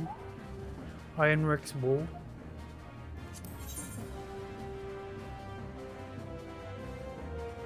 Yep. Just so when I decide to finally take there might be a chance that I might take an archer job. Probably level it up to a bard, who knows. But basically my goal right now is just to spend some Malgantomes and actually get the Alagantomes. Phonetics from the quest from the dungeons I'm doing. Just so it won't go to waste. And with that, I'm gonna continue on. Although I'm going to need to teleport to Lemsalomensa. Oh my god, that is expensive. Excuse me.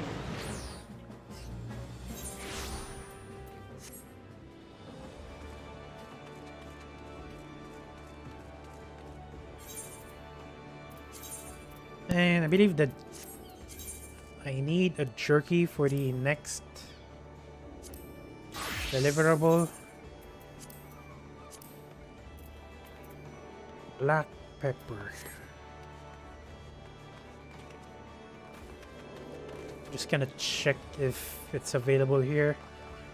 Will probably available in the Bismarck, which is the place. It's a place where you get the culinary. I did not intend to do that. The culinary quest, the culinary job, I mean. So I'm gonna go to the Bismarck and look for black pepper because I don't have any black pepper in my storage.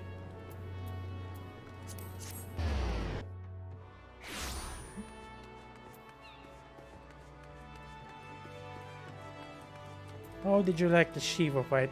Yeah, that's definitely good. Especially the second part, background music. It's unexpectedly good. Although right now, I'm at the part where you're checking out the... Okay, I don't know what I'm going to check out. Hang on.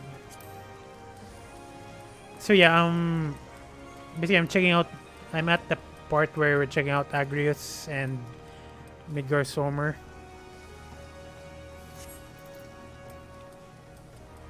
Although right now I need some black pepper to finish up my deliverable.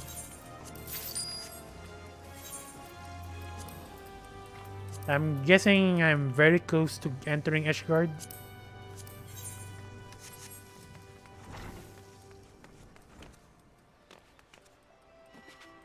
Or is it still far off?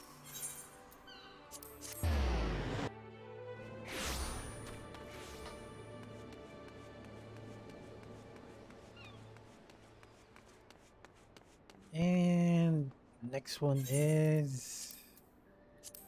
Where is it? Sagoli Sage.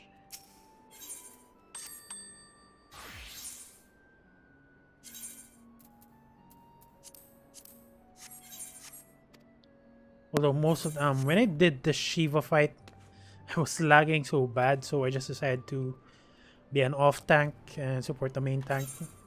Fortunately, I didn't even manage to support. I just worked as a DPS instead.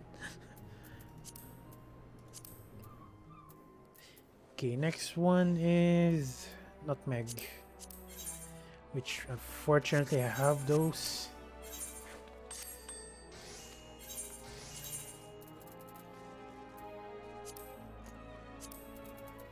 Is a nutmeg. Here it is.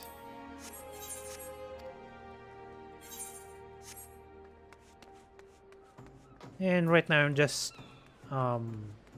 yeah, I'm queuing up for the next dungeon,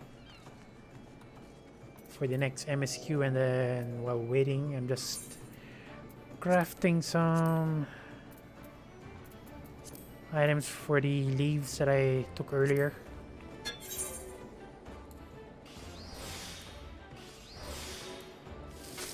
And thank God though, the lag actually improved at around 11 PM. So I'm not even sure what's causing it.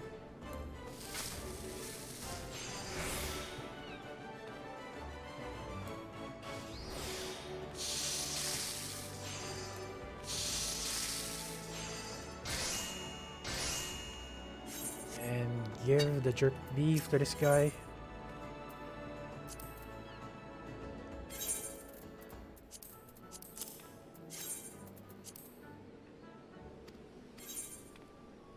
So yeah, basically I have twice the experience by giving a high quality item, and then on top of that I have a bonus experience because of the preferred server. And that's why it's so easy to level up the DOH and DOLs. Okay, next up.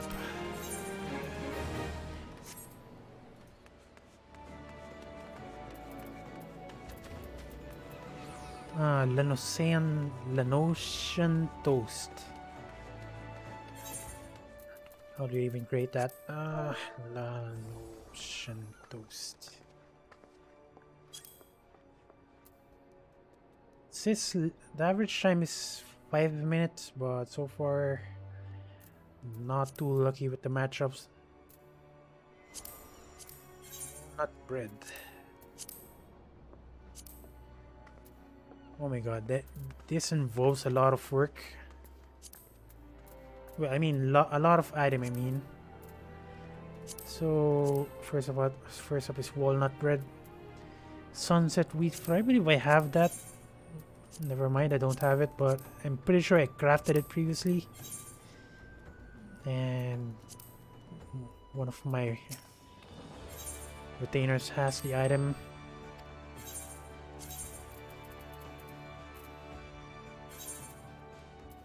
What do I need? Sunset wheat. Pretty sure I can just buy that in Bismarck, but apparently I have one stored somewhere here. Here it is. And after picking it up, I'm just gonna craft.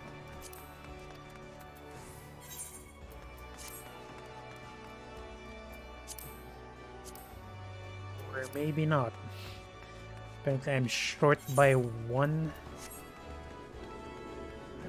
Kinda remember buying that in Bismarck.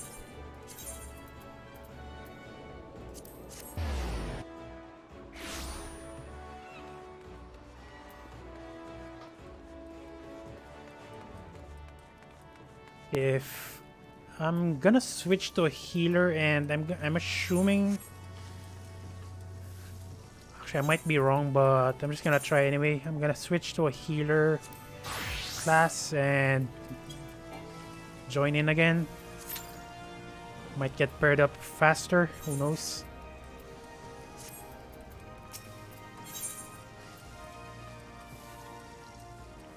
Sunset wheat, just one piece would be enough.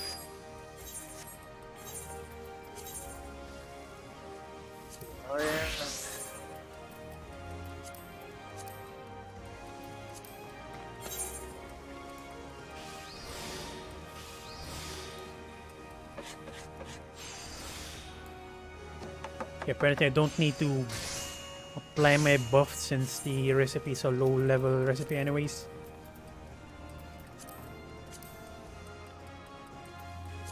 Okay, walnut bread. Next up is a buffalo milk, which I'm pretty sure I have that.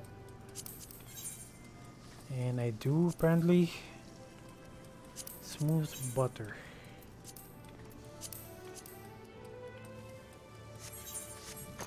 Okay, I'm going to need a lot of buffalo milk for this one.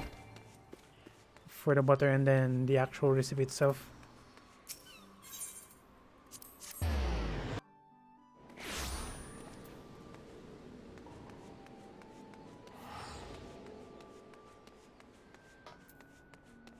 Honestly, this guy right here, it's been a week. It's almost 2 weeks. Whenever I'm selling items, this guy right here would usually basically he's standing right there. He's been standing right there for 2 weeks already, and it's not moving at all. Extremely weird.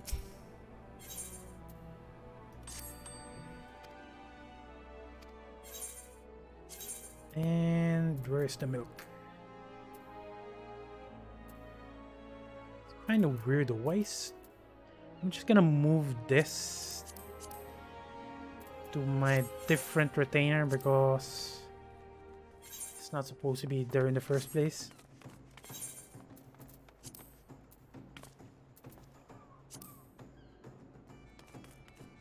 Okay, I'm gonna craft the butter first, and then hopefully I have some milk remaining for the actual recipe.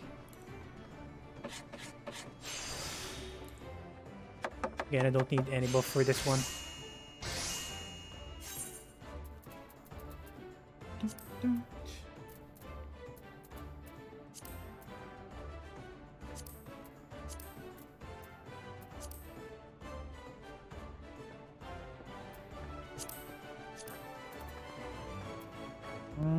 What else? Bridanian walnut. which I have plenty of.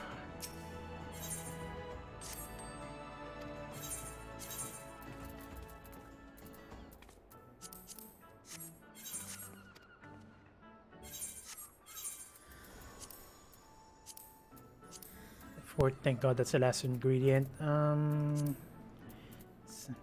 Choose that and that.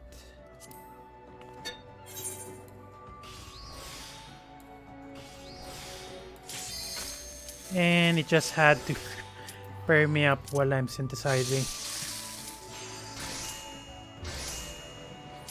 Anyways.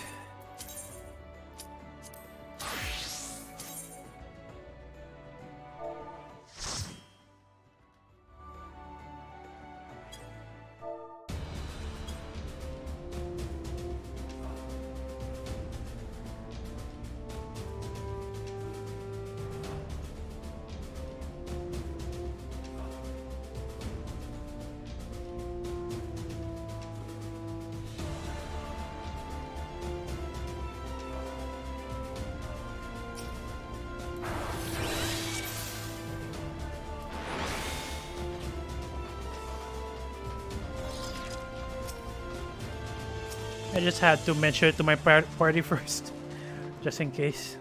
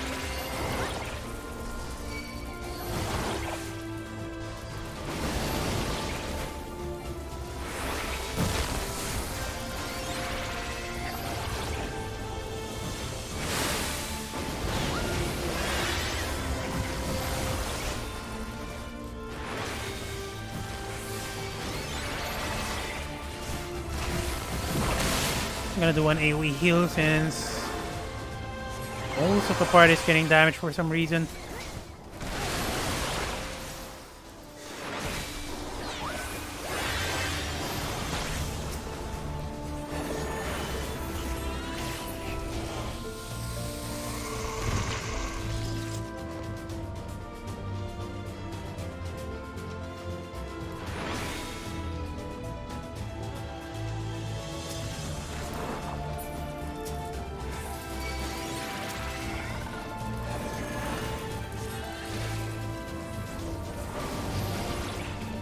Kinda like the background music in this dungeon. Feels kinda epic. I mean, it has the Mordona theme mixed in.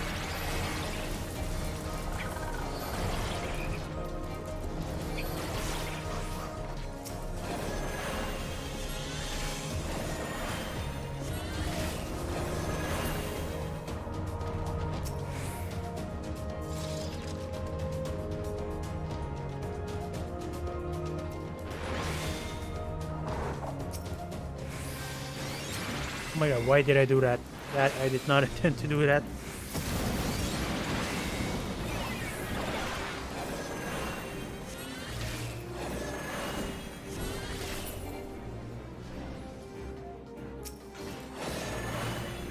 What the hell is that?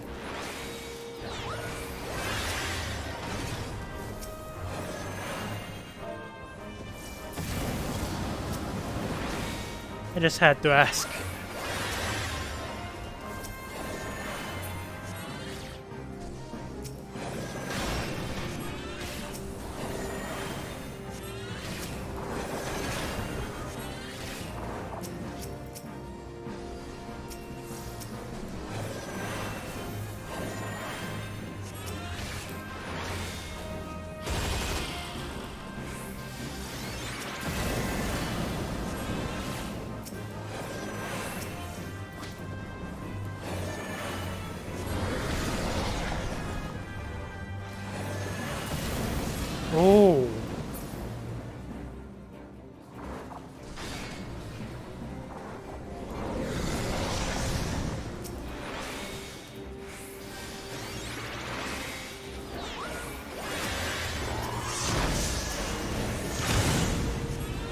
What the hell? The monster is using the tank? That is weird.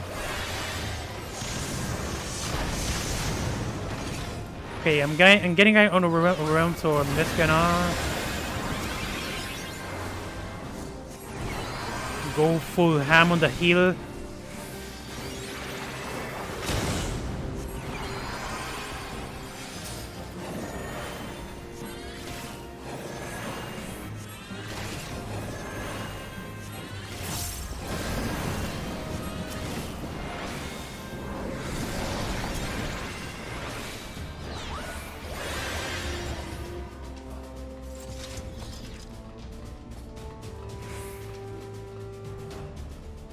Wait, he has to keep the boss from hitting the tanks with AoE. What happens if oh, basically the tanks explode if the boss hits it?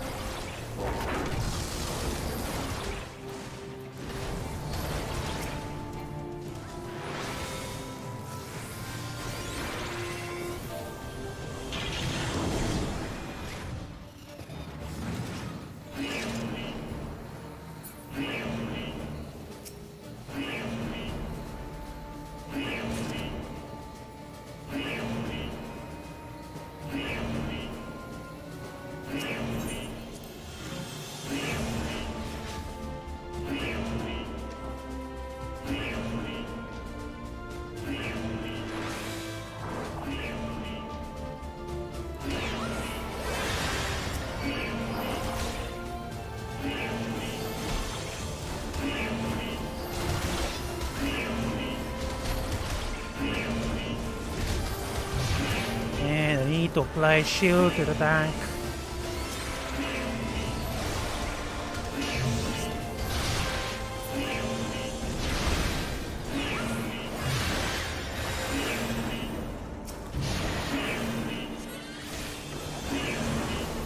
Oh my god, that AoE.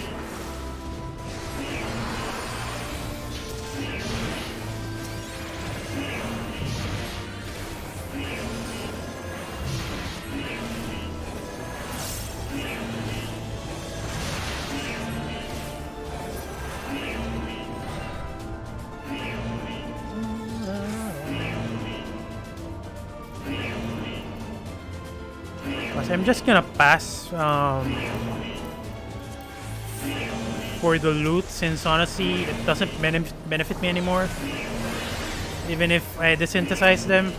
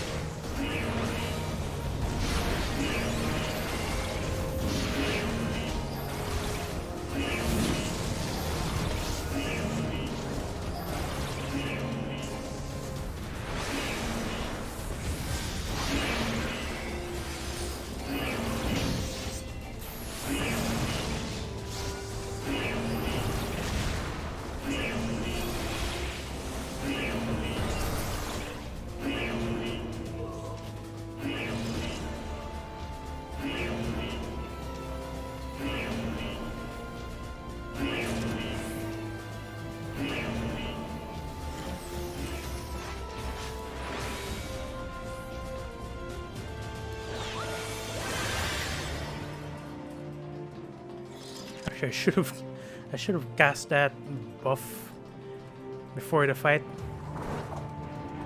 Before the fight started, I mean.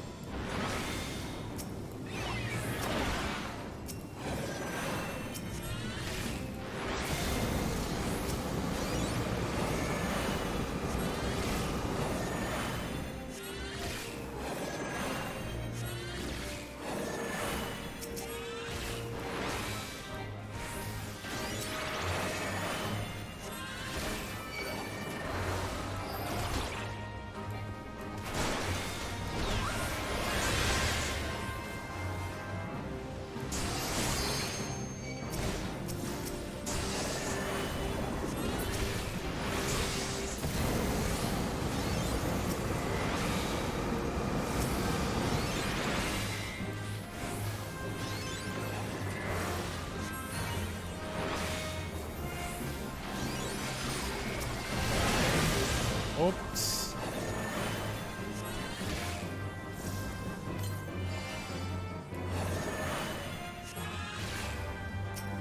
So this is a moment I start to appreciate that I've leveled my DOH jobs, just so I can craft my own items, most especially the potions.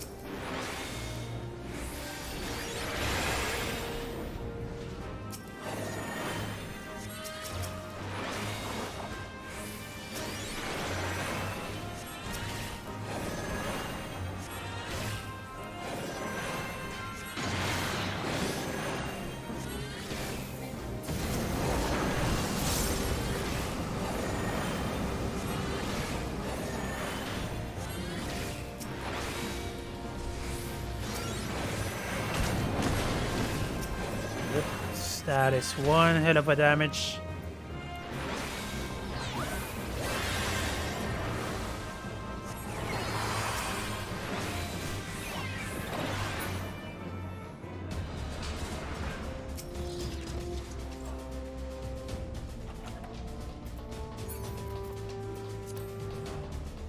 Actually, I'm just gonna again, since I don't benefit from these loots, low level loots now.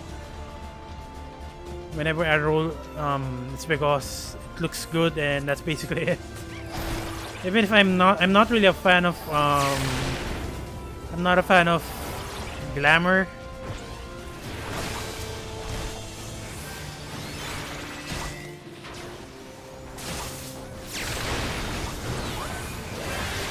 Even if some people would suggest the endgame of Final Fantasy XIV as glamorous.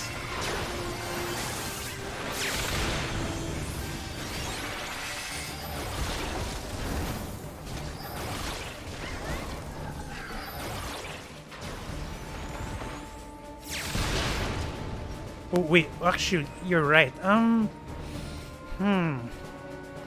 Actually, I didn't think of that. I could have just. Oh my God, you're right. I go. Okay, yeah. Yeah, I think I'm gonna roll. Yeah, I should have just exchanged them for.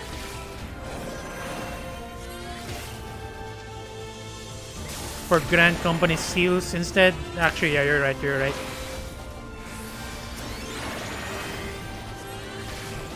It's actually a waste. I didn't think of that even before.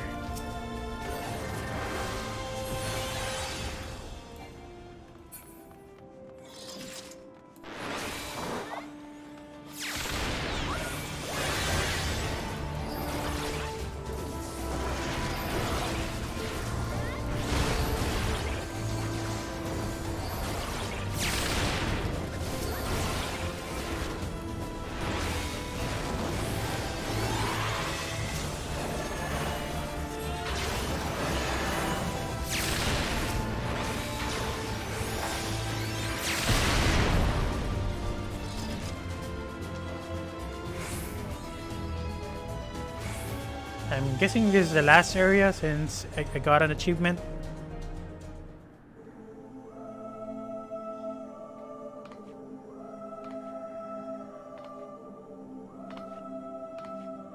Who treadeth now upon my bones, and waketh me from slumber sweet?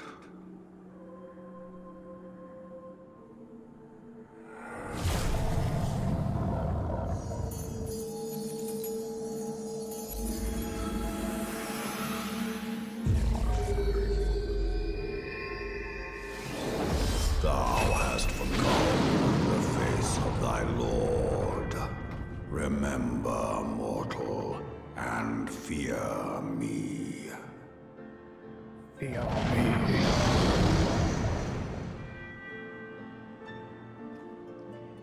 Bird will spawn, kill it to make a shield. Stand in a shield.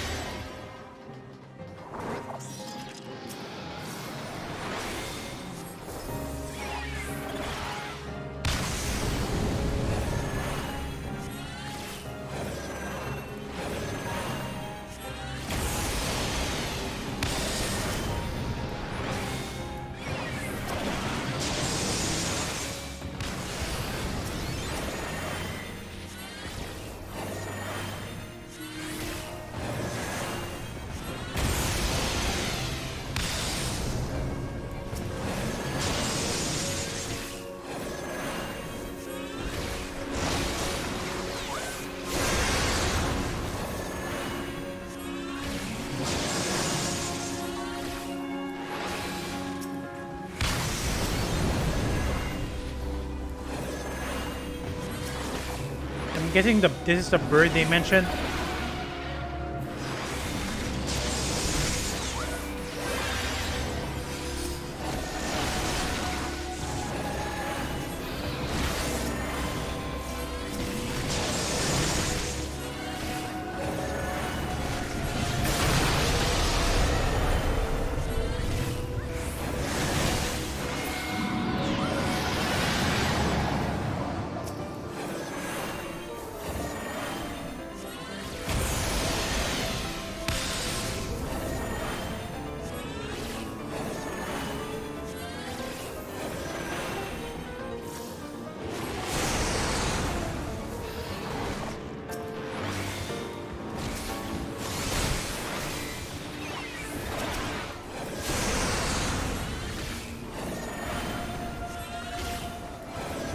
Oof, that is one large AoE.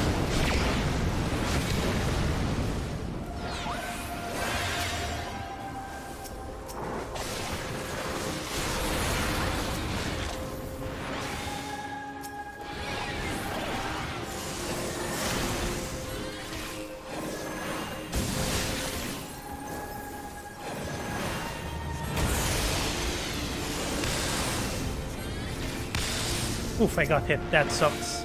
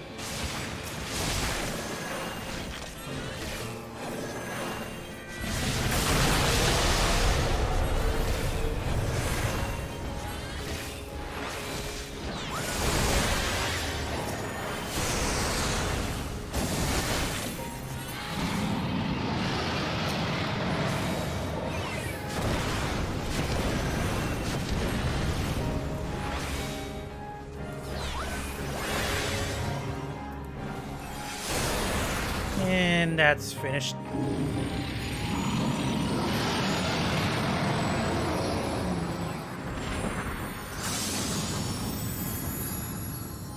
Actually, even it might be small, but it's better than nothing.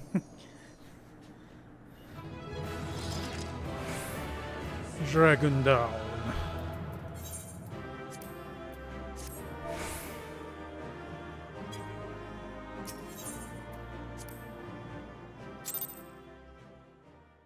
Okay, so never mind. I was in Lemsolominsa, but by her gifts hast thou earned a moment's reprieve.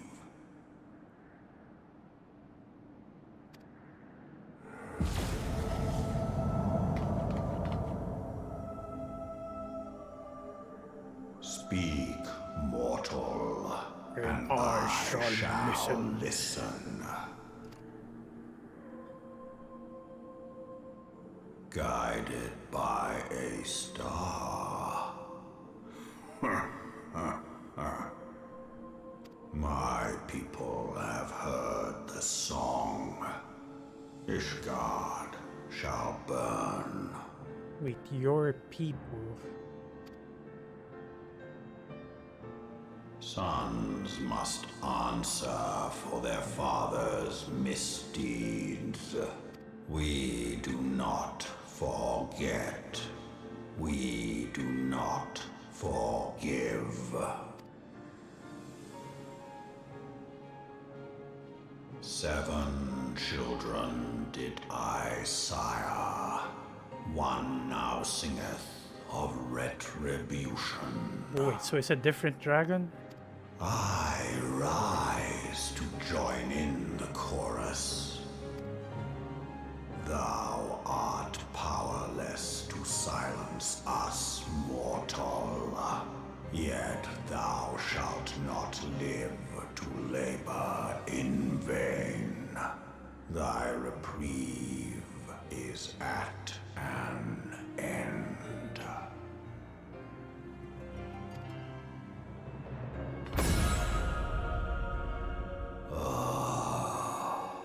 Trickery is thy shield. This frail, ignoble creature is not gifted, but chosen. Hearken to me, Hydaelyn. I remember, and I consent. Consent to what? Fear not, mortal. I shall not harm thee.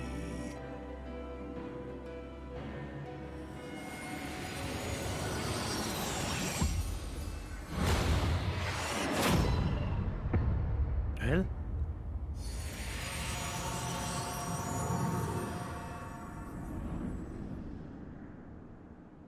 What the hell just happened? What the hell is that?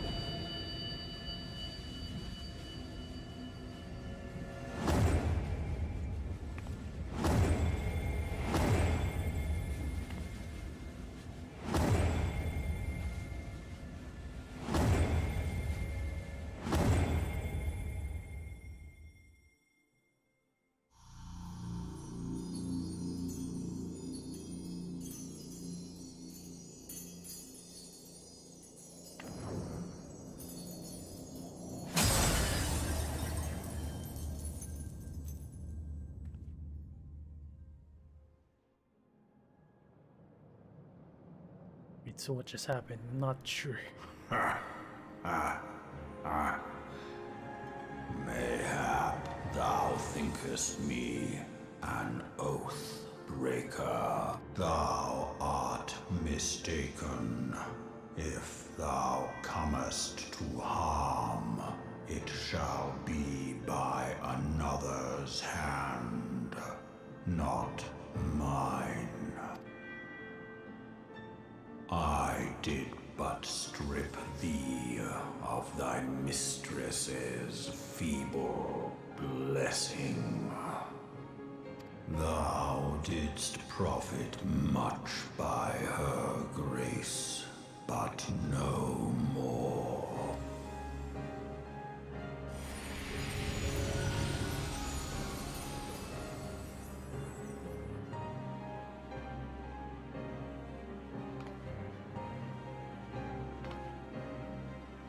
Oh no, no more plot armor. The covenant binds me to thee.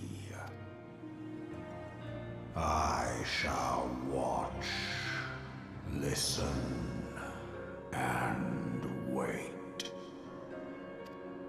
I'm not the protagonist anymore. I don't have plot armor. And struggle, if it be thy will. Man hath ever coveted that which lieth beyond his grasp.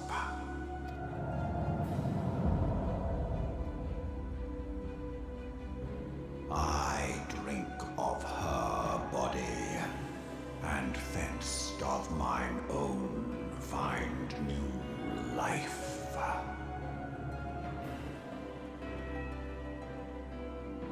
When it hath grown whole, the loyal and penitent shall rejoice. The dragon song heraldeth a beginning and an end.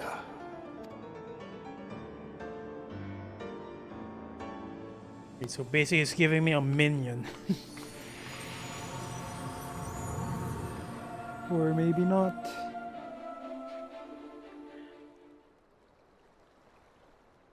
You may summon Midgar somewhere by selecting the corresponding attribute. Oh wait, never mind. You did give me a minion. And let me check that out. Midgar Sommer, Father of Dragons, Gift of the Lake, Bane of the 14th Legion. While it is difficult to believe the Yum-Long pup could be any of these things, he assures you his current form is only temporary while he awaits the reconstruction of a new corporeal vessel.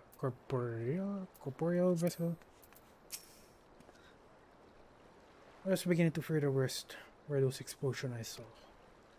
But you shouldn't waste time talking with me. Alfino left a message stating that you were to return to the Rising Stone at once.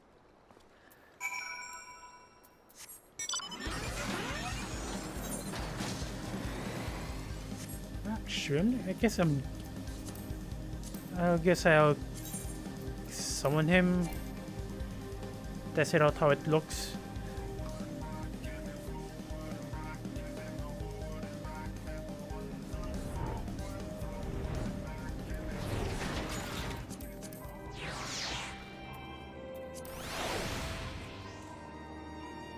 Though I kind of...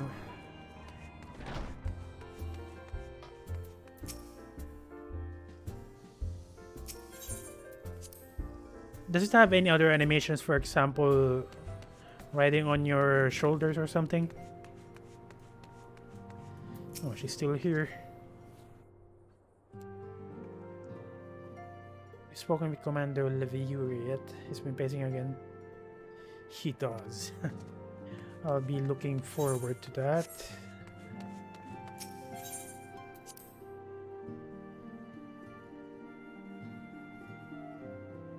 The way the dragon talks, though, it's so slow. Praise the 12 that you're hale and whole. I came as soon as Melphalia informed me of Sir Americ's request. You have completed your investigation of Keeper of the Lake, I take it? Then I would hear your report.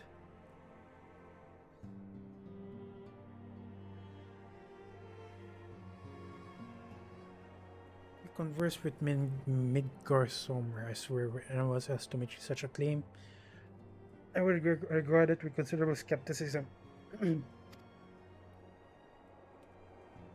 Are we to understand the Wormlord did not perish, and has in sooth lain dormant this past 15 years?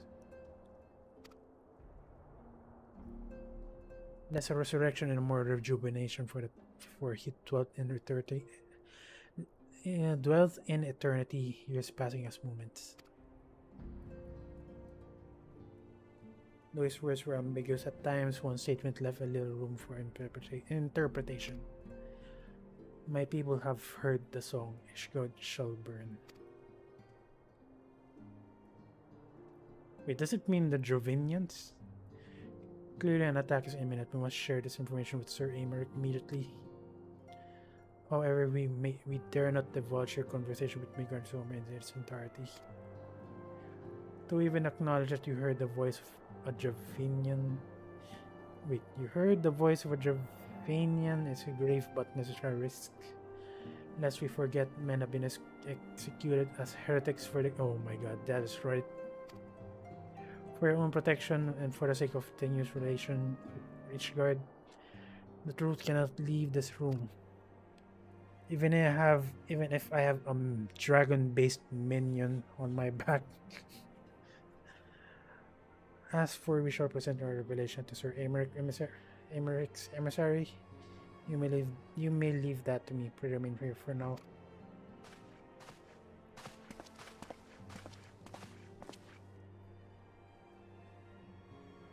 Is there something you're not telling us, man?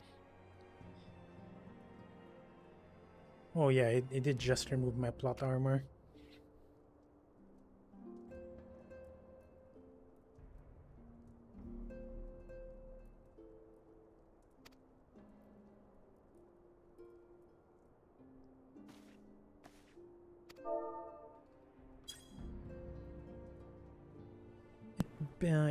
It beggars belief that any could possess the power to deprive you of her blessing. Midgar Sommer made mention of a yeah, I was wondering what covenant was that. Did he not? One of the ancient myths regarding Silvertear Falls states that when the waters came into existence, so too did the Great Worm. While thinking Nemea, Brother Time, and Sister Fate decreed that Midgar Surmer ever watch over the source from which all water and magic was said to flow.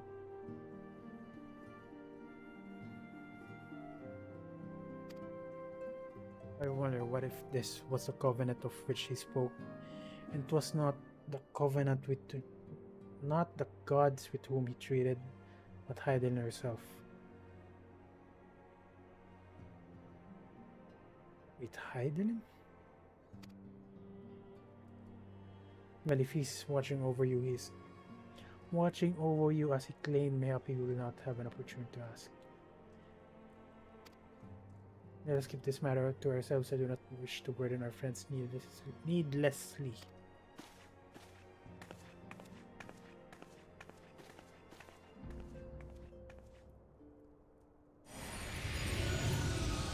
And the dragon appears.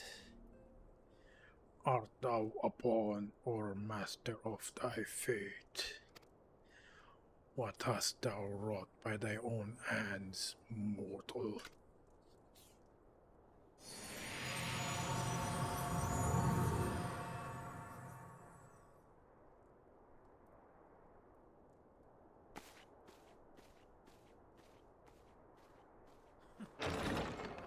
Thank you very much.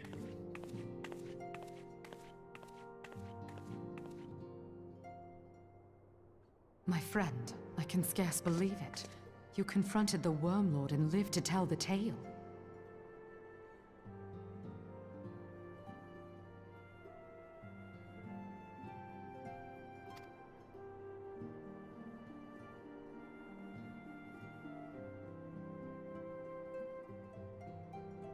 I give thanks to Helone for your preservation. It is our sole cause for gladness. Your encounter with the Keeper of the Lake served to confirm our fears. A great worm has roared, and it makes little difference if it was one of the two in Eorzea or any other. Wait, a fear it promised war. The Dravanians are coming. I am told that Ishgard has magical defenses against Dravanian attack, though I am not privy to their exact nature. Will they be enough to repel a massive force? Ishgard has weathered countless assaults over centuries. This will be no different. And now that you have confirmed the threat, none can ignore the Lord Commander's calls for the wards to be strengthened. I dare not presume to speak for him, but I expect the Lord Commander would sing your praises. I must away, but we shall meet again soon.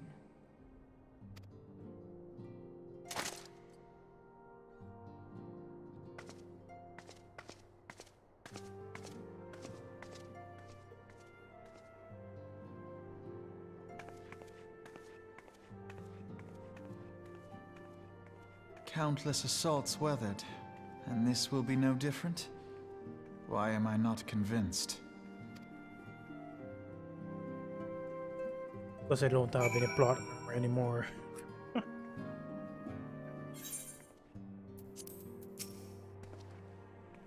The Guardians have warred with Dravanians for centuries, nay, nearly 1,000 years.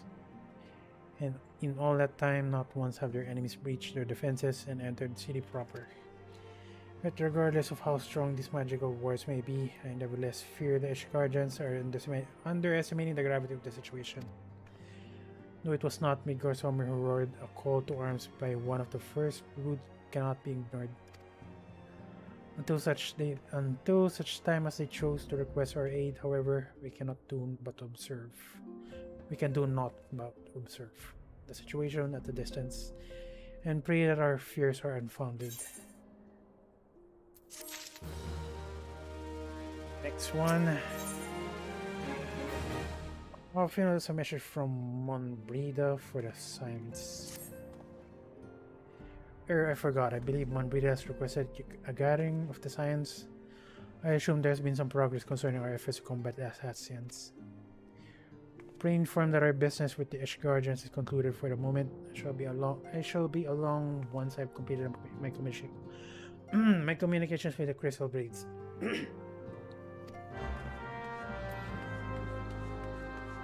Kinda like that. It's the story is juggling between dragons, Asians, and Ulda's internal affairs. Oh, wait a minute, where am I?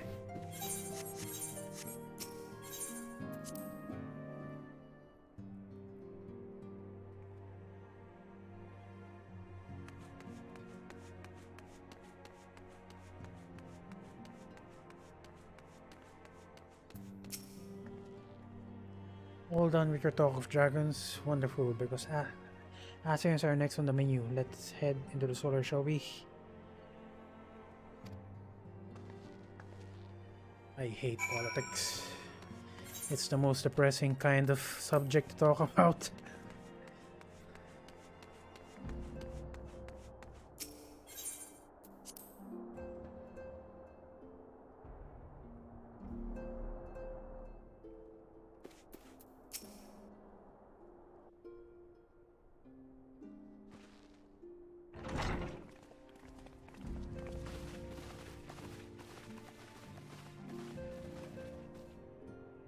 Now that everything's calmed down a bit, relatively speaking I mean, I thought it might be a good time to share our progress on the weapon. I believe we're on the verge of a breakthrough. Well, don't keep us all in suspense. Well, I guess you're right. Still, though. Just in case anyone's forgotten, let's start by reviewing what we already know. So, an Asian is an immortal because its soul doesn't return to the ethereal realm when its host is defeated. Instead, it flees to the place that lies between our world and the void. Therefore, the first step to permanently defeating an Asian is preventing its soul from making this journey.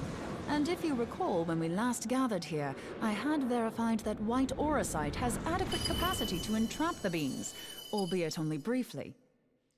Yeah, but once you actually pay attention, it's definitely depressing. I mean, just look at Ukraine and such. Ukraine, China, USA, Pakistan. Oh my god, it's so depressing. Just imagine knowing those kinds of things and you're living your life. It's definitely uncomfortable.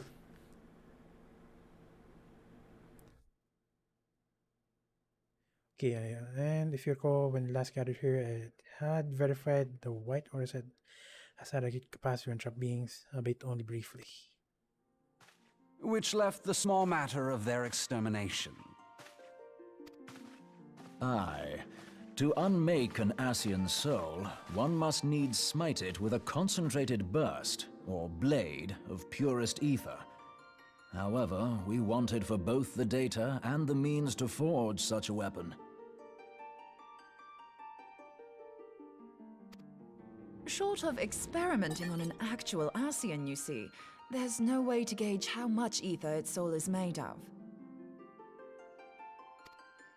As such, we don't know what etheric density our blade needs to have in order for it to work. So we'll just have to make the densest blade we can and hope for the best.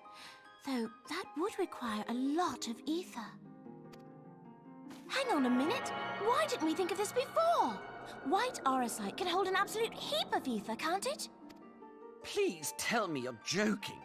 God's sakes, Ida. I feel as though I'm reliving the same scene over and over with you. How many times do you need to be told that white auracite cannot store ether for long periods? Being intangible matter, ether is given to dispersion. Only in its crystallized form is it a stable source of energy. I will test you later on this, so see to it you do not forget. Right, yes. It's all coming back to me.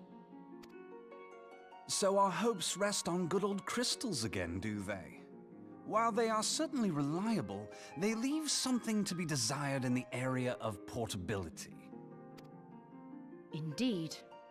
I am reminded of the quantity of corrupted crystals required to thwart Leviathan, and the extraordinary lengths to which the Lamentsons went to transport them. What if it should prove that a similar quantity was needed to destroy an Ascian's soul? Or still more?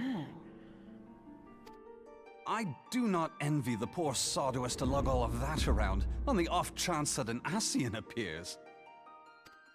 That's the very problem we set out to solve. And I reckon we've found the answer. If it isn't practical to lug around the ether we need, we'll just have to draw upon another source. And which source is that? The only viable source is the land. If you mean to tap the great river of ether, know that it will entail considerable risk. Meddling with the currents may well induce a surge like to the one which despoiled Mordona. Give me a bit more credit, will you? Why would we need to tap the river when there are veritable reservoirs jutting out all over the land? I speak of corrupted crystals. It might be that their aspect is out of balance, but a crystal's a crystal. It contains ether, and we can help ourselves to it. While corrupted crystals are indeed abundant, there is no guarantee that they will be in close proximity at a crucial moment. Yeah, that is correct. Basically, you need to be close just to use it. But what if we don't need them to be? What if we could tap their power from afar? A malm away, say? If we could do that, we'd have ready access to ether aplenty in almost every corner of Eorzea.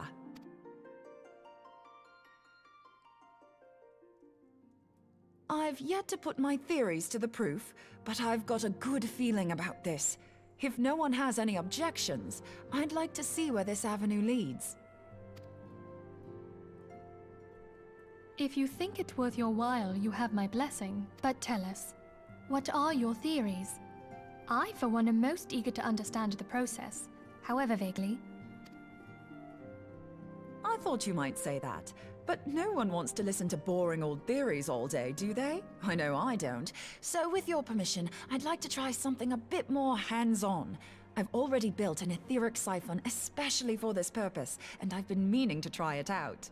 Was fast. Thing is, the profusion of corrupted crystals in Mordona makes it something of a high-risk testing ground.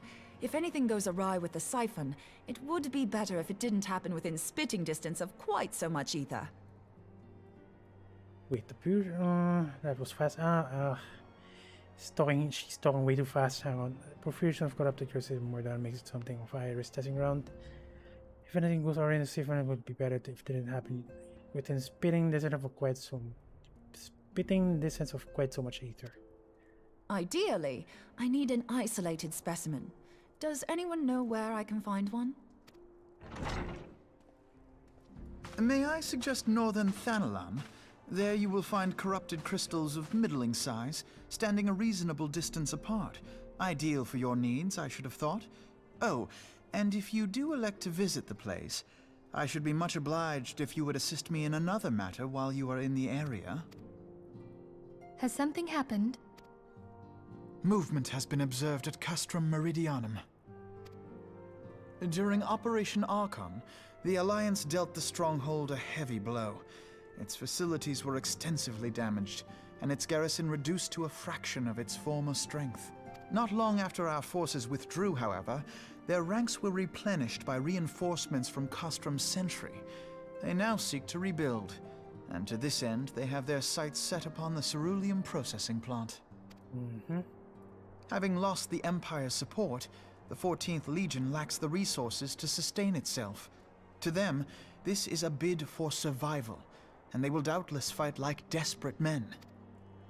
Though I have dispatched the Crystal Braves, I fear their strength alone may not suffice to stay the Imperial assault. I would request the Scion's aid in the defensive effort.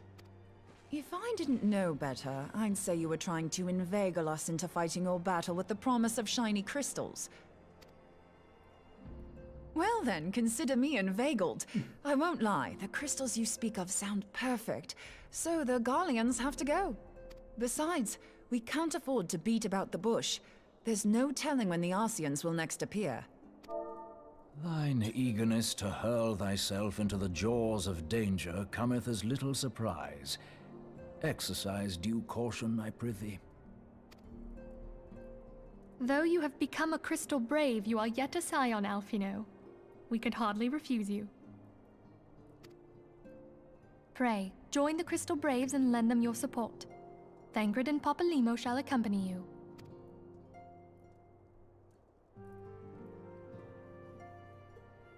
Ida and Yashtola, in the meantime I would have you assist Moonbreeder.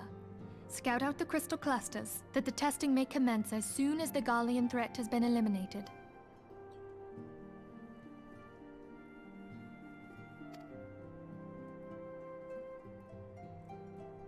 If it please you, I shall continue mine own experiments on white orosite. Thank you, Arianger. Everyone, pray see to your preparations and depart as soon as you are able. Go well, and be safe.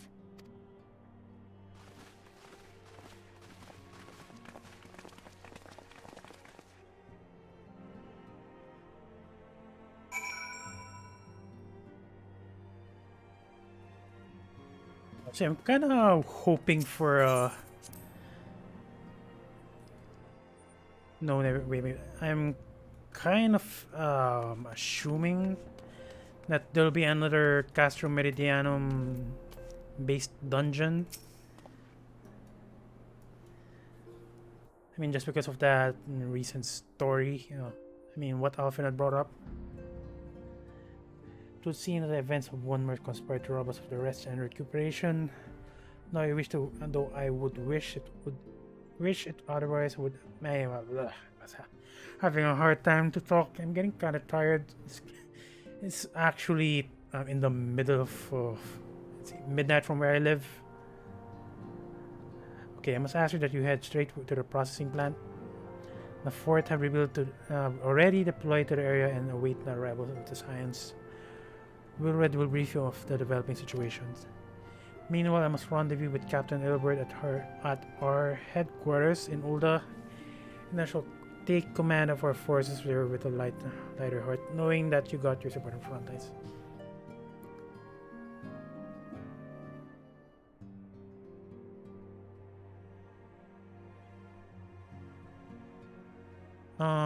Sorry, what do you mean by that? It's almost 1 hour. What do you mean by that? Sorry, I think I'm misunderstanding something.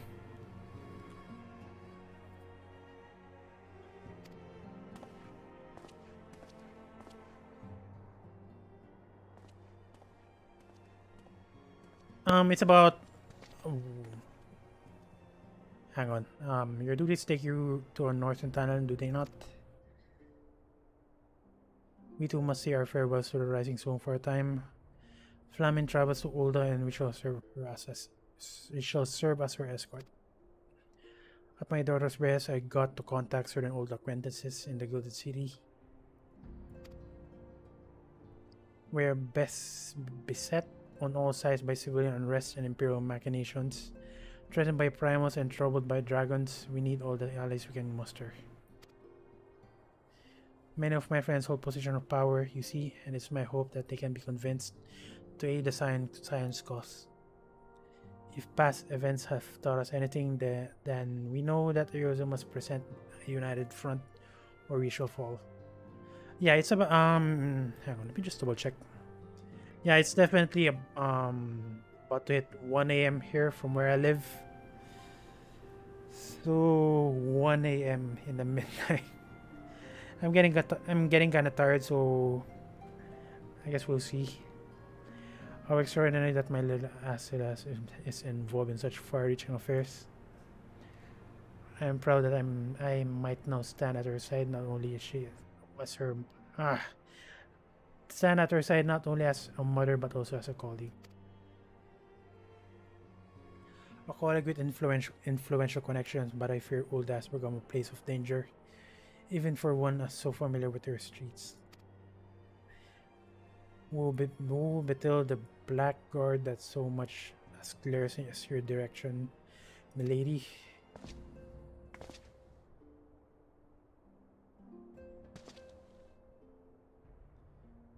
I shall be well protected, it seems.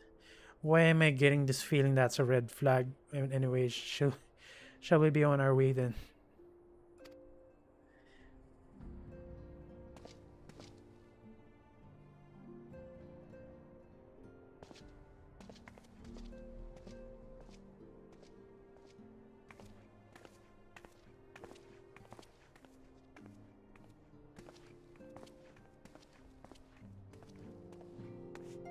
I guess we'll see if I'm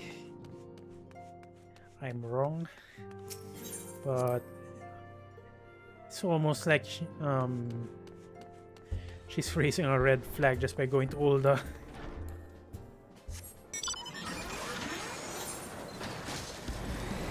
Pick with Willred at cereal processing plant.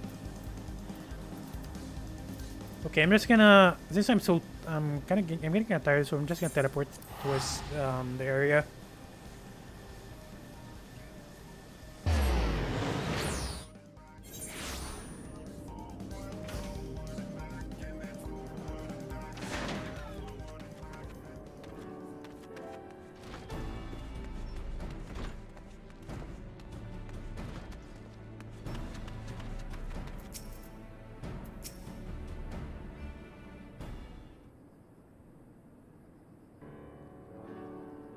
Wonder level use and that you'd becoming a veteran of your talents is most welcome.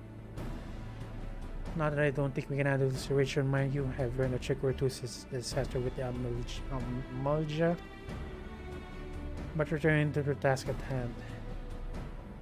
The Flames reconnaissance scouts have reported Imperial soldiers assembling at Troban's push. Such a force is likely interested in only one thing, getting their hands on the resources found here at the processing plant. The Guardians could begin marching on us at any time. Please speak with the Lieutenant Edelstein, that we might coordinate our counter strategy. In the meantime, I will inform the others that you have arrived. No doubt it will be welcome tidings.